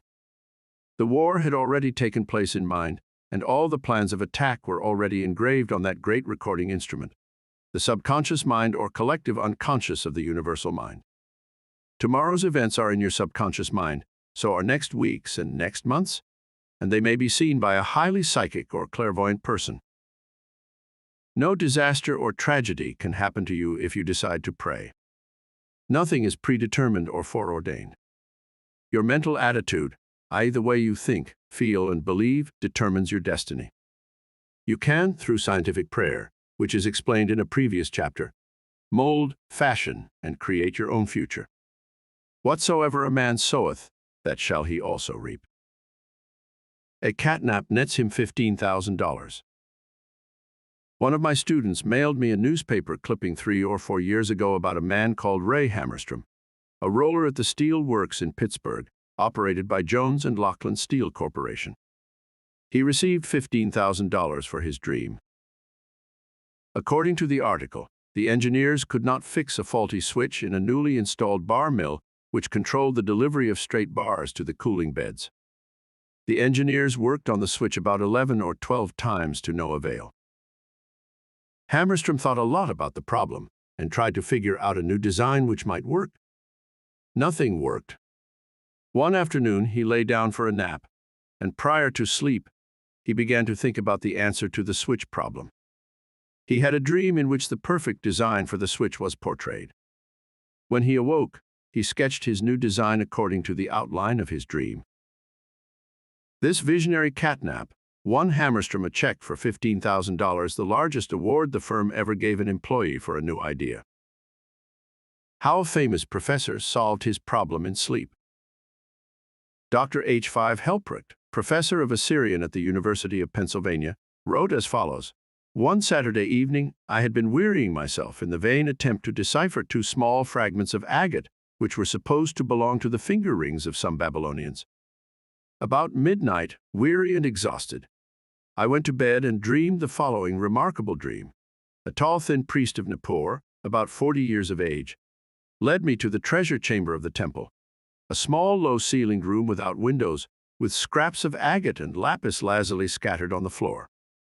Here he addressed me as follows: "The two fragments, which you have published separately on pages 22 and 26, belong together, and are not finger rings. The first two rings served as earrings for the statue of God. The two fragments you have are the portions of them. If you will put them together, you will have confirmation of my words." I awoke at once. I examined the fragments, and to my astonishment, found the dream verified. The problem was then at last solved. This demonstrates clearly the creative manifestation of his subconscious mind, which knew the answer to all his problems. How the subconscious worked for a famous writer while he slept. Robert Louis Stevenson, in one of his books, Across the Plains, devotes a whole chapter to dreams. He was a vivid dreamer and had the persistent habit of giving specific instructions to his subconscious every night prior to sleep. He would request his subconscious to evolve stories for him while he slept. For example, if Stevenson's funds were at a low ebb, his command to his subconscious would be something like this: "Give me a good, thrilling novel which will be marketable and profitable." His subconscious responded magnificently. Stevenson says, "These little brownies, the intelligences and powers of his subconscious, can tell me a story piece by piece, like a serial, and keep me, its supposed creator, all the while in total ignorance of where they aim." And he added, "That part of my work which is done when I am up and about, which he is consciously aware and awake, is by no means necessarily mine, since all goes to show that the brownies have a hand in it even then." Sleep in peace and wake in joy. To those who suffer from insomnia, you will find the following prayer very effective. Repeat it slowly, quietly, and lovingly prior to sleep. My toes are relaxed. My ankles are relaxed. My abdominal muscles are relaxed. My heart and lungs are relaxed. My hands and arms are relaxed. My neck is relaxed. My brain is relaxed. My face is relaxed. My eyes are relaxed. My whole mind and body are relaxed. I fully and freely forgive everyone, and I sincerely wish for them harmony, health, peace, and all the blessings of life. I am at peace. I am poised, serene, and calm. I rest in security and in peace. A great stillness steals over me, and a great calm quiets my whole being as I realize the divine presence within me. I know that the realization of life and love heals me. I wrap myself in the mantle of love and fall asleep filled with goodwill for all. Throughout the night, peace remains with me, and in the morning I shall be filled with life and love. A circle of love is drawn around me. I will fear no evil, for thou art with me. I sleep in peace, I wake in joy, and in him I live, move, and have my being. Summary of your aids to the wonders of sleep. 1. If you are worried that you will not wake up on time, suggest to your subconscious mind prior to sleep the exact time you wish to arise, and it will awaken you. It needs no clock. Do the same thing with all problems. There is nothing too hard for your subconscious. 2. Your subconscious never sleeps. It is always on the job. It controls all your vital functions. Forgive yourself and everyone else before you go to sleep, and healing will take place much more rapidly. 3. Guidance is given you while you are asleep, sometimes in a dream. The healing currents are also released, and in the morning you feel refreshed and rejuvenated. 4. When troubled by the vexations and strife of the day, still the wheels of your mind and think about the wisdom and intelligence lodged in your subconscious mind, which is ready to respond to you. This will give you peace, strength, and confidence. 5. Sleep is essential for peace of mind and health of body. Lack of sleep can cause irritation, depression, and mental disorders. You need 8 hours sleep. 6. Medical research scholars point out that insomnia precedes psychotic disorders. 7. You are spiritually recharged during sleep. Adequate sleep is essential for joy and vitality in life. 8. Your tired brain craves sleep so hungrily that it will sacrifice anything to get it. Many who have fallen asleep at the wheel of an automobile can testify to this. 9. Many sleep-deprived people have poor memories and lack proper coordination. They become befuddled, confused, and disorientated. 10. Sleep brings counsel. Prior to sleep, claim that the infinite intelligence of your subconscious mind is guiding and directing you. Then, watch for the lead which comes, perhaps on awakening. 11. Trust your subconscious completely. Know that its tendency is always lifeward. Occasionally, your subconscious answers you in a very vivid dream and a vision in the night. You can be forewarned in a dream in the same way as the author of this book was warned. 12. Your future is in your mind now, based on your habitual thinking and beliefs. Claim that infinite intelligence leads and guides you, and that all good is yours, and your future will be wonderful. Believe it and accept it. Expect the best, and invariably the best will come to you. 13. If you are writing a novel, play, or book, or are working on an invention, speak to your subconscious mind at night and claim boldly that its wisdom, intelligence, and power are guiding, directing, and revealing to you the ideal play, novel, book, or revealing the perfect solution, whatever it may be. Wonders will happen as you pray this way. Chapter 14. Your subconscious mind and marital problems. Ignorance of the functions and powers of the mind is the cause of all marital trouble. Friction between husband and wife can be solved by each using the law of mind correctly. By praying together, they stay together. The contemplation of divine ideals, the study of the laws of life, the mutual agreement on a common purpose and plan, and the enjoyment of personal freedom bring about that harmonious marriage, that wedded bliss, that sense of oneness where the two become one. The best time to prevent divorce is before marriage. It is not wrong to try to get out of a very bad situation. But why get into the bad situation in the first place? Would it not be better to give attention to the real cause of marital problems, in other words, to really get at the root of the matter involved? As with all other problems of men and women, the problems of divorce, separation, annulment, and endless litigation are directly traceable to lack of knowledge of the working and interrelationship of the conscious and subconscious mind. The meaning of marriage. Marriage, to be real, must first be on a spiritual basis. It must be of the heart, and the heart is the chalice of love. Honesty, sincerity, kindness, and integrity are also forms of love. Each partner should be perfectly honest and sincere with the other. It is not a true marriage when a man marries a woman for her money, social position, or to lift his ego, because this indicates a lack of security, honesty, and true love. Such a marriage is a farce, a sham, and a masquerade. When a woman says, "I am tired of working. I want to get married because I want security," her premise is false. She is not using the laws of mind correctly. Her security depends upon her knowledge of the interaction of the conscious and subconscious mind and its application. For example, a woman will never lack for wealth or health if she applies the techniques outlined in the respective chapters of this book. Her wealth can come to her independent of her husband, father, or anyone else. A woman is not dependent on her husband for health, peace, joy, inspiration, guidance, love, wealth, security, happiness, or anything in the world. Her security and peace of mind come from her knowledge of the inner powers within her, and from the constant use of the laws of her own mind in a constructive fashion. How to attract the ideal husband. You are now acquainted with the way your subconscious mind works. You know that whatever you impress upon it will be experienced in your world.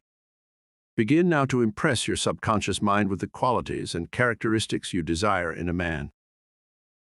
The following is an excellent technique. Sit down at night in your armchair. Close your eyes, let go, relax your body, become very quiet, passive, and receptive. Talk to your subconscious mind and say to it, "I am now attracting a man into my experience who is honest, sincere, loyal, faithful, peaceful, happy, and prosperous. These qualities which I admire are sinking down into my subconscious mind now. As I dwell upon these characteristics, they become a part of me and are embodied subconsciously. I know there is an irresistible law of attraction, and that I attract to me a man according to my subconscious belief. I attract that which I feel to be true in my subconscious mind. I know I can contribute to his peace and happiness. He loves my ideals, and I love his ideals. He does not want to make me over. Neither do I want to make him over. There is mutual love, freedom, and respect. Practice this process of impregnating your subconscious. Then you will have the joy of attracting to you a man possessing the qualities and characteristics you mentally dwelt upon. Your subconscious intelligence will open up a pathway whereby both of you will meet, according to the irresistible and changeless flow of your own subconscious mind. Have a keen desire to give the best that is in you of love, devotion, and cooperation. Be receptive to this gift of love which you have given to your subconscious mind. How to attract the ideal wife. Affirm as follows: I now attract the right woman who is in complete accord with me. This is a spiritual union, because it is divine love functioning through the personality of someone with whom I blend perfectly. I know I can give to this woman love, light, peace, and joy. I feel and believe I can make this woman's life full, complete, and wonderful. I now decree that she possesses the following qualities and attributes. She is spiritual, loyal, faithful, and true. She is harmonious, peaceful, and happy. We are irresistibly attracted to each other. Only that which belongs to love, truth, and beauty can enter my experience. I accept my ideal companion now. As you think quietly and with interest on the qualities and attributes which you admire in the companion you seek, you will build the mental equivalent into your mentality. Then, the deeper currents of your subconscious mind will bring both of you together in divine order. No need for third mistake. Recently, a teacher said to me, I have had 3 husbands and all 3 have been passive, submissive, and dependent on me to make all decisions and govern everything. Why do I attract such type men? I asked her whether she had known that her second husband was the effeminate type, and she replied, of course not. Had I known, I would not have married him. Apparently, she had not learned anything from the first mistake. The trouble was with her own personality makeup. She was very masculine, domineering, and unconsciously wanted someone who would be submissive and passive so that she could play the dominant role. All this was unconscious motivation, and her subconscious picture attracted to her what she subjectively wanted. She had to learn to break the pattern by adopting the right prayer process. How she broke the negative pattern. The above-mentioned woman learned a simple truth. When you believe you can have the type of man you idealize, it is done unto you as you believe. The following is the specific prayer she used to break the old subconscious pattern and attract to her the ideal mate. I am building into my mentality the type of man I deeply desire. The man I attract for a husband is strong, powerful, loving, very masculine, successful, honest, loyal, and faithful. He finds love and happiness with me. I love to follow where he leads. I know he wants me, and I want him. I am honest, sincere, loving, and kind. I have wonderful gifts to offer him. They are goodwill, a joyous heart, and a healthy body. He offers me the same. It is mutual. I give and I receive. Divine intelligence knows where this man is, and the deeper wisdom of my subconscious mind is now bringing both of us together in its own way, and we recognize each other immediately. I release this request to my subconscious mind, which knows how to bring my request to pass. I give thanks for the perfect answer. She prayed in the above manner night and morning, affirming these truths and knowing that through frequent occupation of the mind, she would reach the mental equivalent of that which she sought. The answer to her prayer. Several months went by. She had a great number of dates and social engagements, none of which was agreeable to her. When she was about to question, waver, doubt, and vacillate, she reminded herself that the infinite intelligence was bringing it to pass in its own way, and that there was nothing to be concerned about. Her final decree in her divorce proceedings was granted, which brought her a great sense of release and mental freedom. Shortly afterwards, she went to work as a receptionist in a doctor's office. She told me that the minute she saw the physician, she knew he was the man she was praying about. Apparently, he knew it too, because he proposed to her the first week she was in the office, and their subsequent marriage was ideally happy. This physician was not the passive or submissive type, but was a real man, a former football player, an outstanding athlete, and was a deeply spiritual man, though he was completely devoid of any sectarian or denominational affiliation. She got what she prayed for because she claimed it mentally until she reached the point of saturation. In other words, she mentally and emotionally united with her idea, and it became a part of her in the same way that an apple becomes a part of her bloodstream. Should I get a divorce? Divorce is an individual problem. It cannot be generalized. In some cases, of course, there never should have been a marriage. In some cases, divorce is not the solution, no more so than marriage is the solution for a lonely man. Divorce may be right for one person and wrong for another. A divorced woman may be far more sincere and noble than may of her married sisters, who perhaps are living a lie. For example, I once talked with a woman whose husband was a dope fiend, an ex-convict, a wife-beater, and a non-provider.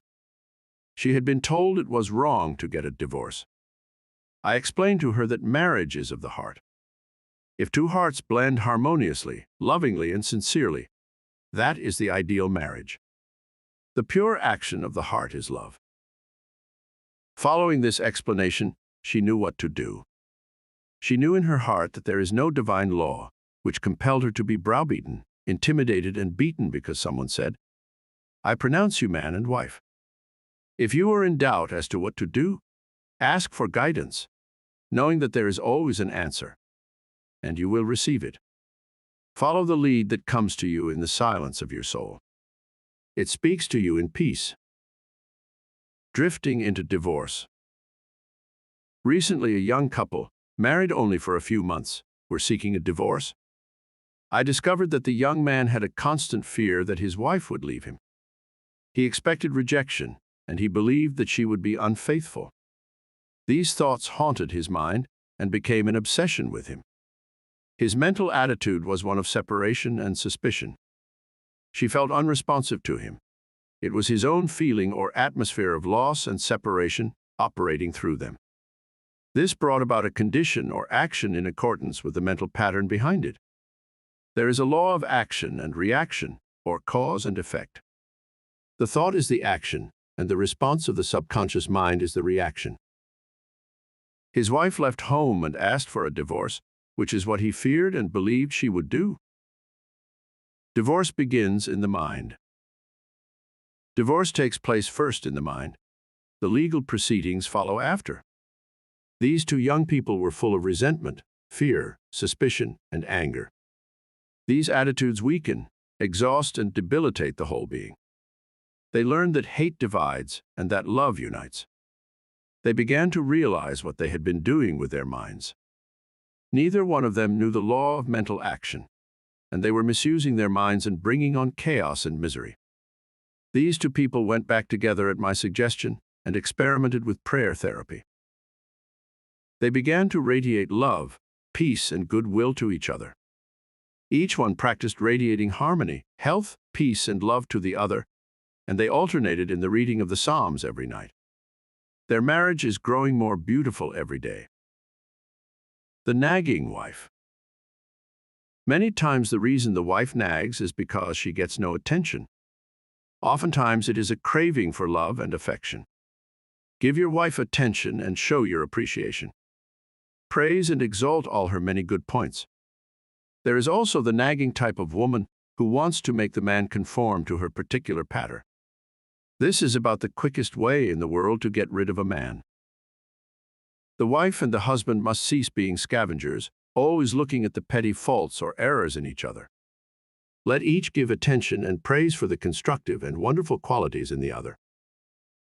The brooding husband. If a man begins to brood, grows morbid against his wife because of the things she said or did, He is, psychologically speaking, committing adultery. One of the meanings of adultery is idolatry, giving attention to or uniting mentally with that which is negative and destructive. When a man is silently resenting his wife and is full of hostility toward her, he is unfaithful. He is not faithful to his marriage vows, which are to love, cherish, and honor all the days of his life. The man who is brooding, bitter, and resentful can swallow his sharp remarks, abate his anger, and he can go to great lengths to be considerate, kind, and courteous. He can deftly skirt the differences. Through praise and mental effort, he can get out of the habit of antagonism. Then he will be able to get along better, not only with his wife, but with business associates also. Assume the harmonious state, and eventually you will find peace and harmony. The great mistake. A great mistake is to discuss your marital problems or difficulties with neighbors and relatives. Suppose, for example, a wife say to the neighbor, "John never gives me any money. He treats my mother abominably, drinks to excess, and is constantly abusive and insulting."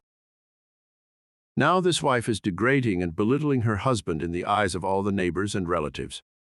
He no longer appears as the ideal husband to them. Never discuss your marital problems with anyone except a trained counselor. Why cause numerous people to think negatively of your marriage? Moreover, as you discuss and dwell upon these shortcomings of your husband, you are actually creating these states within yourself. Who is thinking and feeling it? You are. As you think and feel, so are you. Relatives will usually give you the wrong advice. It is usually biased and prejudiced because it is not given in an impersonal way. Any advice you receive which violates the golden rule, which is a cosmic law, is not good or sound. It is well to remember that no two human beings ever lived beneath the same roof without clashes of temperament, periods of hurts and stain. Never display the unhappy side of your marriage to your friends. Keep your quarrels to yourself. Refrain from criticism and condemnation of your partner. Don't try to make your wife over. A husband must not try to make his wife into a second edition of himself. The tactless attempt to change her in many ways is foreign to her nature. These attempts are always foolish and many times result in a dissolution of the marriage. These attempts to alter her destroy her pride and self-esteem and arouse a spirit of contrariness and resentment that proves fatal to the marriage bond. Adjustments are needed, of course, but if you have a good look inside your own mind and study your character and behavior, you will find so many shortcomings they will keep you busy the rest of your life. If you say, "I will make him over into what I want," you are looking for trouble in the divorce court. You are asking for misery. You will have to learn the hard way that there is no one to change but yourself. Pray together and stay together through steps in prayer. The first step. Never carry over from one day to another accumulated irritations arising from little disappointments. Be sure to forgive each other for any sharpness before you retire at night. The moment you awaken in the morning, claim infinite intelligence is guiding you in all your ways. Send out loving thoughts of peace, harmony, and love to your marriage partner, to all members of the family, and to the whole world. The second step. Say grace at breakfast. Give thanks for the wonderful food, for your abundance, and for all your blessings. Make sure that no problems, worries, or arguments shall enter into the table conversation. The same applies at dinner time. Say to your wife or husband, "I appreciate all you are doing, and I radiate love and goodwill to you all day long." The third step. The husband and wife should alternate in praying each night. Do not take your marriage partner for granted. Show your appreciation and love. Think appreciation and goodwill rather than condemnation, criticism, and nagging. The way to build a peaceful home and a happy marriage is to use a foundation of love, beauty, harmony, mutual respect, faith in God, and all things good. Read the 23rd, 27th, and 91st Psalms, the 11th chapter of Hebrews, the 13th chapter of 1 Corinthians, and other great texts of the Bible before going to sleep. As you practice these truths, your marriage will grow more and more blessed through the years. Review your actions. 1. Ignorance of mental and spiritual laws is the cause of all marital unhappiness.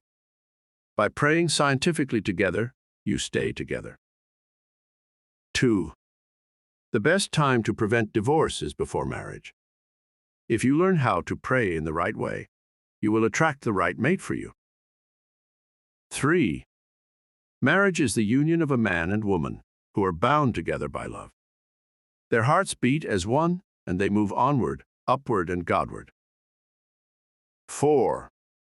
Marriage does not bequeath happiness. People find happiness by dwelling on the eternal truths of God and the spiritual values of life. Then, the man and woman can contribute to each other's happiness and joy.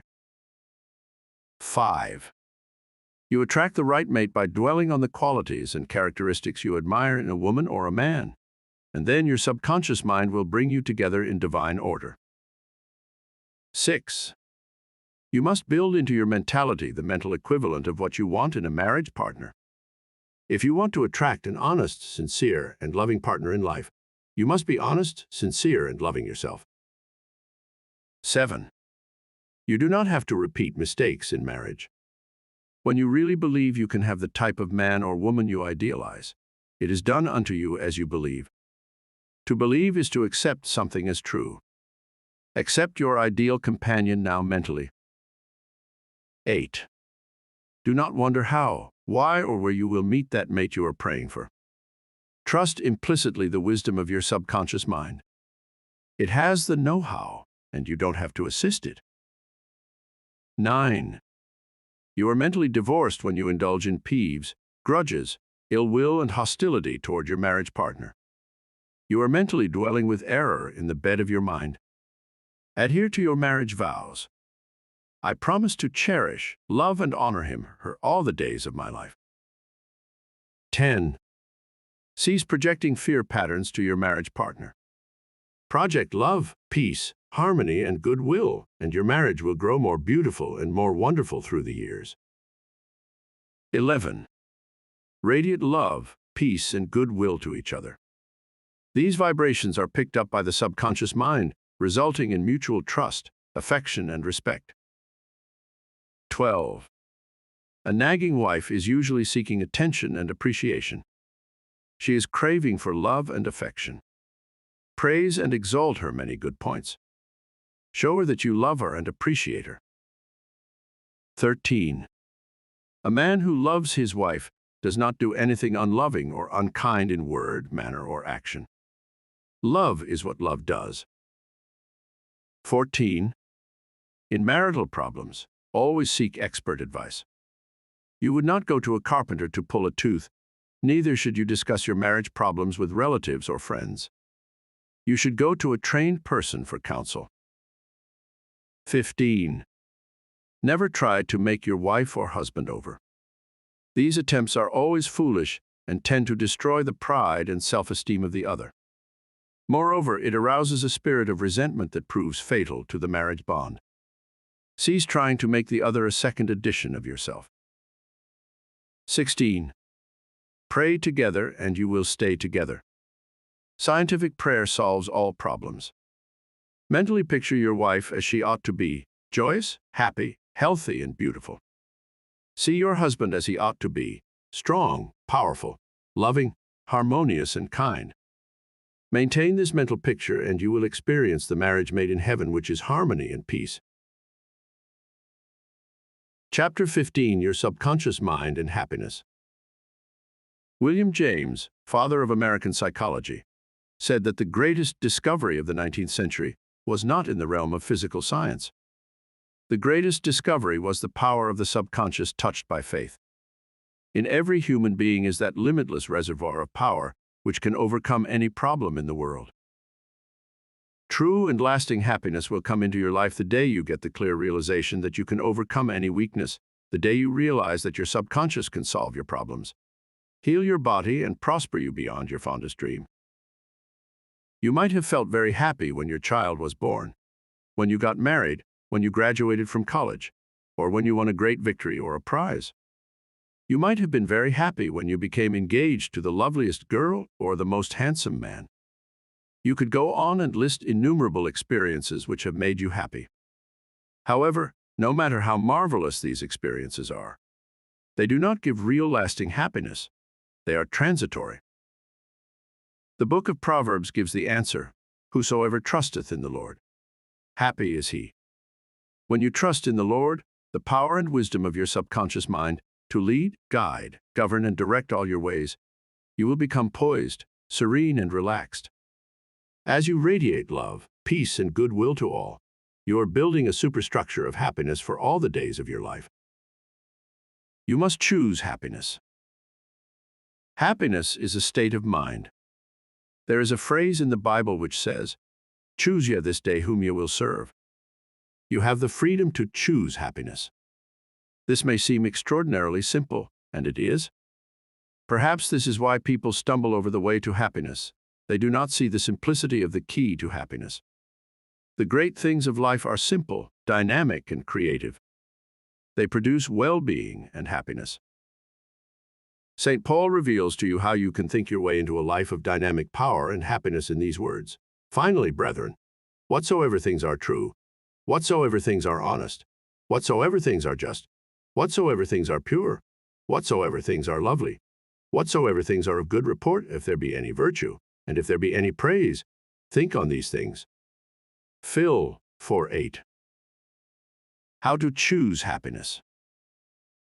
Begin now to choose happiness. This is how you do it. When you open your eyes in the morning, say to yourself, "Divine order takes charge of my life today and every day. All things work together for good for me today. This is a new and wonderful day for me. There will never be another day like this one. I am divinely guided all day long, and whatever I do will prosper. Divine love surrounds me, enfolds me, and enwraps me, and I go forth in peace. Whenever my attention wanders away from that which is good and constructive, I will immediately bring it back to the contemplation of that which is lovely and of good report. I am a spiritual and mental magnet, attracting to myself all things which bless and prosper me. I am going to be a wonderful success in all my undertakings today. I am definitely going to be happy all day long." Start each day in this manner. Then you will be choosing to be a joyous person. He made it a habit to be happy. A number of years ago, I stayed for about a week in a farmer's house in Connemara on the west coast of Ireland. He seemed to be always singing and whistling and was full of humor. I asked him the secret of happiness, and his reply was, "It is a habit of mine to be happy. Every morning when I awaken and every night before I go to sleep, I bless my family, the crops, the cattle, and I thank God for the wonderful harvest." This farmer had made a practice of this for over 40 years. As you know, thoughts repeated regularly and systematically sink into the subconscious mind and become habitual. He discovered that happiness is a habit. You must desire to be happy. There is one very important point about being happy. You must sincerely desire to be happy. There are people who have been depressed, dejected, and unhappy so long that were they suddenly made happy by some wonderful, good, joyous news, they would actually be like the woman who said to me, "It is wrong to be so happy." They have been so accustomed to the old mental patterns that they do not feel at home being happy. They long for the former, depressed, unhappy state. I knew a woman in England who had rheumatism for many years. She would pat herself on the knee and say, "My rheumatism is bad today. I cannot go out. My rheumatism keeps me miserable." This dear elderly lady got a lot of attention from her son, daughter, and the neighbors. She really wanted her rheumatism. She enjoyed her misery, as he called it. This woman did not really want to be happy. I suggested a curative procedure for her.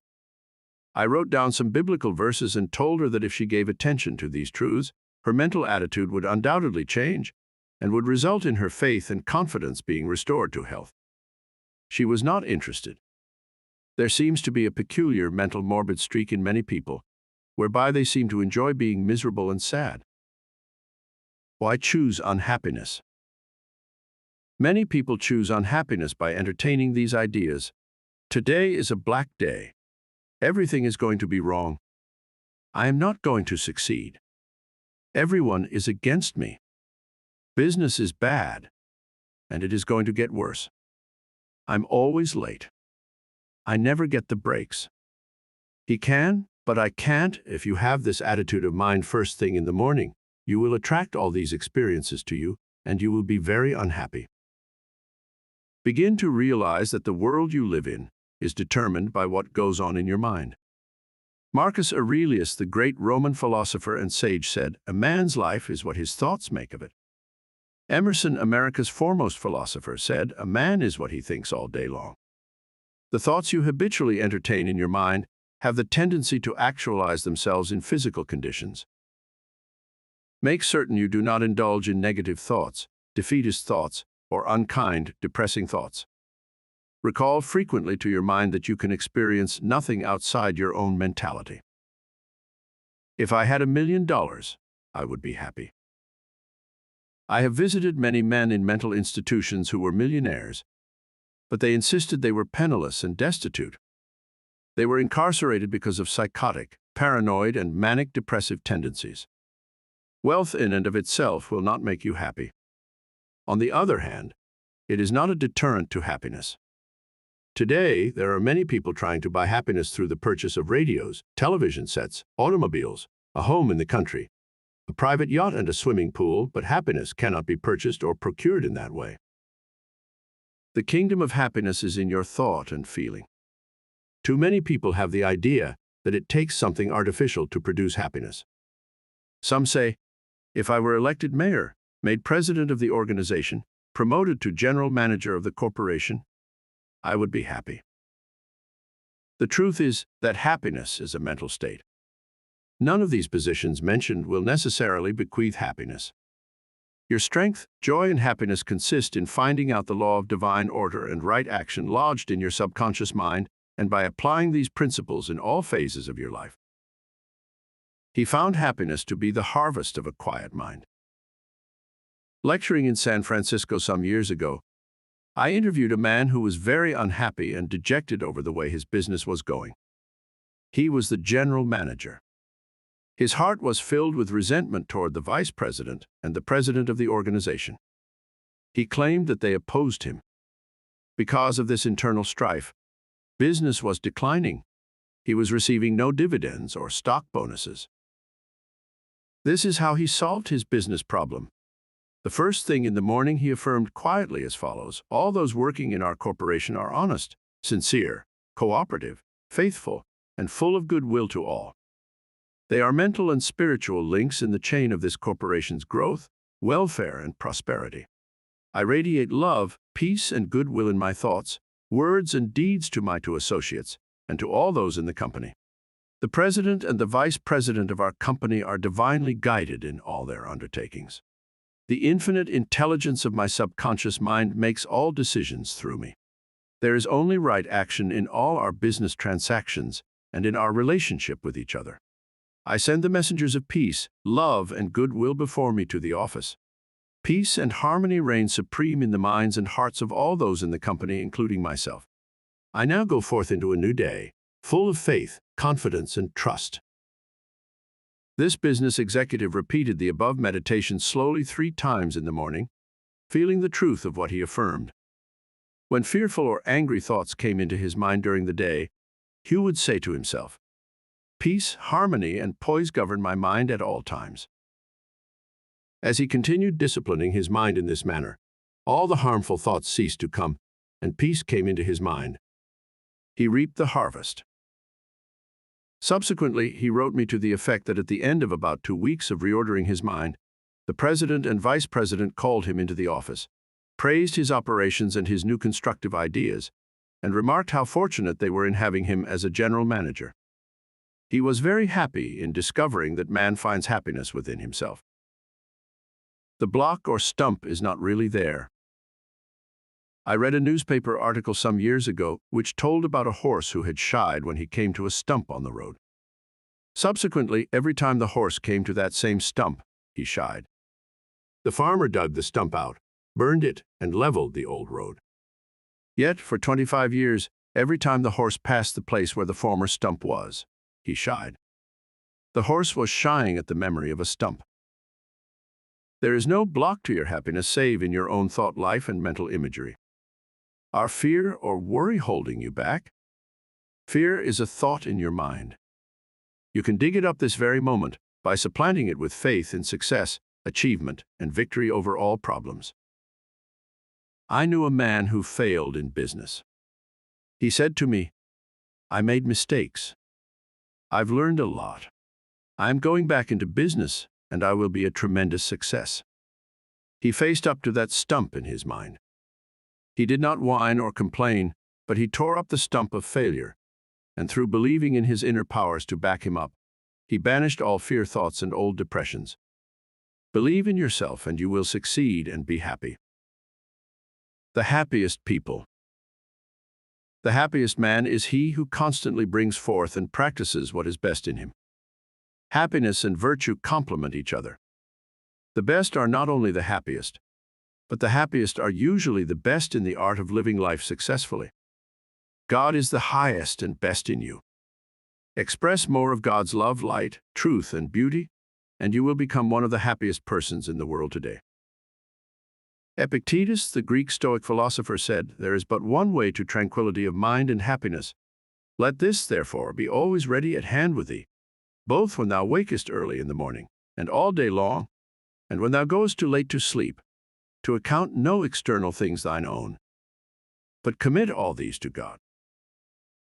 Summary of steps to happiness. 1. William James said that the greatest discovery of the 19th century was the power of the subconscious mind touched by faith. 2. There is tremendous power within you. Happiness will come to you when you acquire a sublime confidence in this power. Then you will make your dreams come true. 3. You can rise victorious over any defeat and realize the cherished desires of your heart through the marvelous power of your subconscious mind. This is the meaning of whosoever trusteth in the Lord, spiritual laws of the subconscious mind. Happy is he. 4. You must choose happiness. Happiness is a habit. It is a good habit to ponder often on whatsoever things are true, whatsoever things are honest, whatsoever things are just, whatsoever things are pure, whatsoever things are lovely, whatsoever things are of good report, if there be any virtue, and if there be any praise, think on these things. Phil. 5. When you open your eyes in the morning, say to yourself, "I choose happiness today. I choose success today. I choose right action today. I choose love and goodwill for all today. I choose peace today." Pour life, love, and interest into this affirmation, and you have chosen happiness. 6. Give thanks for all your blessings several times a day. Furthermore, pray for the peace, happiness, and prosperity of all members of your family, your associates, and all people everywhere. 7. You must sincerely desire to be happy. Nothing is accomplished without desire. Desire is a wish with wings of imagination and faith. Imagine the fulfillment of your desire and feel its reality, and it will come to pass. Happiness comes in answered prayer. 8. By constantly dwelling on thoughts of fear, worry, anger, hate, and failure, you will become very depressed and unhappy. Remember, your life is what your thoughts make of it. 9. You cannot buy happiness with all the money in the world. Some millionaires are very happy, some are very unhappy. Many people with very little worldly good are very happy, and some are very unhappy. Some married people are happy, and some are very unhappy. Some single people are happy, and some are very unhappy. The kingdom of happiness is in your thought and feeling. 10. Happiness is the harvest of a quiet mind. Anchor your thoughts on peace, poise, security, and divine guidance, and your mind will be productive of happiness. 11. There is no block to your happiness. External things are not causative. These are effects, not cause. Take your cue from the only creative principle within you. Your thought is cause, and new cause produces a new effect. Choose happiness. 12. The happiest man is he who brings forth the highest and the best in him. God is the highest and best in him, for the kingdom of God is within. Chapter 16, Your Subconscious Mind and Harmonious Human Relations. In studying this book, you learn that your subconscious mind is a recording machine which faithfully reproduces whatever you impress upon it. This is one of the reasons for the application of the golden rule in human relations. Matthew 7:12 says, "All things whatsoever you would that men should do unto you, do ye even so to them." This quotation has outer and inner meanings. You are interested in its inner meaning from the standpoint of your subconscious mind, which is, as you would the men should think about you, think you about them in like manner. As you would that men should feel about you, feel you also about them in like manner. As you would want men to act toward you, act you toward them in like manner. For example, you may be polite and courteous to someone in your office, but when his back is turned, you are very critical and resentful toward him in your mind. Such negative thoughts are highly destructive to you. It is like taking poison. You are actually taking mental poisons, which rob you of vitality, enthusiasm, strength, guidance, and goodwill. These negative thoughts and emotions sink down into your subconscious and cause all kinds of difficulties and maladies in your life. The master key to happy relationships with others. Judge not, that ye be not judged. For with that judgment ye judge, ye shall be judged. And with what measure ye mete, it shall be measured to you again. Matthew 2.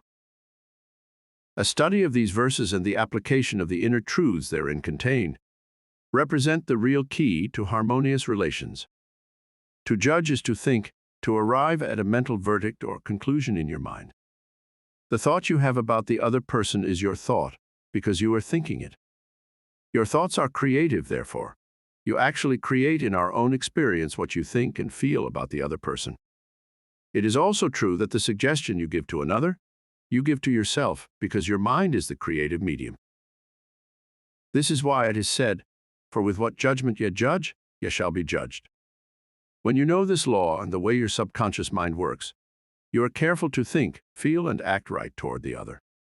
These verses teach you about the emancipation of man and reveal to you the solution to your individual problems. And with what measure ye mete, it shall be measured to you again. The good you do for others comes back to you in like measure, and the evil you do returns to you by the law of your own mind.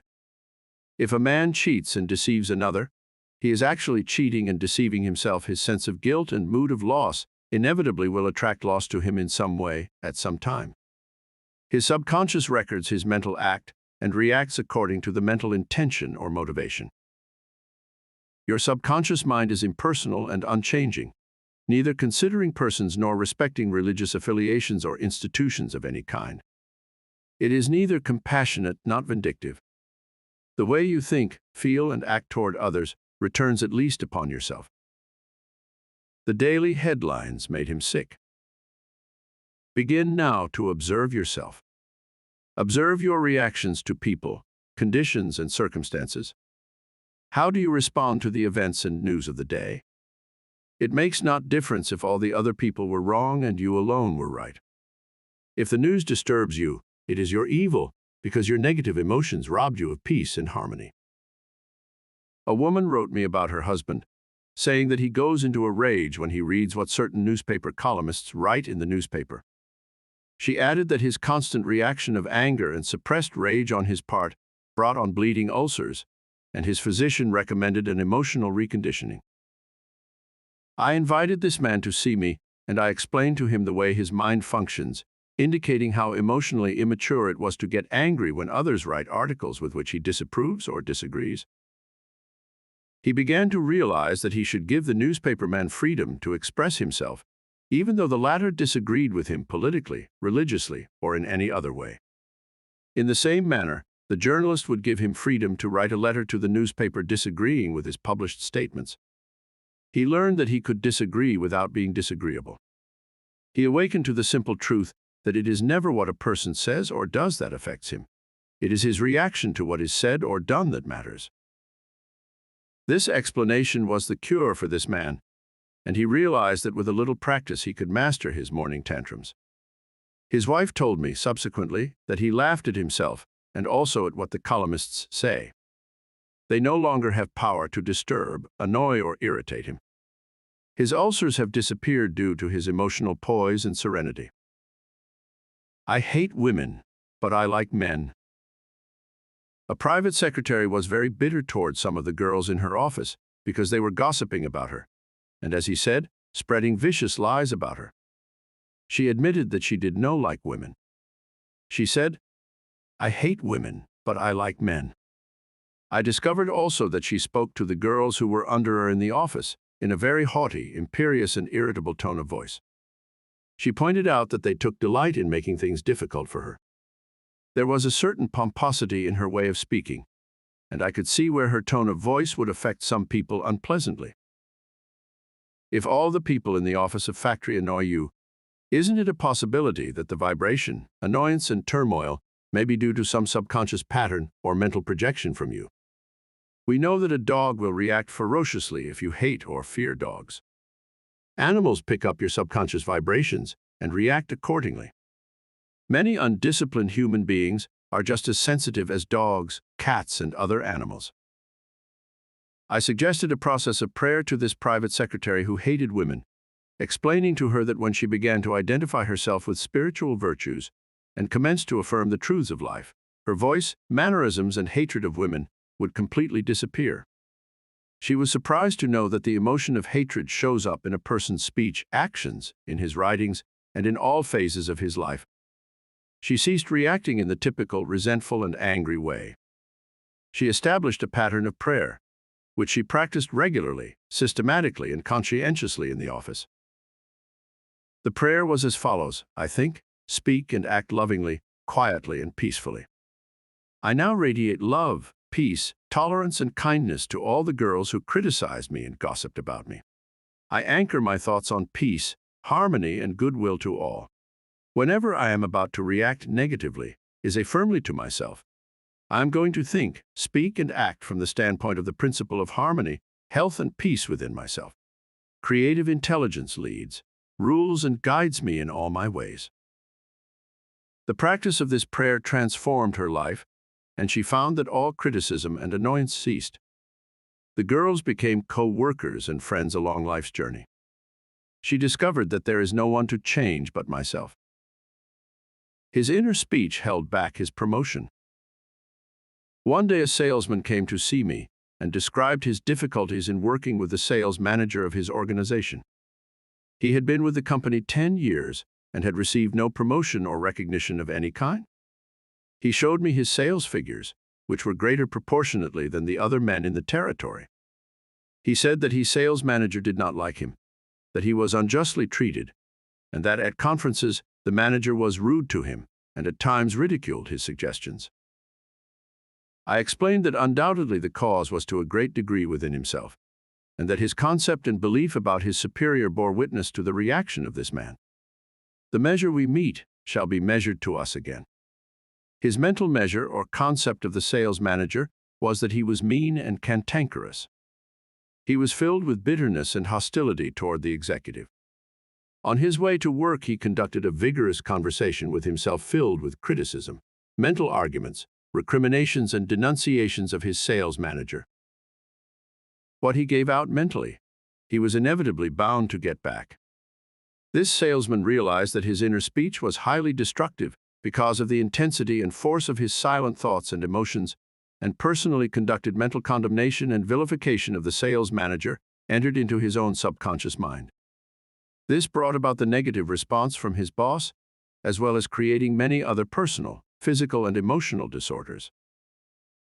He began to pray frequently as follows: I am the only thinker in my universe. I am responsible for what I think about my boss. My sales manager is not responsible for the way I think about him. I refuse to give power to any person, place, or thing to annoy me or disturb me. I wish health, success, peace of mind, and happiness for my boss. I sincerely wish him well, and I know he is divinely guided in all his ways. He repeated this prayer out loud, slowly, quietly, and feelingly, knowing that his mind is like a garden, and that whatever he plants in the garden will come forth like seeds after their kind. I also taught him to practice mental imagery prior to sleep in this way. He imagined that his sales manager was congratulating him on his fine work, on his zeal and enthusiasm, and on his wonderful response from customers.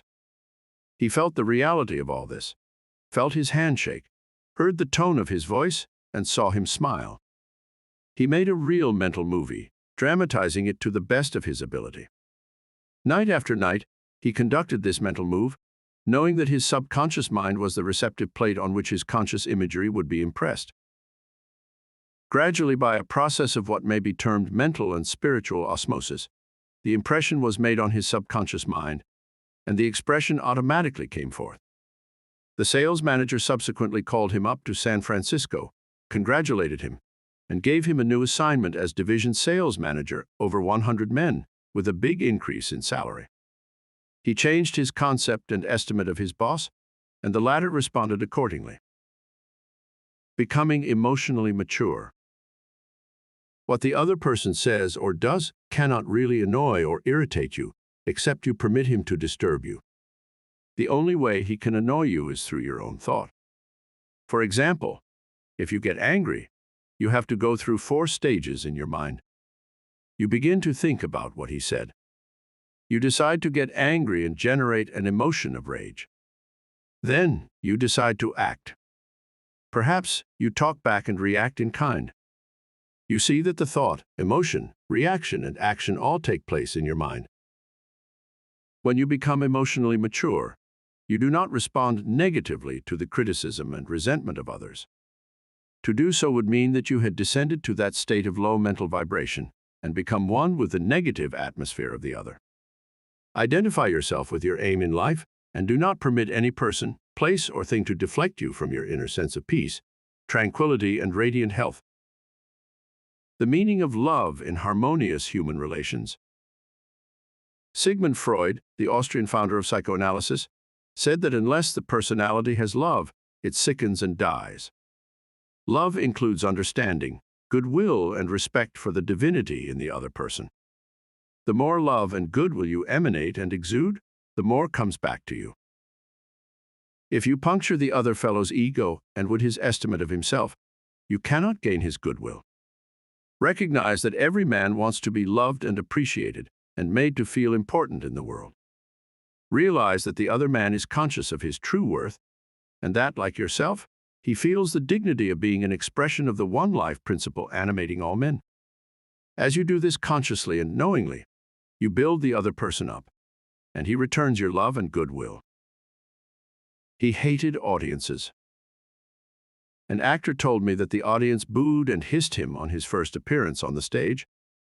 He added that the play was badly written, and that undoubtedly he did not play a good role. He admitted openly to me that for months afterward, he hated audiences. He called them dopes, dummies, stupid, ignorant, gullible, etc. He quit the stage in disgust and went to work in a drugstore for a year. One day a friend invited him to hear a lecture in Town Hall, New York City, on how to get along with ourselves. This lecture changed his life. He went back to the stage and began to pray sincerely for the audience and himself. He poured out love and goodwill every night before appearing on the stage. He made it a habit to claim that the peace of God filled the hearts of all present, and that all present were lifted up and inspired. During each performance, he sent out love vibrations to the audience. Today, he is a great actor, and he loves and respects people. His goodwill and esteem are transmitted to others and are felt by them. Handling difficult people. There are difficult people in the world who are twisted and distorted mentally. They are mal-conditioned. Many are mental delinquents, argumentative, uncooperative, cantankerous, cynical, and sour on life. They are sick psychologically. Many people have deformed and distorted minds, probably warped during childhood. Many have congenital deformities. You would not condemn a person who had tuberculosis, nor should you condemn a person who is mentally ill. No one, for example, hates or resents a hunchback. There are many mental hunchbacks. You should have compassion and understanding. To understand all is to forgive all. Misery loves company. The hateful, frustrated, distorted, and twisted personality is out of tune with the infinite. He resents those who are peaceful, happy, and joyous.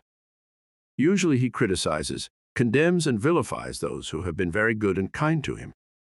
His attitude is this: why should they be so happy when he is so miserable? He wants to drag them down to his own level. Misery loves company. When you understand this, you remain unmoved, calm, and dispassionate.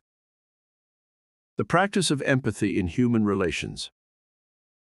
A girl visited me recently stating that she hated another girl in her office. She gave her reason that the other girl was prettier, happier, and wealthier than she, and in addition, was engaged to the boss of the company where they worked. One day after the marriage had taken place, the crippled daughter, by a former marriage, of the woman whom she hated came into the office. The child put her arms around her mother and said, "Mommy, Mommy, I love my new daddy. Look what he gave me."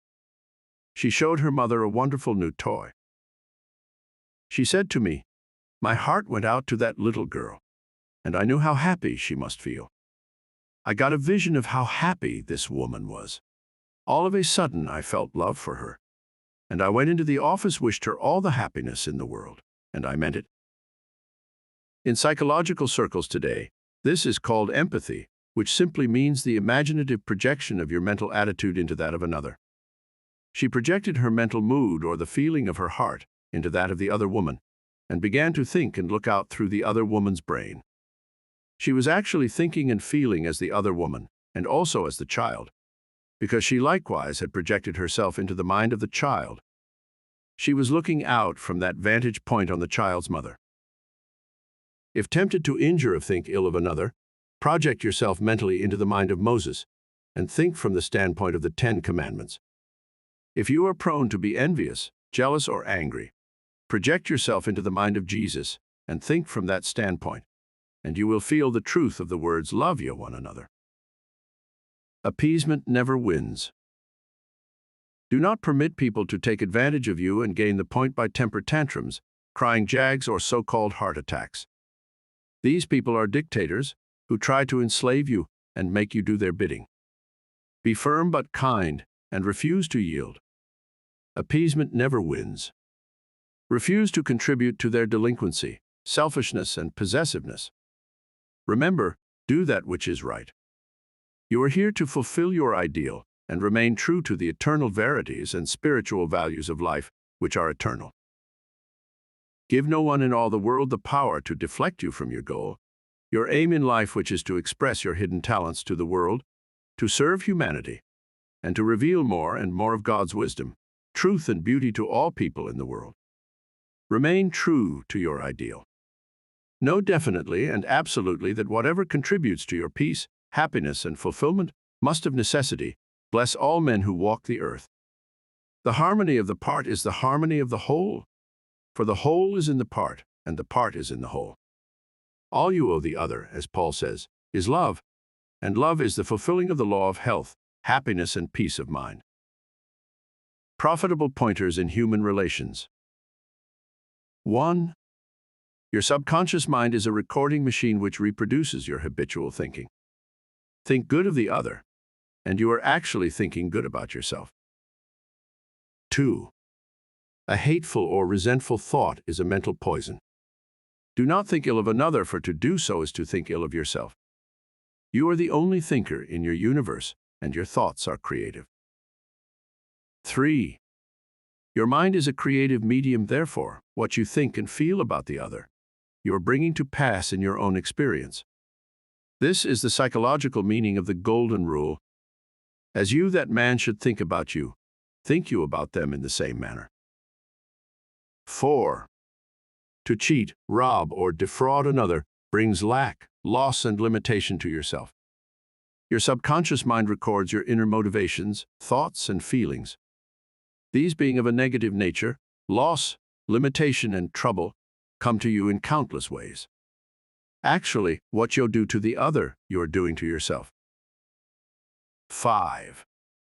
The good you do, the kindness proffered, the love and goodwill you send forth, will all come back to you multiplied in many ways.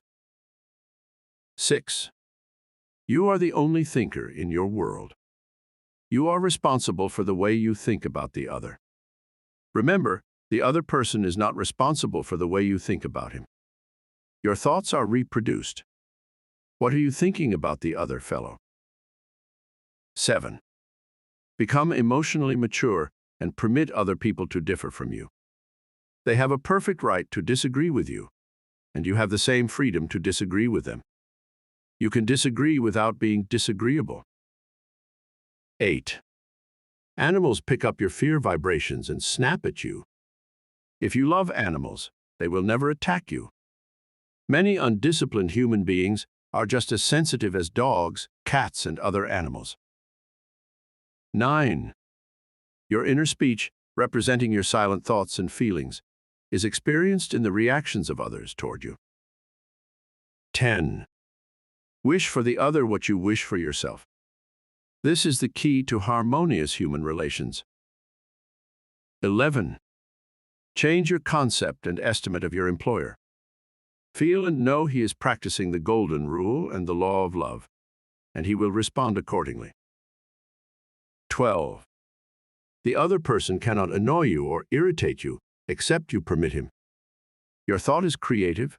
You can bless him. If someone calls you a skunk, you have the freedom to say to the other, God's peace fills your soul. 13. Love is the answer to getting along with others. Love is understanding, goodwill, and respecting the divinity of the other. 14. You would not hate a hunchback or cripple.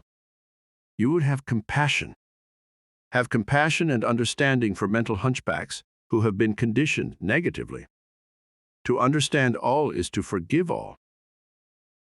15. Rejoice in the success, promotion, and good fortune of the other. In doing so, you attract good fortune to yourself. 16. Never yield to emotional scenes and tantrums of others. Appeasement never wins. Do not be a doormat. Adhere to that which is right. Stick to your ideal, knowing that the mental outlook which gives you peace, happiness, and joy is right, good, and true. What blesses you, blesses all. All you owe any person in the world is love, and love is wishing for everyone what you wish for yourself, health, happiness, and all the blessings of life. Chapter 17, How to Use Your Subconscious for Forgiveness. Life plays no favorites. God is life, and this life principle is flowing through you this moment. God loves to express himself as harmony, peace, beauty, joy, and abundance through you. This is called the will of God, or the tendency of life.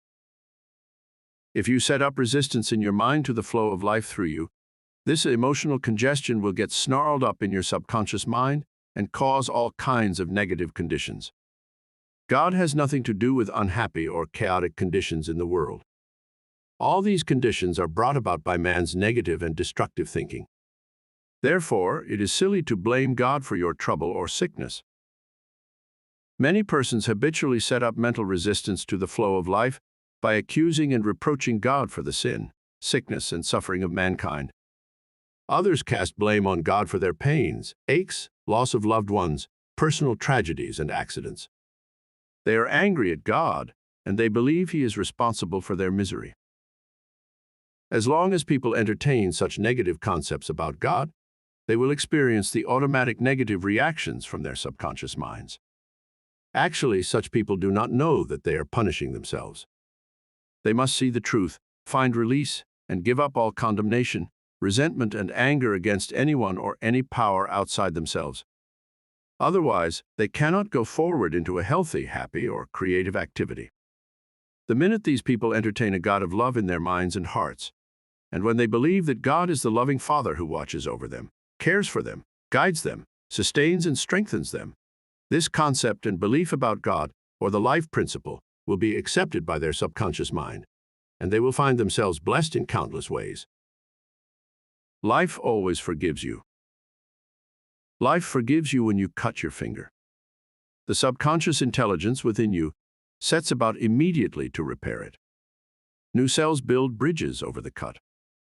Should you take some tainted food by error, life forgives you and causes you to regurgitate it in order to preserve you.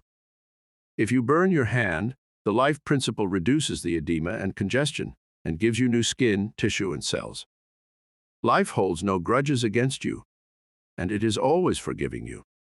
Life brings you back to health, vitality, harmony, and peace if you cooperate by thinking in harmony with nature. Negative, hurtful memories, bitterness, and ill will clutter up and impede the free flow of the life principle in you. How he banished that feeling of guilt. I knew a man who worked every night until about 1 o'clock in the morning. He paid no attention to his two boys or his wife. He was always too busy working hard. He thought people should pat him on the back because he was working so arduously and persistently past midnight every night. He had a blood pressure over 200 and was full of guilt. Unconsciously, he proceeded to punish himself by hard work, and he completely ignored his children. A normal man does not do that. He is interested in his boys and in their development. He does not shut his wife out of his world.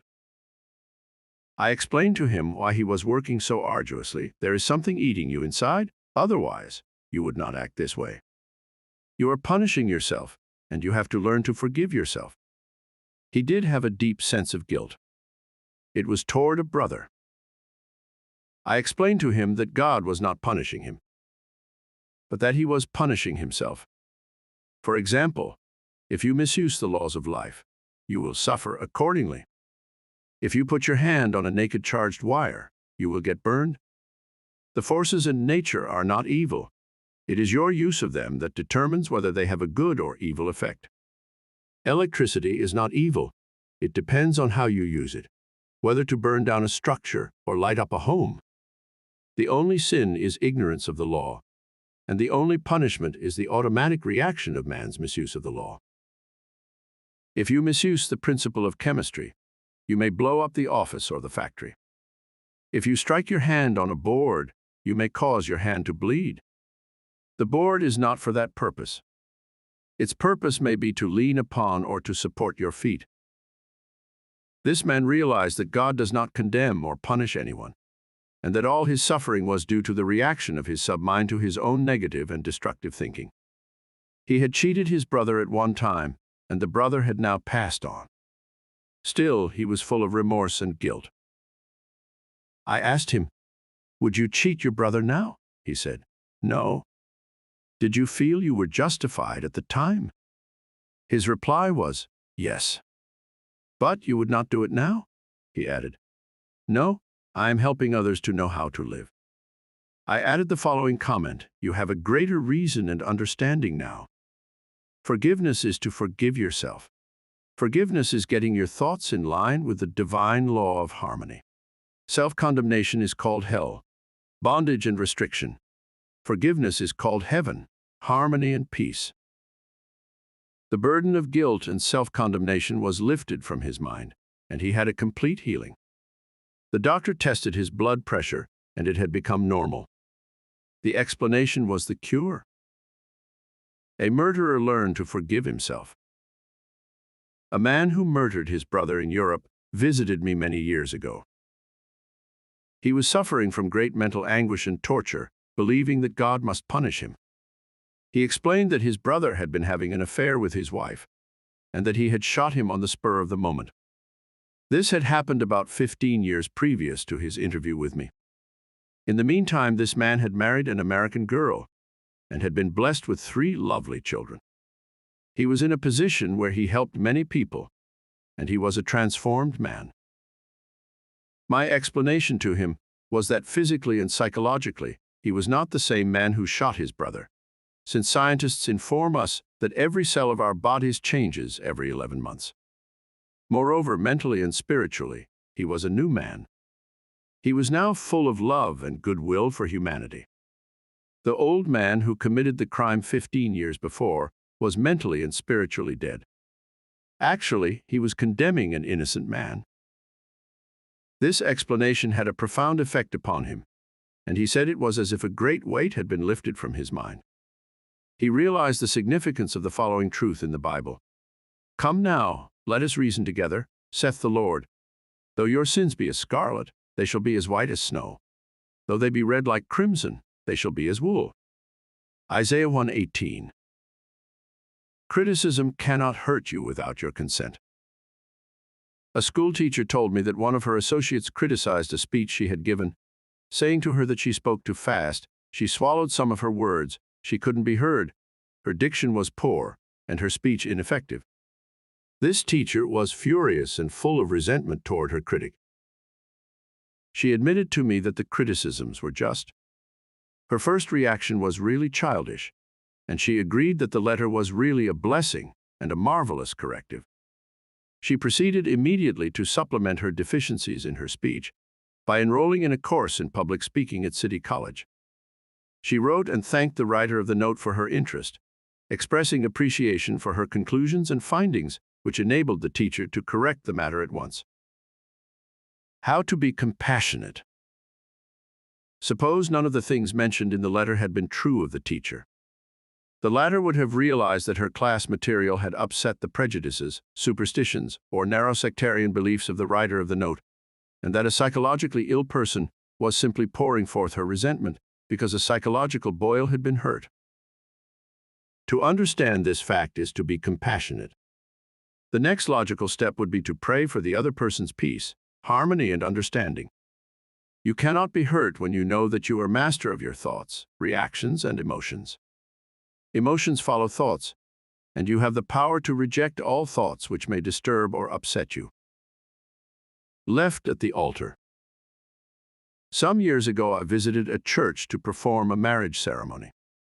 The young man did not appear, and at the end of 2 hours, the bride-to-be shed a few tears, and then said to me, I prayed for divine guidance. This might be the answer, for he never faileth. That was her reaction. Faith in God and all things good. She had no bitterness in her heart because, as she said, it must not have been right action because my prayer was for right action for both of us.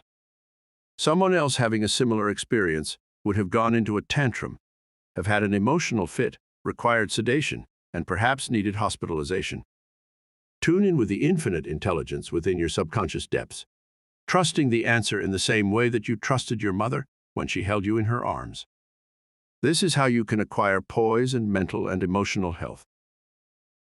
It is wrong to marry, sex is evil, and I am evil. Some time ago I talked to a young lady aged 22.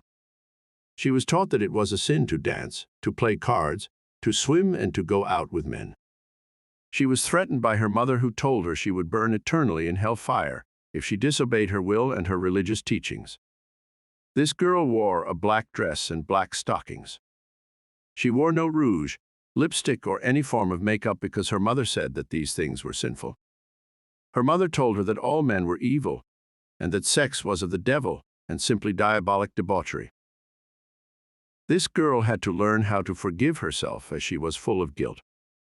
To forgive means to give her. She had to give up all these false beliefs for the truths of life and new estimate of herself.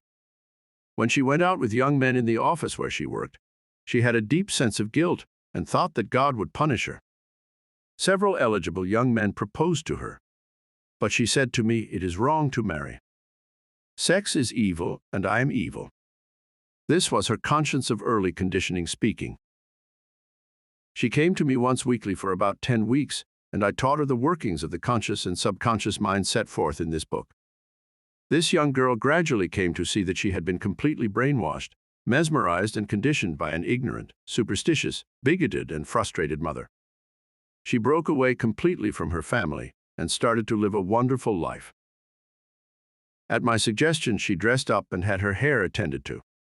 She took lessons in dancing from a man, and she also took driving lessons. She learned to swim, play cards, and had a number of dates. She began to love life. She prayed for a divine companion by claiming that infinite spirit would attract to her a man who harmonized with her thoroughly. Eventually, this came to pass. As he left my office one evening, there was a man waiting to see me, and I casually introduced them. They are now married and harmonize with each other perfectly. Forgiveness is necessary for healing. And when you stand praying, forgive if you have aught against any. Mark 11:25. Forgiveness of others is essential to mental peace and radiant health. You must forgive everyone who has ever hurt you if you want perfect health and happiness. Forgive yourself by getting your thoughts in harmony with divine law and order. You cannot really forgive yourself completely until you have forgiven others first. To refuse to forgive yourself is nothing more or less than spiritual pride or ignorance. In the psychosomatic field of medicine today, it is being constantly stressed that resentment, condemnation of others, remorse, and hostility are behind a host of maladies ranging from arthritis to cardiac disease. They point out that these sick people, who were hurt, mistreated, deceived, or injured, were full of resentment and hatred for those who hurt them. This caused inflamed and festering wounds in their subconscious minds. There is only one remedy. They have to cut out and discard their hurts, and the one and only sure way is by forgiveness. Forgiveness is love in action. The essential ingredient in the art of forgiveness is the willingness to forgive. If you sincerely desire to forgive the other, you are 51% over the hurdle. I feel sure you know that to forgive the other does not necessarily mean that you like him or want to associate with him. You cannot be compelled to like someone. Neither can a government legislate goodwill, love, peace, or tolerance. It is quite impossible to like people because someone in Washington issues an edict to that effect. We can, however, love people without liking them. The Bible says, "Love ye one another." This anyone can do who really wants to do it. Love means that you wish for the other health, happiness, peace, joy, and all the blessings of life. There is only one prerequisite, and that is sincerity. You are not being magnanimous when you forgive. You are really being self. Because what you wish for the other, you are actually wishing for yourself. The reason is that you are thinking it and you are feeling it. As you think and feel, so are you. Could anything be simpler than that? Technique of forgiveness. The following is a simple method which works wonders in your life as you practice it. Quiet your mind, relax, and let go. Think of God and His love for you, and then affirm, "I fully and freely forgive." Mention the name of the offender. I release him mentally and spiritually. I completely forgive everything connected with the matter in question. I am free, and she is free. It is a marvelous feeling. It is my day of general amnesty. I release anybody and everybody who has ever hurt me, and I wish for each and every one health, happiness, peace, and all the blessings of life. I do this freely, joyously, and lovingly, and whenever I think of the person or persons who hurt me, I say, "I have released you, and all the blessings of life are yours. I am free, and you are free." It is wonderful. The great secret of true forgiveness is that once you have forgiven the person, it is unnecessary to repeat the prayer. Whenever the person comes to your mind or the particular hurt happens to enter your mind, wish the delinquent well and say, "Peace be to you." Do this as often as the thought enters your mind. You will find that after a few days, the thought of the person or experience will return less and less often, until it fades into nothingness. The acid test for forgiveness. There is an acid test for gold. There is also an acid test for forgiveness. If I should tell you something wonderful about someone who has wronged you, cheated you, or defrauded you, and you sizzled at hearing the good news about this person, the roots of hatred would still be in your subconscious mind, playing havoc with you. Let us suppose you had a painful abscess on your jaw a year ago, and you told me about it. I would casually ask you if you had any pain now. You would automatically say, "Of course not. I have memory of it but no pain." That is the whole story. You may have a memory of the incident, but no sting or hurt anymore. This is the acid test, and you must meet it psychologically and spiritually otherwise. You are simply deceiving yourself and not practicing the true art of forgiveness. To understand all is to forgive all. When man understands the creative law of his own mind, he ceases to blame other people and conditions for making or marring his life. He knows that his own thoughts and feelings create his destiny. Furthermore, He is aware that externals are not the causes and conditioners of his life and his experiences. To think that others can march your happiness, that you are the football of a cruel fate, that you must oppose and fight others for a living, all these and others like them, are untenable when you understand that thoughts are things. The Bible says the same thing. For as a man thinketh in his heart, so is he. Proverbs. Summary of your aids to forgiveness. 1. God or life is no respecter of persons. Life plays no favorites. Life or God seems to favor you when you align yourself with the principle of harmony, health, joy, and peace. 2. God or life never sends disease, sickness, accident, or suffering. We bring these things on ourselves by our own negative thinking based upon the law as we sow. So shall we reap. 3. Your concept of God is the most important thing in your life. If you really believe in a God of love, your subconscious mind will respond in countless blessings to you. Believe in a God of love. 4. Life or God holds no grudge against you. Life never condemns you. Life heals a severe cut on your hand. Life forgives you if you burn your finger. It reduces the edema and restores the part to wholeness and perfection. 5. Your guilt complex is a false concept of God and life. God or life does not punish or judge you. You do this to yourself by your false beliefs, negative thinking, and self-condemnation. 6. God or life does not condemn or punish you. The forces of nature are not evil. The effect of their use depends on how you use the power within you. You can use electricity to kill someone or to light the house. You can use water to drown a child or quench his thirst. Good and evil come right back to the thought and purpose in man's own mind. 7. God or life never punishes. Man punishes himself by his false concepts of God, life, and the universe. His thoughts are creative, and he creates his own misery. 8. If another criticizes you, and these faults are within you, rejoice, give thanks, and appreciate the comments. This gives you the opportunity to correct the particular fault. 9. You cannot be hurt by criticism when you know that you are master of your thoughts, reactions, and emotions. This gives you the opportunity to pray and bless the other, thereby blessing yourself. 10. When you pray for guidance and right action, take what comes. Realize it is good and very good. Then there is no cause for self-pity, criticism, or hatred. 11. There is nothing good or bad, but thinking makes it so. There is no evil in sex, the desire for food, wealth, or true expression. It depends on how you use these urges, desires, and aspirations. Your desire for food can be met without killing someone for a loaf of bread. 12. Resentment, hatred, ill will, and hostility are behind a host of maladies. Forgive yourself and everybody else by pouring out love, life, joy, and goodwill to all those who have hurt you. Continue until such time as you meet them in your mind and you are at peace with them.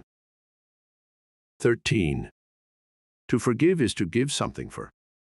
Give love, peace, joy, wisdom, and all the blessings of life to the other, until there is no sting left in your mind. This is really the acid test of forgiveness. 14. Let us suppose you had an abscess in your jaw about a year ago. It was very painful. Ask yourself if it is painful now. The answer is negative. Likewise, if someone has hurt you, lied about and vilified you, and said all manner of evil about you, is your thought of that person negative? Do you sizzle when he or she comes into your mind? If so, the roots of hatred are still there, playing havoc with you and your good. The only way is to wither them with love by wishing for the person all the blessings of life, until you can meet the person in your mind, and you can sincerely react without benediction of peace and goodwill. This is the meaning of forgive until 70 times 7. Chapter 18. How your subconscious removes mental blocks. The solution lies within the problem. The answer is in every question. If you are presented with a difficult situation and you cannot see your way clear, the best procedure is to assume that infinite intelligence within your subconscious mind knows all and sees all, has the answer, and is revealing it to you now. Your new mental attitude that the creative intelligence is bringing about a happy solution will enable you to find the answer. Rest assured that such an attitude of mind will bring order, peace, and meaning to all your undertakings. How to break or build a habit. You are a creature of habit. Habit is the function of your subconscious mind. You learn to swim, ride a bicycle, dance, and drive a car by consciously doing these things over and over again until they establish tracks in your subconscious mind. Then, the automatic habit action of your subconscious mind took over. This is sometimes called second nature, which is a reaction of your subconscious mind to your thinking and acting. You are free to choose a good habit or a bad habit. If you repeat a negative thought or act over a period of time, you will be under the compulsion of a habit. The law of your subconscious is compulsion. How he broke a bad habit. Mr. Jones said to me, an uncontrollable urge to drink seizes upon me, and I remain drunk for 2 weeks at a time. I can't give up this terrible habit. Time and time again these experiences had occurred to this unfortunate man. He had grown into the habit of drinking to excess. Although he had started drinking of his own initiative, he also began to realize that he could change the habit and establish a new one. He said that while through his willpower he was able to suppress his desires temporarily, his continued efforts to suppress the many urges only made matters worse. His repeated failures convinced him that he was hopeless and powerless to control his urge or obsession. This idea of being powerless operated as a powerful suggestion to his subconscious mind and aggravated his weakness, making his life a succession of failures. I taught him to harmonize the functions of the conscious and subconscious mind. When these two cooperate, the idea or desire implanted in the submind is realized. His reasoning mind agreed that if the old habit path or track had carried him into trouble, he could consciously form a new path to freedom, sobriety, and peace of mind. He knew that his destructive habit was automatic, but since it was acquired through his conscious choice, he realized that if he had been conditioned negatively, he also could be conditioned positively. As a result, he ceased thinking of the fact that he was powerless to overcome the habit. Moreover, he understood clearly that there was no obstacle to his healing other than his own thought. Therefore, there was no occasion for great mental effort or mental coercion. The power of his mental picture. This man acquired a practice of relaxing his body and getting into a relaxed, drowsy, meditative state. Then he filled his mind with the picture of the desired end, knowing his subconscious mind could bring it about the easiest way. He imagined his daughter congratulating him on his freedom and saying to him, "Daddy, it's wonderful to have you home." He had lost his family through drink. He was not allowed to visit them, and his wife would not speak to him. Regularly, systematically, he used to sit down and meditate in the way outlined. When his attention wandered, he made it a habit to immediately recall the mental picture of his daughter with her smile, and the scene of his home, enlivened by her cheerful voice. All this brought about a reconditioning of his mind. It was a gradual process. He kept it up. He persevered, knowing that sooner or later he would establish a new habit pattern in his subconscious mind. I told him that he could liken his conscious mind to a camera, that his subconscious mind was the sensitive plate on which he registered and impressed the picture. This made a profound impression on him, and his whole aim was to firmly impress the picture on his mind and develop it there.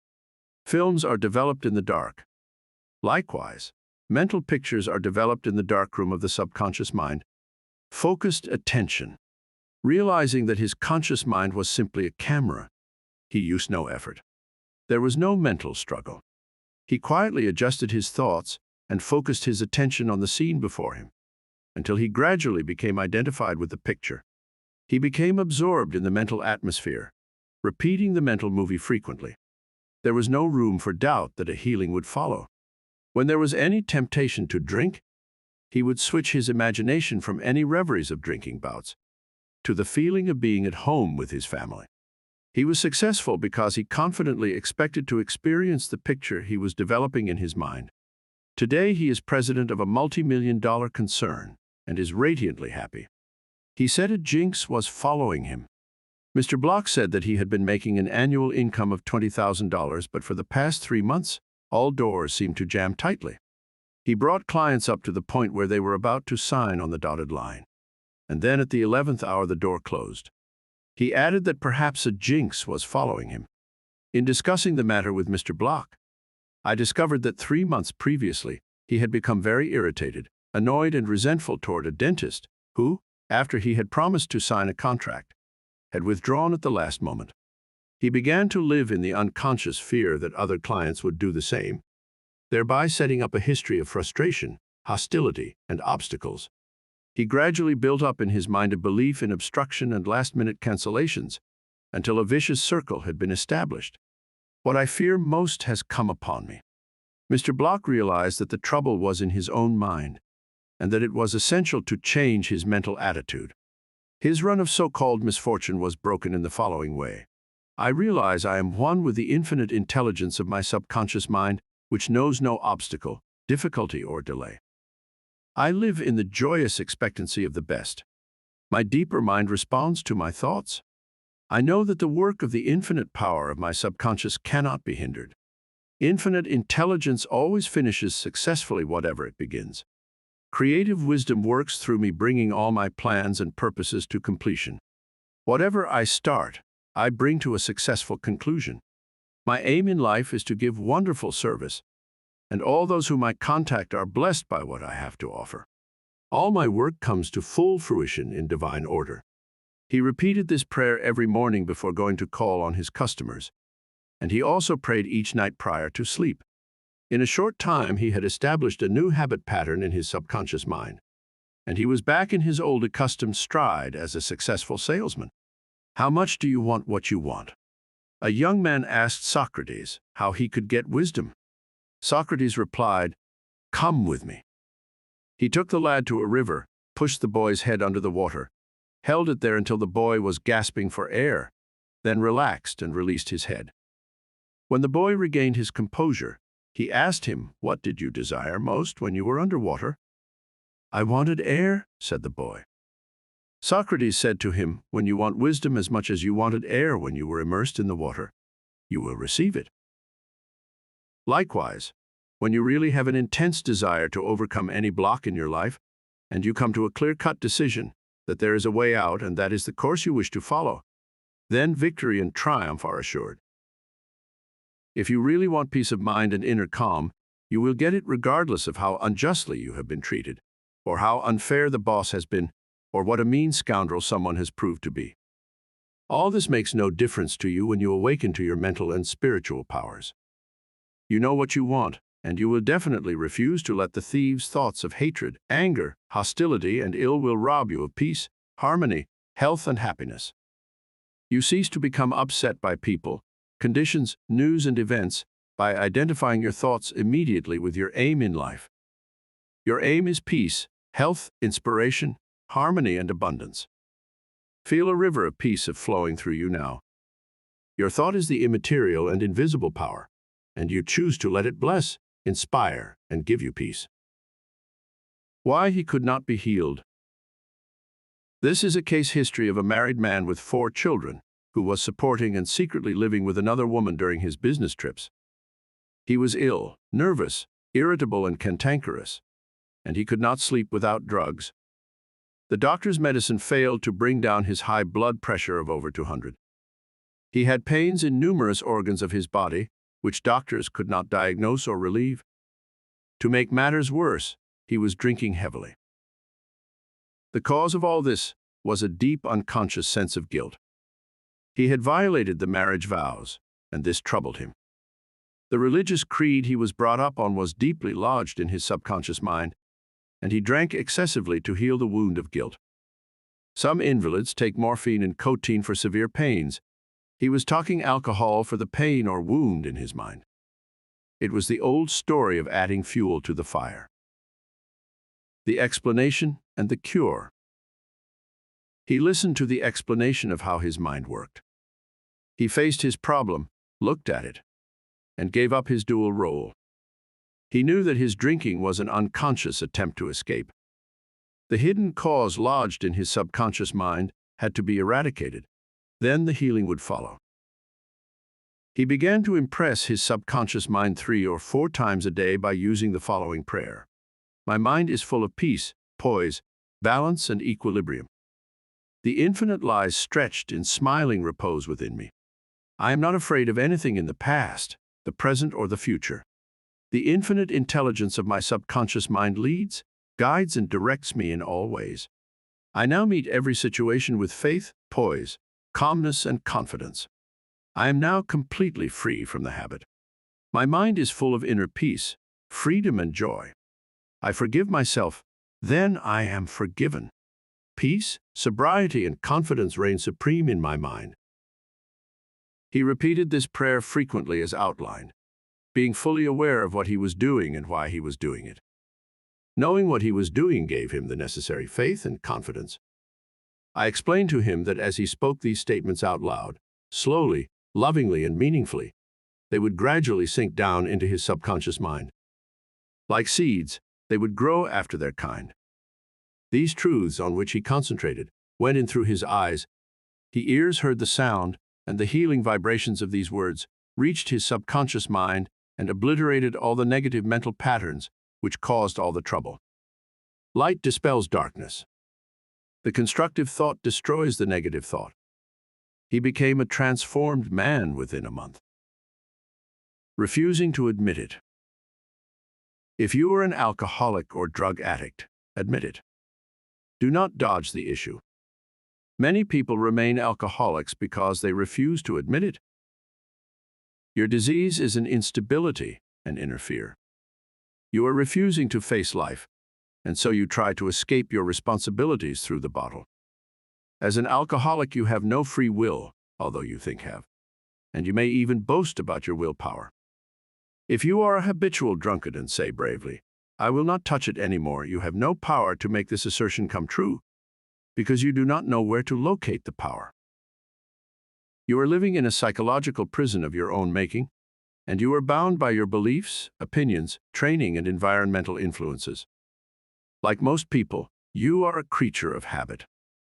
You are conditioned to react the way you do. Building in the idea of freedom. You can build the idea of freedom and peace of mind into your mentality so that it reaches your subconscious depths. The latter, being all-powerful, will free you from all desire for alcohol. Then you will have the new understanding of how your mind works, and you can truly back up your statement and prove the truth to yourself. 51% healed. If you have a keen desire to free yourself from any destructive habit, you are 51% healed already. When you have a greater desire to give up the bad habit than to continue it, you will not experience too much difficulty in gaining complete freedom. Whatever thought you anchor the mind upon, the latter magnifies. If you engage the mind on the concept of freedom, freedom from the habit, and peace of mind, and if you keep it focused on this new direction of attention, you generate feelings and emotions which gradually emotionalize the concept of freedom and peace. Whatever idea you emotionalize is accepted by your subconscious and brought to pass. The law of substitution. Realize that something good can come out of your suffering. You have not suffered in vain. However, it is foolish to continue to suffer. If you continue as an alcoholic, it will bring about mental and physical deterioration and decay. Realize that the power in your subconscious is backing you up. Even though you may be seized with melancholia, you should begin to imagine the joy of freedom that is in store for you. This is the law of substitution. Your imagination took you to the bottle. Let it take you now to freedom and peace of mind. You will suffer a little bit, but it is for a constructive purpose. You will bear it like a mother in the pangs of childbirth, and you will likewise bring forth a child of the mind.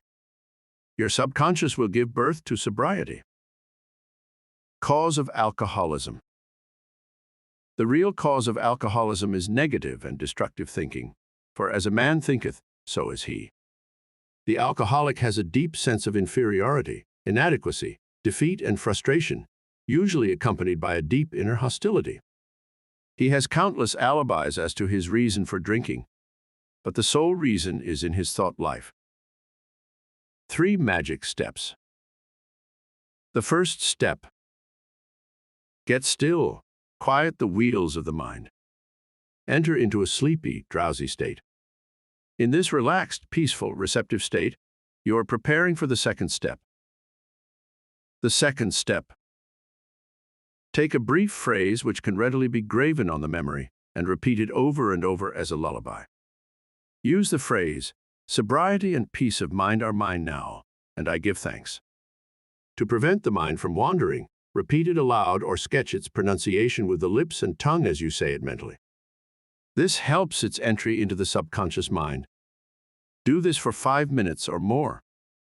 You will find a deep emotional response. The third step: just before going to sleep, practice what Johann von Goethe, German author, used to do. Imagine a friend or loved one in front of you. Your eyes are closed, you are relaxed and at peace. The loved one or friend is subjectively present and is saying to you, "Congratulations." You see the smile, you hear the voice. You mentally touch the hand. It is all real and vivid. The word congratulations implies complete freedom. Hear it over and over again until you get the subconscious reaction which satisfies. Keep on keeping on. When fear knocks at the door of your mind, or when worry, anxiety, and doubt cross your mind, behold your vision, your goal. Think of the infinite power within your subconscious mind, which you can generate by your thinking and imagining, and this will give you confidence, power, and courage. Keep on, persevere, until the day breaks and the shadows flee away. Review your thought power. 1. The solution lies within the problem. The answer is in every question. Infinite intelligence responds to you as you call upon it with faith and confidence. 2. Habit is the function of your subconscious mind. There is no greater evidence of the marvelous power of your subconscious than the force and sway habit holds in your life. You are a creature of habit. 3. You form habit patterns in your subconscious mind by repeating a thought and act over and over again, until it establishes tracks in the subconscious mind and becomes automatic, such as swimming, dancing, typing, walking, driving your car, etc. 4. You have freedom to choose. You can choose a good habit or a bad habit. Prayer is a good habit. 5. Whatever mental picture, backed by faith, you behold in your conscious mind, your subconscious mind will bring to pass. 6. The only obstacle to your success and achievement is your own thought or mental image. 7. When your attention wanders, bring it back to the contemplation of your good or goal. Make a habit of this. This is called disciplining the mind. 8. Your conscious mind is the camera, and your subconscious mind is the sensitive plate on which you register or impress the picture. 9. The only jinx that follows anyone is a fear thought repeated over and over in the mind. Break the jinx by knowing that whatever you start, you will bring to a conclusion in divine order.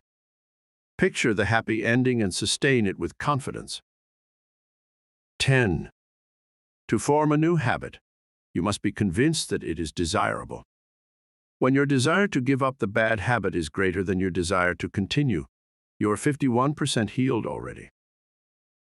11. The statements of others cannot hurt you except through your own thoughts and mental participation. Identify yourself with your aim, which is peace, harmony, and joy. You are the only thinker in your universe. 12. Excessive drinking is an unconscious desire to escape. The cause of alcoholism is negative and destructive thinking. The cure is to think of freedom, sobriety, and perfection, and to feel the thrill of accomplishment. 13. Many people remain alcoholics because they refuse to admit it. 14. The law of your subconscious mind which held you in bondage and inhibited your freedom of action, will give you freedom and happiness. It depends on how you use it. 15. Your imagination took you to the bottle. Let it take you to freedom by imagining you are free. 16. The real cause of alcoholism is negative and destructive thinking. As a man thinketh in his heart, subconscious mind, so is he. 17. When fear knocks at the door of your mind, let faith in God and all things good open the door. Chapter 19. How to use your subconscious mind to remove fear. One of our students told me that he was invited to speak at a banquet. He said he was panic-stricken at the thought of speaking before 1,000 people. He overcame his fear this way. For several nights, she sat down in an armchair for about 5 minutes and said to himself slowly, quietly, and positively, I am going to master this fear. I am overcoming it now. I speak with poise and confidence. I am relaxed and at ease. He operated a definite law of mind and overcame his fear. The subconscious mind is amenable to suggestion and is controlled by suggestion. When you still your mind and relax, the thoughts of your conscious mind sink down into the subconscious through a process similar to osmosis, whereby fluids separated by a porous membrane intermingle. As these positive seeds or thoughts sink into the subconscious they grow after their kind, and you become poised, serene, and calm. Man's greatest enemy. It is said that fear is man's greatest enemy. Fear is behind failure, sickness, and poor human relations. Millions of people are afraid of the past, the future, old age, insanity, and death. Fear is a thought in your mind, and you are afraid of your own thoughts. A little boy can be paralyzed with fear when he is told there is a boogeyman under his bed who is going to take him away. When his father turns on the light and shows him there is no boogeyman, he is freed from fear. The fear in the mind of the boy was as real as if there really was a boogeyman there. He was healed of a false thought in his mind. The thing he feared did not exist. Likewise, most of your fears have no reality. They are merely a conglomeration of sinister shadows, and shadows have no reality. Do the thing you fear. Ralph Waldo Emerson, philosopher and poet, said, "Do the thing you are afraid to do, and the death of fear is certain." There was a time when the writer of this chapter was filled with unutterable fear when standing before an audience. The way I overcame it was to stand before the audience, do the thing I was afraid to do, and the death of fear was certain. When you affirm positively that you are going to master your fears, and you come to a definite decision in your conscious mind, you release the power of the subconscious, which flows in response to the nature of your thought. Banishing stage fright. A young lady was invited to an audition. She had been looking forward to the interview. However, on 3 previous occasions, she had failed miserably due to stage fright. She possessed a very good voice, but she was certain that when the time came for her to sing, she would be seized with stage fright. The subconscious mind takes your fears as a request, proceeds to manifest them, and then brings them into your experience. On 3 previous auditions, she sang wrong notes, and she finally broke down and cried. The cause, as previously outlined, was an involuntary autosuggestion, a silent fear thought emotionalized and subjectified. She overcame it by the following technique. 3 times a day, she isolated herself in a room. She sat down comfortably in an armchair, relaxed her body, and closed her eyes. She stilled her mind and body to the best of her ability. Physical inertia favors passivity and renders the mind more receptive to suggestion. She counteracted the fear suggestion by saying to herself, "I sing beautifully. I am poised, serene, confident, and calm." She repeated this statement slowly, quietly, and with feeling from 5 to 10 times at each sitting. She had 3 such sittings every day, and 1 immediately prior to sleep. At the end of a week, she was completely poised and confident, and gave an outstanding audition. Carry out the above procedure, and the death of fear is certain. Fear of failure. Occasionally, young men from the local university come to see me, as well as school teachers, who often seem to suffer from suggestive amnesia at examinations. The complaint is always the same. I know the answers after the examination is over, but I can't remember the answers during the examination. The idea which realizes itself is the one to which we invariably give concentrated attention. I find that each one is obsessed with the idea of failure. Fear is behind the temporary amnesia, and it is the cause of the whole experience. One young medical student was the most brilliant person in his class, yet he found himself failing to answer simple questions at the time of written or oral examinations. I explained to him that the reason was he had been worrying and was fearful for several days previous to the examination. These negative thoughts became charged with fear. Thoughts enveloped in the powerful emotion of fear are realized in the subconscious mind.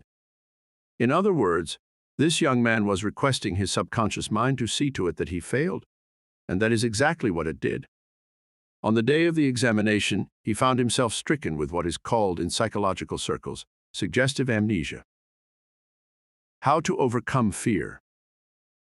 He learned that his subconscious mind was the storehouse of memory, and that it had a perfect record of all he had heard and read during his medical training. Moreover, he learned that the subconscious mind was responsive and reciprocal. The way to be en rapport with it was to be relaxed, peaceful, and confident. Every night and morning he began to imagine his mother congratulating him on his wonderful record. He would hold an imaginary letter from her in his hand. As he began to contemplate the happy result, he called forth a corresponding or reciprocal response or reaction in himself. The all-wise and omnipotent power of the subconscious took over, dictated and directed his conscious mind accordingly.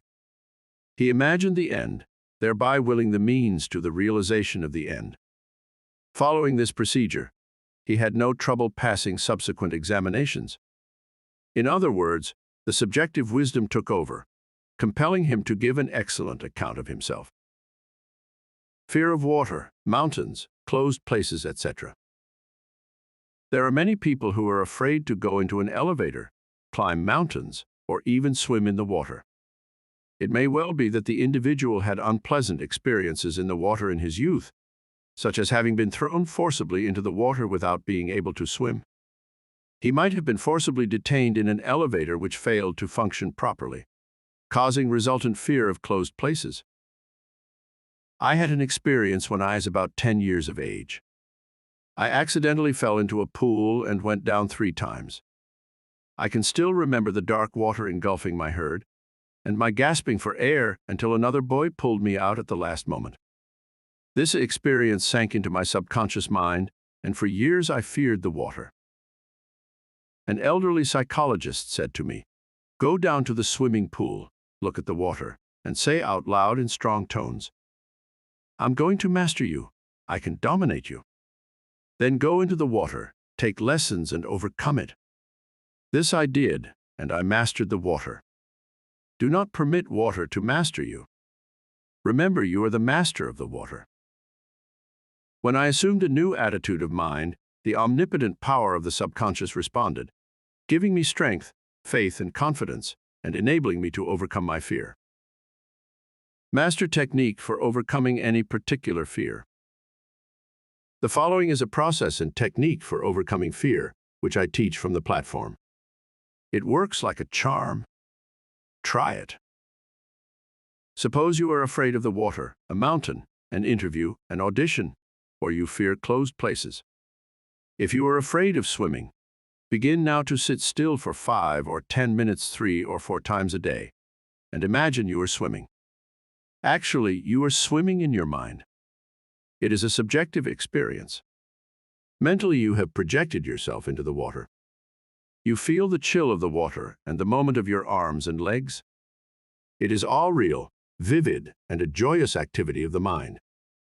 It is not idle daydreaming, for you know that what you are experiencing in your imagination will be developed in your subconscious mind. Then you will be compelled to express the image and likeness of the picture you impressed on your deeper mind. This is the law of the subconscious. You could apply the same technique if you were afraid of mountains or high places. Imagine you are climbing the mountain. Feel the reality of it all. Enjoy the scenery, knowing that as you continue to do this mentally, you will do it physically with ease and comfort. He blessed the elevator. I knew an executive of a large corporation who was terrified to ride in an elevator. He would walk up 5 flights of stairs to his office every morning. He said that he began to bless the elevator every night and several times a day. He finally overcame his fear. This was how he blessed the elevator. The elevator in our building is a wonderful idea. It came out of the universal mind. It is a boon and a blessing to all our employees. It gives wonderful service. It operates in divine order. I ride in it in peace and joy. I remain silent now, while the currents of life, love, and understanding flow through the patterns of my thought. In my imagination, I am now in the elevator, and I step out into my office. The elevator is full of our employees. I talk to them, and they are friendly, joyous, and free. It is a wonderful experience of freedom, faith, and confidence. I give thanks. He continued this prayer for about 10 days, and on the 11th day, he walked into the elevator with other members of the organization and felt completely free. Normal and abnormal fear. Man is born with 2 fears, the fear of falling and the fear of noise.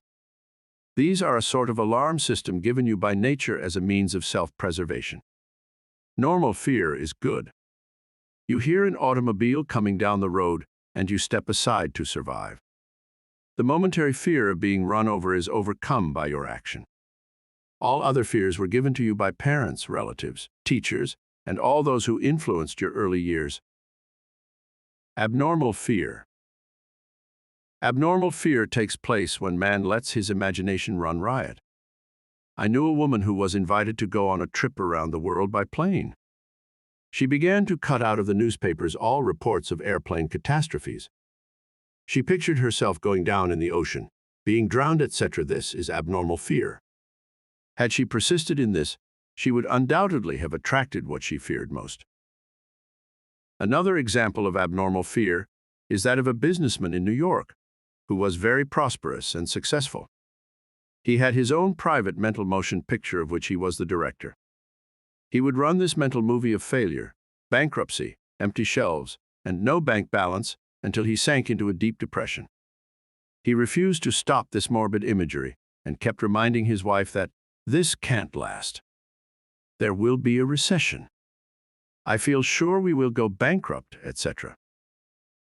His wife told me that he finally did go into bankruptcy, and all the things he imagined and feared came to pass. The things he feared did not exist, but he brought them to pass by constantly fearing, believing, and experiencing financial disaster. Job said, "The thing I feared has come upon me." There are people who are afraid that something terrible will happen to their children, and that some dreadful catastrophe will befall them. When they read about an epidemic or rare disease, they live in fear that they will catch it, and some imagine they have the disease already. All of this is abnormal fear. The answer to abnormal fear. Move mentally to the opposite. To stay at the extreme of fear is stagnation, plus mental and physical deterioration. When fear arises, there immediately comes with it a desire for something opposite to the thing feared. Place your attention on the thing immediately desired. Get absorbed and engrossed in your desire, knowing that the subjective always overturns the objective. This attitude will give you confidence and lift your spirits.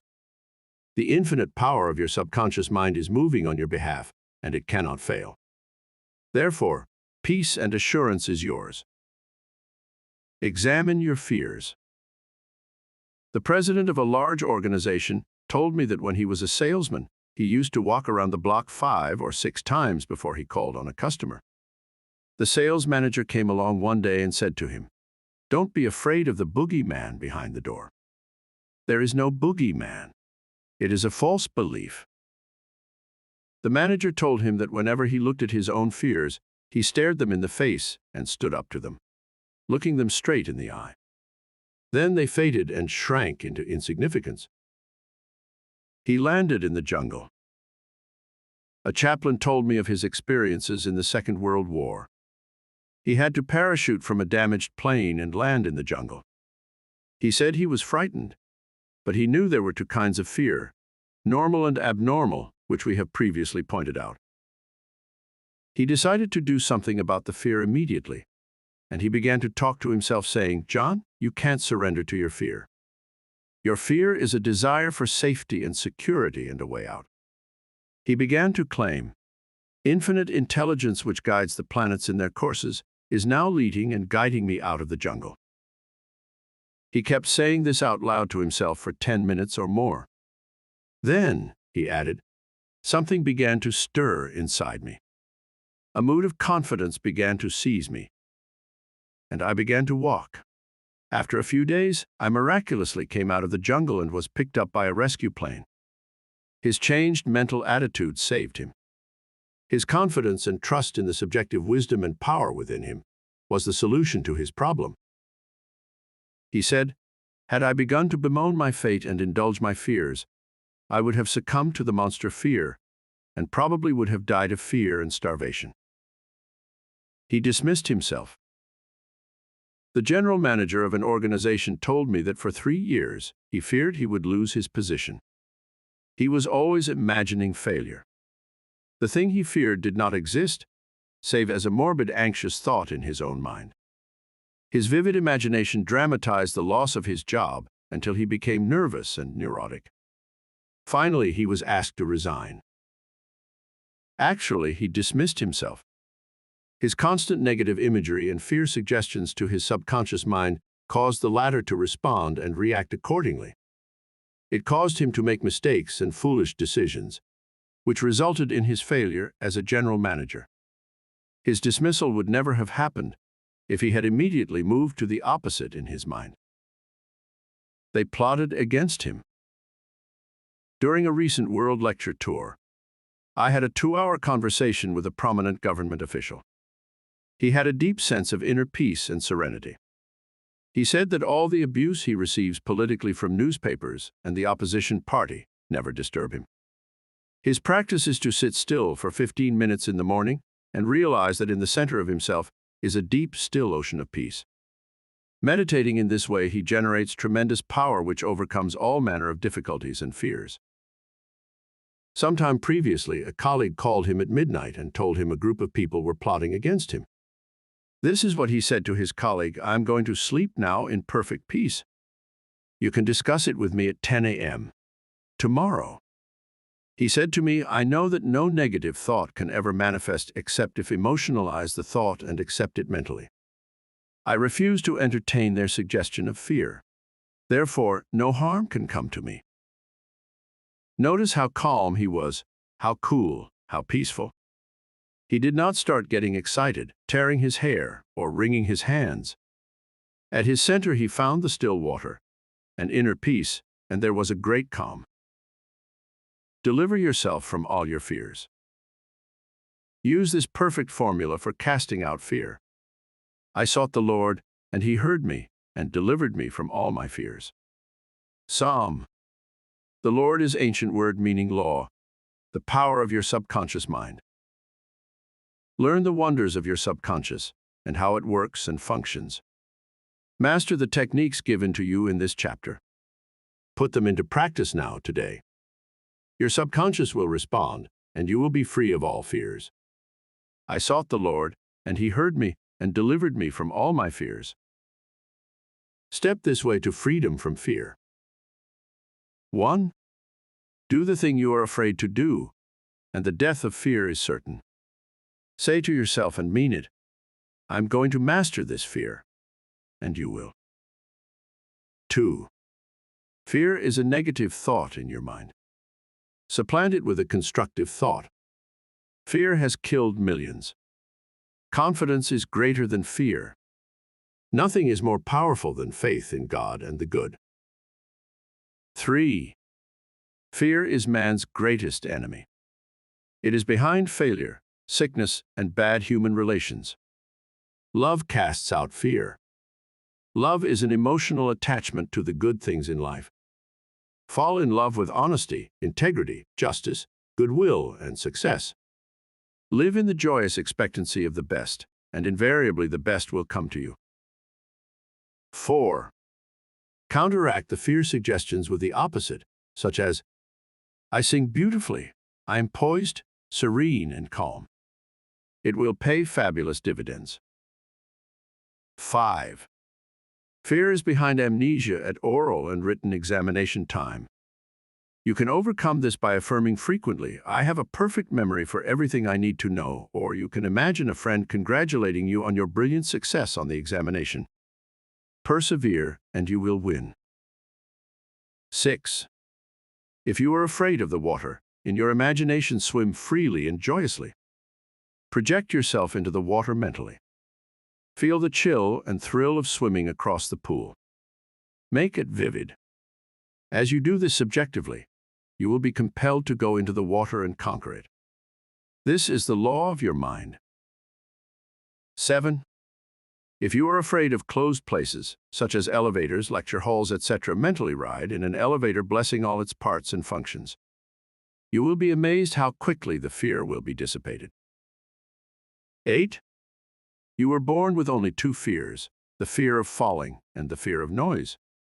All your other fears were acquired. Get rid of them. 9.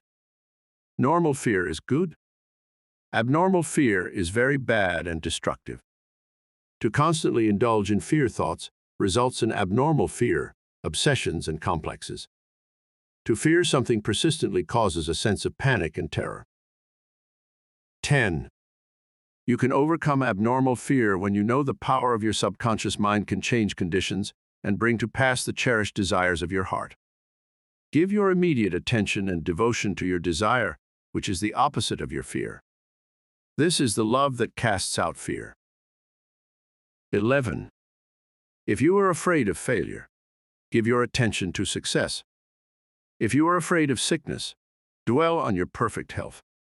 If you are afraid of an accident, dwell on the guidance and protection from God. If you are afraid of death, dwell on eternal life. God is life, and that is your life now. 12. The great law of substitution is the answer to fear. Whatever you fear has its solution in the form of your desire. If you are sick, you desire health. If you are in the prison of fear, you desire freedom. Expect the good. Mentally concentrate on the good and know that your subconscious mind answers you always. It never fails. 13. The things you fear do not really exist except as thoughts in your mind. Thoughts are creative. This is why Job said, "The thing I feared has come upon me." Think good and good follows. 14. Look at your fears. Hold them up to the light of reason. Learn to laugh at your fears. That is the best medicine. 15. Nothing can disturb you but your own thought. The suggestions, statements, or threats of other persons have no power. The power is within you, and when your thoughts are focused on that which is good, then God's power is with your thoughts of good. There is only one creative power, and it moves as harmony. There are no divisions or quarrels in it. Its source is love. This is why God's power is with your thoughts of good. Chapter 20, How to Stay Young in Spirit Forever. Your subconscious mind never grows old. It is timeless, ageless, and endless. It is a part of the universal mind of God which was never born, and it will never die. Fatigue or old age cannot be predicated on any spiritual quality or power. Patience, kindness, veracity, humility, goodwill, peace, harmony, and brotherly love are attributes and qualities which never grow old. If you continue to generate these qualities here on this plane of life, you will always remain young in spirit. I remember reading an article in one of our magazines some years ago, which stated that a group of eminent medical men at the DeCourcy Clinic in Cincinnati, Ohio, reported that years alone are not responsible for bringing about degenerative disorders. These same physicians stated that is the fear of time, not time itself, that has a harmful aging effect on our minds and bodies, and that the neurotic fear of the effects of time may well be the cause of premature aging. During the many years of my public life, I have had occasion to study the biographies of the famous men and women who have continued their productive activities into the years well beyond the normal span of life. Some of them achieved their greatness in old age. At the same time, has been my privilege to meet and to know countless individuals of no prominence, who, in their lesser sphere, belong to those hardy mortals who have proved that old age of itself does not destroy the creative powers of the mind and body. He had grown old in his thought life. A few years ago, I called on an old friend in London, England. He was over 80 years of age, very ill, and obviously was yielding to his advancing years. Our conversation revealed his physical weakness, his sense of frustration, and a general deterioration, almost approaching lifelessness. His cry was that he was useless and that no one wanted him. With an expression of hopelessness, he betrayed his false philosophy: we are born, grow up, become old, good for nothing, and that's the end. This mental attitude of futility and worthlessness was the chief reason for his sickness. He was looking forward only to senescence, and after that, nothing. Indeed, he had grown old in his thought life, and his subconscious mind brought about all the evidence of his habitual thinking. Age is the dawn of wisdom. Unfortunately, many people have the same attitude as this unhappy man. They are afraid of what they term old age, the end and extinction, which really means that they are afraid of life. Yet, life is endless. Age is not the flight of years, but the dawn of wisdom. Wisdom is an awareness of the tremendous spiritual powers in your subconscious mind and the knowledge of how to apply these powers to lead a full and happy life. Get it out of your head once and for all that 65, 75, or 85 years of age is synonymous with the end for you or anybody else. It can be the beginning of a glorious, fruitful, active, and most productive life pattern, better than you have ever experienced. Believe this, expect it, and your subconscious will bring it to pass. Welcome the change. Old age is not a tragic occurrence. What we call the aging process is really change. It is to be welcomed joyfully and gladly, as each phase of human life is a step forward on the path which has no end. Man has powers which transcend his bodily powers. He has senses which transcend his 5 physical senses. Scientists today are finding positive, indisputable evidence that something conscious in man can leave his present body and travel thousands of miles to see, hear, touch, and speak to people, even though his physical body never leaves the couch on which it reclines. Man's life is spiritual and eternal. He need never grow old for life, or God cannot grow old. The Bible says that God is life. Life is self-renewing, eternal, indestructible, and is the reality of all men. Evidence for survival. The evidence gathered by the psychical research societies, both in Great Britain and America, is overwhelming. You may go into any large metropolitan library and get volumes on the proceedings of the Psychical Research Society, based on findings of distinguished scientists on survival following so-called death. You will find a startling report on scientific experiments establishing the reality of life after death, in the Case for Psychic Survival by Hereward Carrington, director of the American Psychical Institute. Life is. A woman asked Thomas Edison, the electrical wizard, "Mr. Edison, what is electricity?" He replied, "Madam, electricity is. Use it." Electricity is a name we give an invisible power which we do not fully comprehend, but we learn all we can about the principle of electricity and its uses. We use it in countless ways. The scientist cannot see an electron with his eyes, yet he accepts it as a scientific fact, because it is the only valid conclusion, which coincides with his other experimental evidence. We cannot see life. However, we know we are alive. Life is, and we are here to express it in all its beauty and glory. Mind and spirit do not grow old. The Bible says, and this is life eternal, that they might know thee, the only true God. John. The man who thinks or believes that the earthly cycle of birth, adolescence, youth, maturity, and old age is all there is to life is indeed to be pitied. Such a man has no anchor, no hope, no vision, and to him, life has no meaning. This type of belief brings frustration, stagnation, cynicism, and a sense of hopelessness, resulting in neurosis and mental aberrations of all kinds. If you cannot play a fast game of tennis, or swim as fast as your son, or if your body has slowed down, or you walk with a slow step, remember life is always clothing itself anew. What men call death is but a journey to a new city in another dimension of life. I say to men and women in my lectures that they should accept what we call old age gracefully. Age has its own glory, beauty, and wisdom, which belong to it. Peace, love, joy, beauty, happiness, wisdom, goodwill, and understanding are qualities which never grow old or die. Ralph Waldo Emerson, poet and philosopher, said, "We do not count a man's years until he has nothing else to count." Your character, the quality of your mind, your faith, and your convictions are not subject to decay.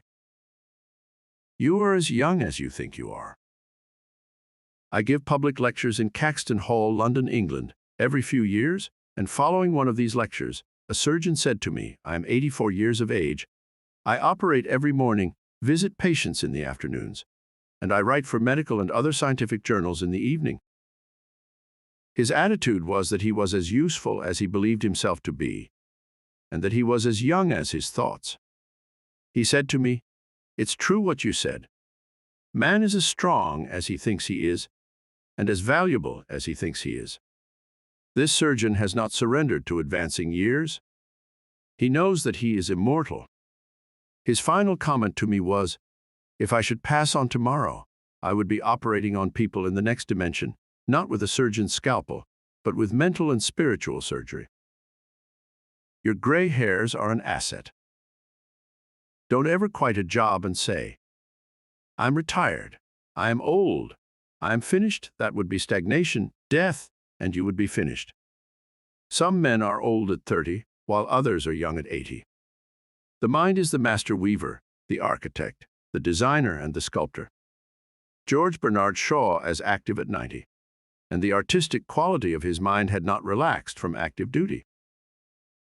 I meet men and women who tell me that some employers almost slam the door in their faces when they say they are over 40. This attitude on the part of the employers is to be considered cold, callous, evil, and completely void of compassion and understanding. The total emphasis seems to be on youth. You must be under 35 years of age to receive consideration. The reasoning behind this is certainly very shallow. If the employer would stop and think, he would realize that the man or woman was not selling his age or gray hair. Rather, he was willing to give of his talents, his experience, and his wisdom gathered through years of experience in the marketplace of life. Age is an asset. Your age should be a distinct asset to any organization because of your practice and application through the years of the principles of the Golden Rule and the law of love and goodwill. Your gray hair, if you have any, should stand for greater wisdom, skill, and understanding. Your emotional and spiritual maturity should be a tremendous blessing to any organization. A man should not be asked to resign when he is 65 years of age. That is the time of life when he could be most useful in handling personnel problems, making plans for the future, making decisions, and guiding others in the realm of creative ideas based on his experience and insight into the nature of the business. Be your age. A motion picture writer in Hollywood told me that he had to write scripts which would cater to the 12-year-old mind. This is a tragic state of affairs if the great masses of people are expected to become emotionally and spiritually mature. It means that the emphasis is placed on youth in spite of the fact that youth stands for inexperience, lack of discernment, and hasty judgment. I can keep up with the best of them. I am now thinking of a man 65 years of age who is trying frantically to keep young. He swims with young men every Sunday, goes on long hikes, plays tennis, and boasts of his prowess and physical power, saying, "Look, I can keep up with the best of them." He should remember the great truth. As a man thinketh in his heart, so is he. Prov. Diets, exercises, and games of all kinds will not keep this man young. It is necessary for him to observe that the grows old or remains young in accordance with his processes of thinking. Your subconscious mind is conditioned by your thoughts. If your thoughts are constantly on the beautiful, the noble, and the good, you will remain young regardless of the chronological years. Fear of old age. Job said, "The things which I greatly feared is come upon me." There are many people who fear old age and are uncertain about the future because they anticipate mental and physical deterioration as the years advance. What they think and feel comes to pass. You grow old when you lose interest in life, when you cease to dream, to hunger after new truths, and to search for new worlds to conquer. When your mind is open to new ideas, new interests, and when you raise the curtain and let in the sunshine and inspiration of new truths of life and the universe, you will be young and vital. You have much to give. If you are 65 or 95 years of age, realize you have much to give. You can help stabilize, advise, and direct the younger generation. You can give the benefit of your knowledge, your experience, and your wisdom. You can always look ahead, for at all times you are gazing into infinite life. You will find that you can never cease to unveil the glories and wonders of life.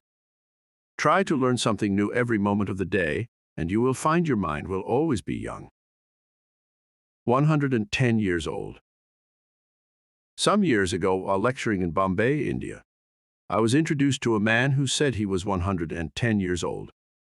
He had the most beautiful face I have ever seen. He seemed transfigured by the radiance of an inner light. There was a rare beauty in his eyes, indicating he had grown old in years with gladness, and with no indicating that his mind had dimmed its lights. Retirement, a new venture. Be sure that your mind never retires. It must be a parachute which is no good unless it opens up. Be open and receptive to new ideas. I have seen men of 65 and 70 retire. They seemed to rot away, and in a few months passed on. They obviously felt that life was at an end. Retirement can be a new venture, a new challenge, a new path, the beginning of the fulfillment of a long dream. It is inexpressibly depressing to hear a man say, "What shall I do now that I am retired?" He is saying, in effect, I am mentally and physically dead. My mind is bankrupt of ideas. All this is a false picture. The real truth is that you can accomplish more at 90 than you did at 60, because each day you are growing in wisdom and understanding of life and the universe through your new studies and interest. He graduated to a better job. An executive who lives near me was forced to retire a few months ago because he had reached the age of 65. He said to me, "I look upon my retirement as promotion from kindergarten to the first grade." He philosophized in this manner. He said that when he left high school, he went up the ladder by going to college. He realized this was a step forward in his education and understanding of life in general. Likewise, he added, now he could do the things he had always wanted to do, and therefore, his retirement was still another step forward on the ladder of life and wisdom. He came to the wise conclusion that he was no longer going to concentrate on making a living. Now he was going to give all his attention to living life. He is an amateur photographer, and he took additional courses on the subject. He took a trip around the world and took movies of famous places. He now lectures before various groups, lodges, and clubs and is in popular demand. There are countless ways of taking an interest in something worthwhile outside yourself. Become enthusiastic over new creative ideas, make spiritual progress, and continue to learn and to grow. In this manner you remain young in heart, because you are hungering and thirsting after new truths, and your body will reflect your thinking at all times. You must be a producer and not a prisoner of society. The newspapers are taking cognizance of the fact that the voting population of the elderly in California elections is increasing by leaps and bounds. This means that their voices will be heard in the legislature of the state and also in the halls of Congress. I believe there will be enacted a federal law prohibiting employers from discrimination against men and women because of age. A man of 65 years may be younger mentally, physically, and psychologically than many men at 30. It is stupid and ridiculous to tell a man he cannot be hired because he is over 40. It is like saying to him that he is ready for the scrap heap or the junk pile. What is a man of 40 or over to do? Must he bury his talents and hide his light under a bushel? Men who are deprived and prevented from working because of age must be sustained by government treasuries at county, state, and federal levels. The many organizations who refuse to hire them and benefit from their wisdom and experience will be taxed to support them. This is a form of financial suicide. Man is here to enjoy the fruit of his labor, and he is here to be a producer and not a prisoner of society, which compels him to idleness. Man's body slows down gradually as he advances through the years, but his conscious mind can be made much more active, alert, alive, and quickened by the inspiration from his subconscious mind. His mind, in reality, never grows old. Job said, "Oh, that I were as in months past, as in the days when God preserved me, when his candle shined upon my head, and when by his light I walked through darkness, as I was in the days of my youth, when the secret of God was upon my tabernacle." Job 4. Secret of youth.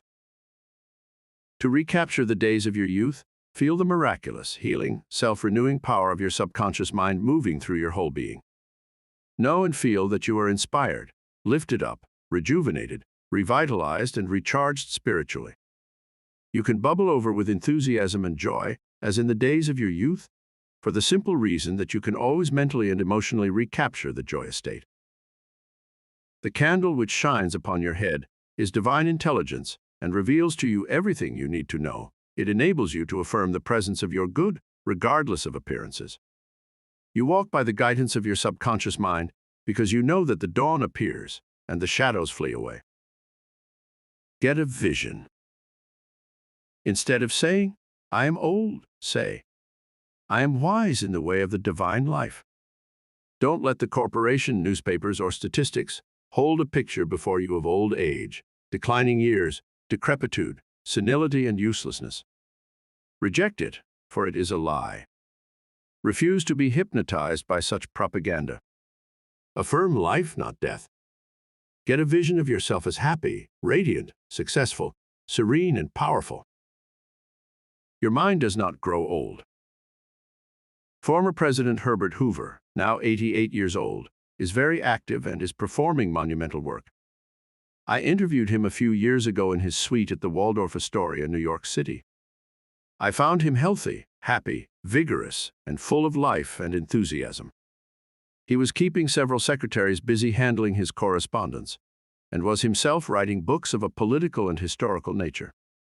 Like all great men, I found him affable, genial, amiable, loving, and most understanding.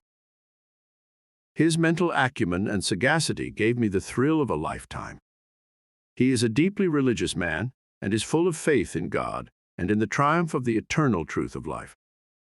He was subjected to a barrage of criticism and condemnation in the years of the Great Depression, but he weathered the storm and did not grow old in hatred, resentment, ill will, and bitterness. On the contrary, he went into the silence of his soul and, communing with the divine presence within him, he found peace, which is the power at the heart of God. His mind active at 99. My father learned the French language at 65 years of age and became an authority on it at 70. He made a study of Gaelic when he was over 60 and became an acknowledged and famous teacher of the subject. He assisted my sister in a school of higher learning and continued to do so until he passed away at 99. His mind was as clear at 99 as it was when he was 20. Moreover, his handwriting and his reasoning powers had improved with age. Truly, you are as old as you think and feel. We need our senior citizens. Marcus Porcius Cato, the Roman patriot, learned Greek at 80. Madame Ernestine Schumann-Heink, the great German-American contralto, reached the pinnacle of her musical success after she became a grandmother. It is wonderful to behold the accomplishments of the oldsters. General Douglas MacArthur, Harry S. Truman, General Dwight David Eisenhower, and American financier, Bernard Baruch, are interesting, active, and contributing their talents and wisdom to the world. The Greek philosopher Socrates learned to play musical instruments when he was 80 years old. Michelangelo was painting his greatest canvases at 80. At 80, C.O. Simonides won the prize for poetry.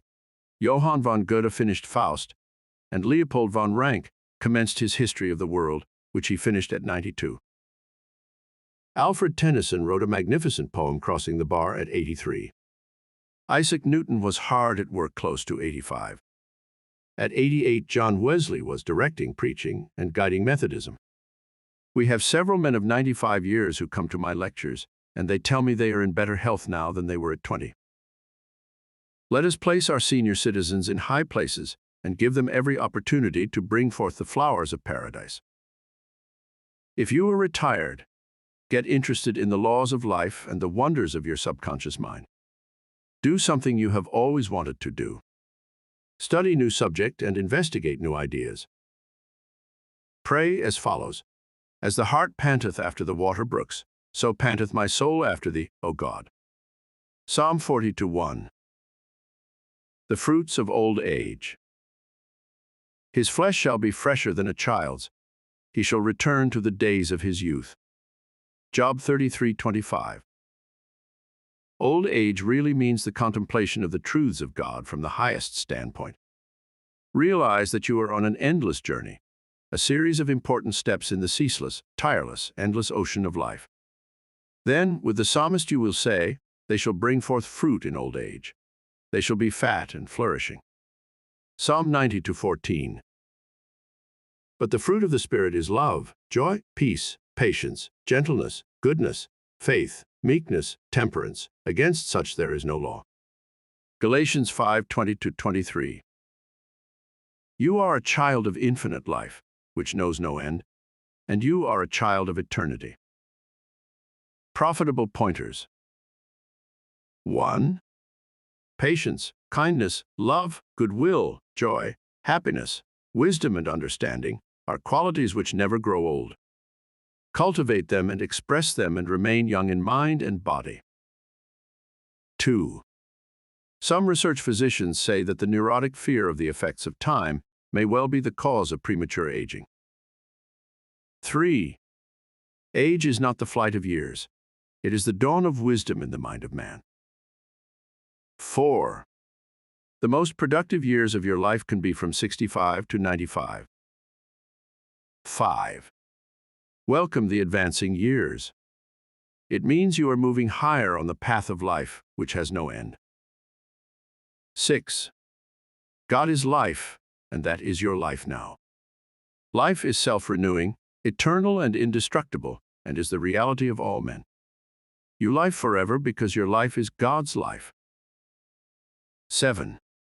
Evidence of survival after death is overwhelming. Study proceedings of Psychical Research Society of Great Britain and America in your library. The work is based on the scientific research by outstanding scientists for over 75 years. 8. You cannot see your mind, but you know you have a mind. You cannot see spirit, but you know that the spirit of the game, the spirit of the artist, the spirit of the musician, and the spirit of the speaker is real. Likewise, the spirit of goodness, truth, and beauty moving in your mind and heart are real. You cannot see life, but you know you are alive. 9. Old age may be called the contemplation of the truths of God from the highest standpoint. The joys of old age are greater than those of youth. Your mind is engaged in spiritual and mental athletics. Nature slows down your body so that you may have the opportunity to meditate on things divine.